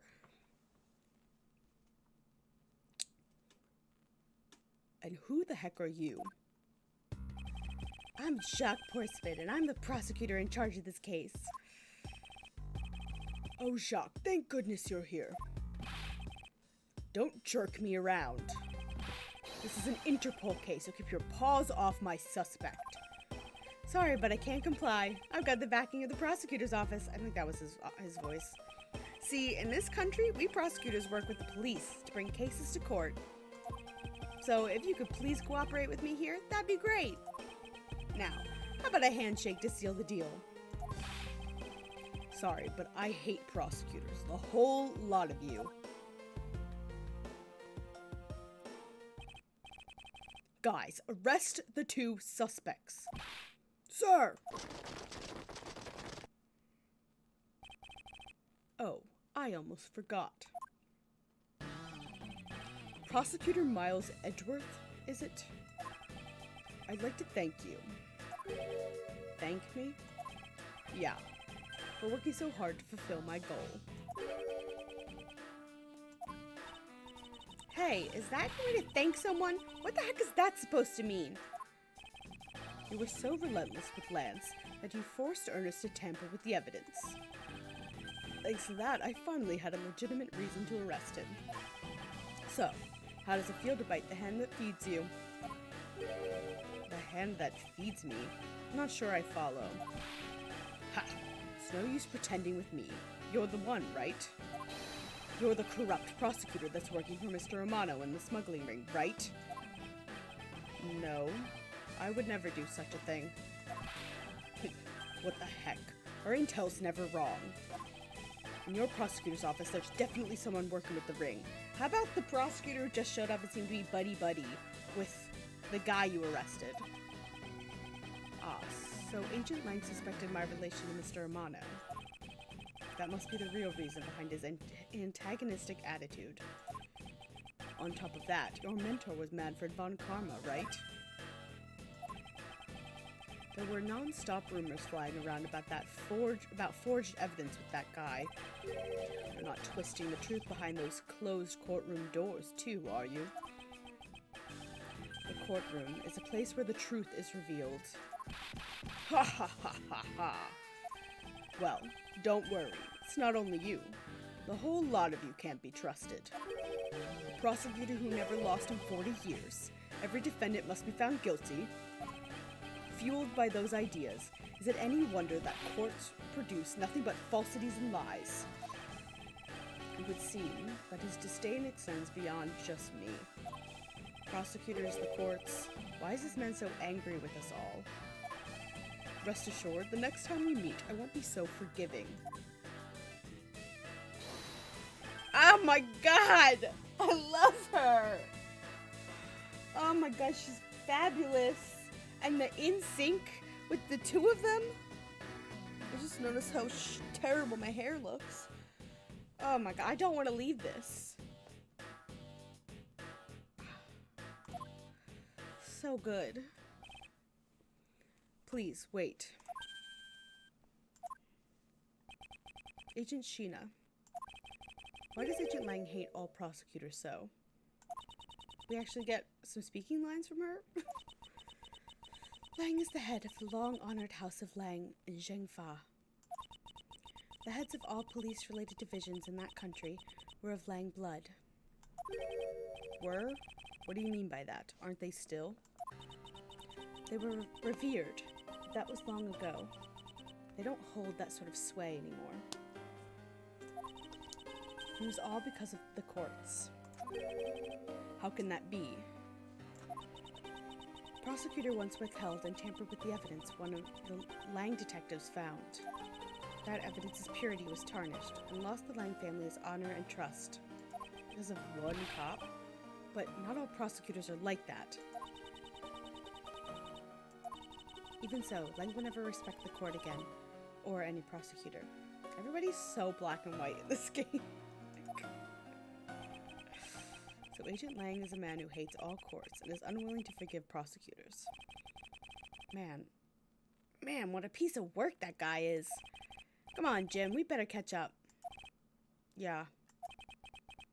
We still gotta deliver that thing to the old man after all.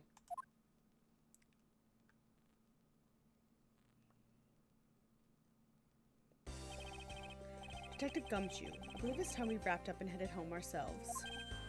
Yeah, you going home too, Mr. Edgeworth? No, I've got nothing to be entangled. I've done nothing but be entangled in one mess after another since my return. If it's all right with you, can you drop me off at my office? No problem, sir. Excuse me. Yes? What is it? Thank you very much. Aw, that's okay. No need to thank me, pal. Just doing my job as a detective. I guess I was fooled pretty badly by Lance. Oh, cruel fate. What's a woman to do when she's been hurt by the one she loves? And to think I never realized my father was right there. I never said anything to him. I knew it. I'm a failure. Ah, there she goes again, talking to herself. Miss Pops, I wonder if you know why your father participated in the kidnapping. No, I have no idea. Your father died while he was trying to stop Lance, which means that from the beginning he had no interest in the staged self-abduction. Wait, then why did he... I believe it was because of your presence, Miss Pops. Me? Lance realized that the two of you were related, which is why he used you as a hostage to coerce Mr. Deveray into cooperating. Father. As a felon, he could not tell you his real relation to you. However, as the Amano family butler, at the very least, he was able to watch over you. It was all he could do, but that was the shape of his overflowing love for you. I feel like he could have told her. Being a felon doesn't stop you from telling somebody the truth. I don't know. She didn't know that he was a felon. She just thought he disappeared. I don't know. Go on, speak your mind. That is... Thank you very much. You're welcome. Although, there's no need to thank me. No, Lauren, stop. I mean, this man's so much older than you. Oh my god. Also, he has no interest in women. Looks like you've completely stolen her away, Mr. Edgeworth. Way to go, sir. Your technique is way beyond the level of a great thief. What are you going on about now? Wow, your deducing skills may be sound, but you have no street smarts. That's Mr. Edgeworth for you. Yeah, I mean, he still hasn't figured out who I am at all. If you haven't remembered in all this time, I guess I'm gonna have to say it. This isn't the first time we've met, you know. What do you mean, pal? Mr. Edgeworth, how do you know this girl? Looks like you totally forgot me too, Gummy. Gummy?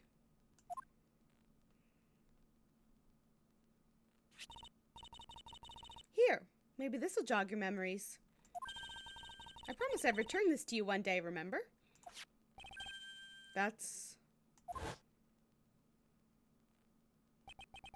That single piece of cloth took me back, far into my past. To that fateful day 7 years ago when I first met the then child Kay. And Detective Gumshoe.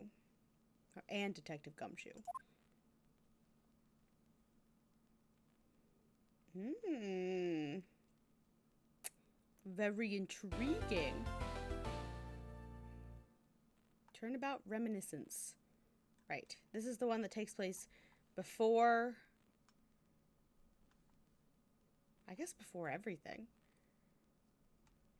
Yes, I do want to save. Should I start the next case? Or should I just save it? And... because I feel like I'm just going to get through the first... What's-it? The first part. So maybe I should end stream a little bit early again this week. And not be doing the first part of a case and then stopping. Because it's kind of awkward. Yeah, I guess that's what we'll do.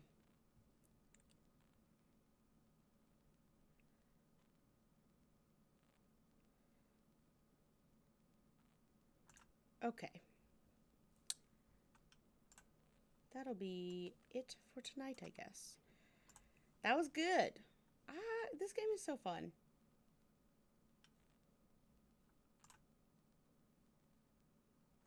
There it is.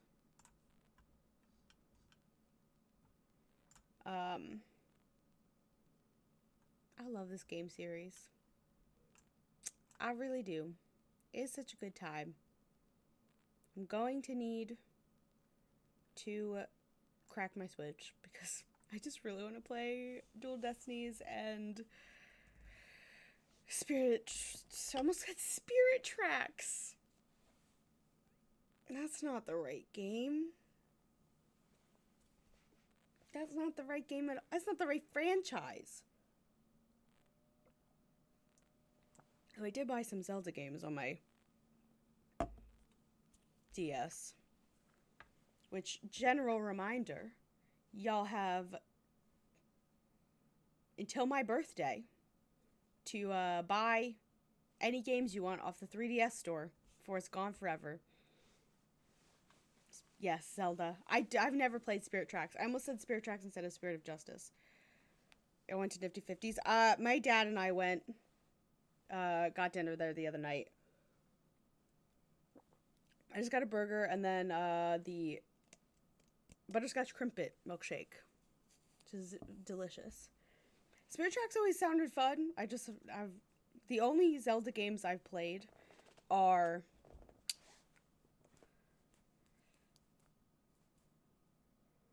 Breath of the Wild, obviously. Oh my god, my brain died.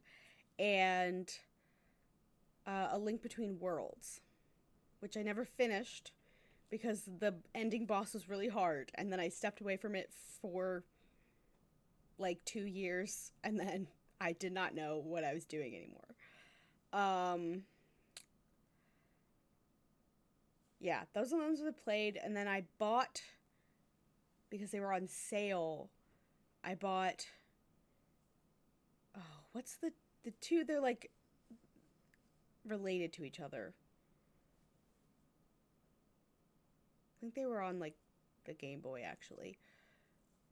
Link. Actually, it might have been Spirit Tracks.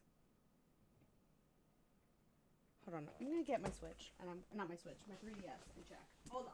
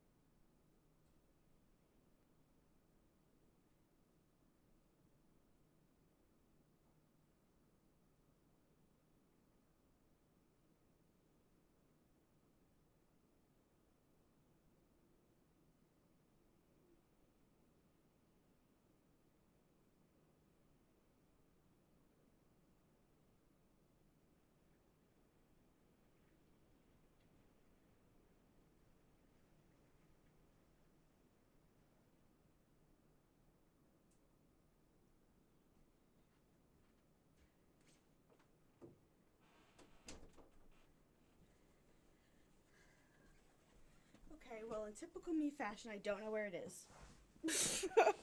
I don't know where I put it. It's not Ocarina of Majora's Mask. I don't, though I considered buying those.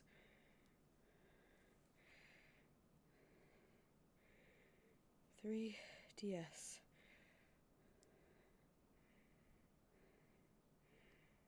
Games.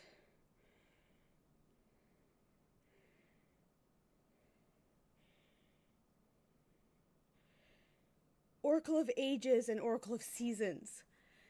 That's the games. I don't know what the difference is between them, but I bought them. They were like on sale for like $5 each.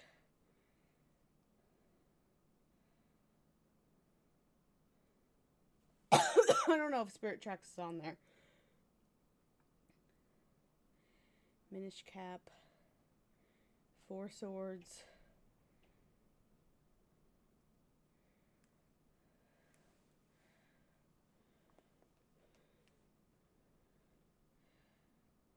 Spirit Tracks. What was Spirit Tracks on?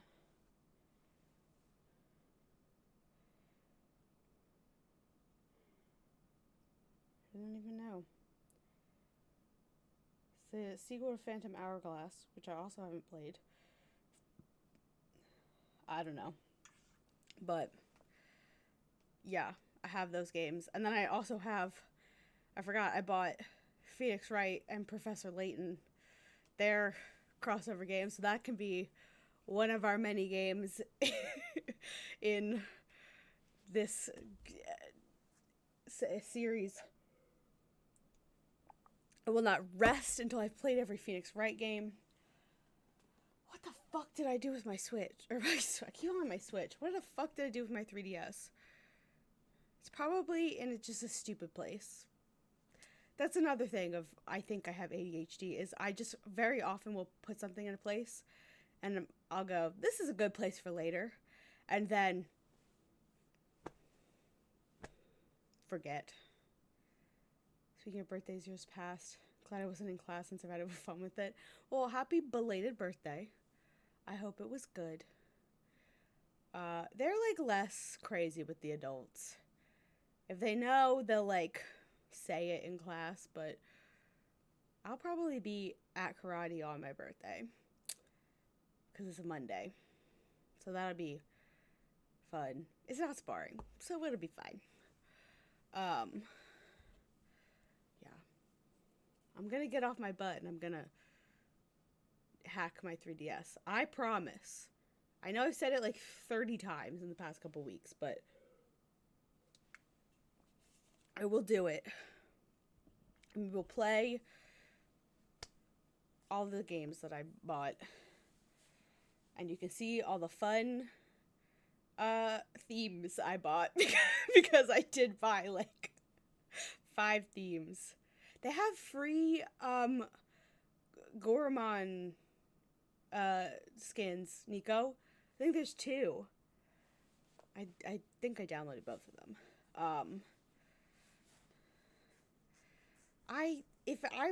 If my birthday was a sparring day, I just would not go to karate. I would not be putting myself through that torture on my birthday. No siree. But yeah, I think that will do it for tonight. As much as I love chatting, I should probably wrap things up. I should be around normal time. I will be streaming next week. I don't know if I'll start on time. My parents are going away, so like I have to watch Minnie, and we'll see how that goes. So yeah, expect a special guest next week barking at me, because that is what's going to happen. So we'll see. Yeah. We will probably do just the next case next week, the way we kind of just did this case this week. I feel like the timing will be fine.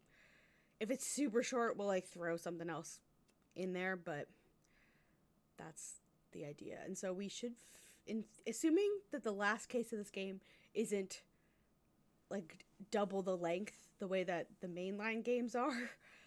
We should finish this in the next 2 weeks. And then, I don't know. We might do my birthday stream on the 24th, since my birthday's the 27th. Might do birthday stuff. I don't fucking know. It's March 3rd. Why am I thinking about March 24th? I don't want to be. So, anyway, that will do it for tonight. Thank you all so much for watching and hanging out. Let me just see if there's anybody hostable that I'm following. No. Anybody else streaming this game, or is it just me? Eve Attorney is not how you spell this.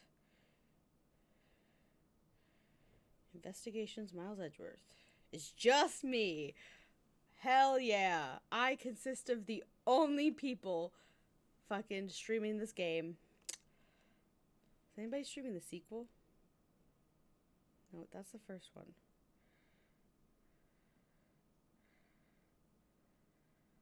Yeah, somebody is. I'll have to find... that means that there's a translation, which I did know about that. I might have to find that to play. Oh, God. All right, add that to the list. Anyway, thank you all for hanging out. You're the best. I love you. I appreciate you listening to my just insane ramblings all tonight and my many tangents I went off on. I very much appreciate it. I hope you all have a fabulous rest of your Friday night and an amazing weekend. And I will see you all next week. All right? Goodbye.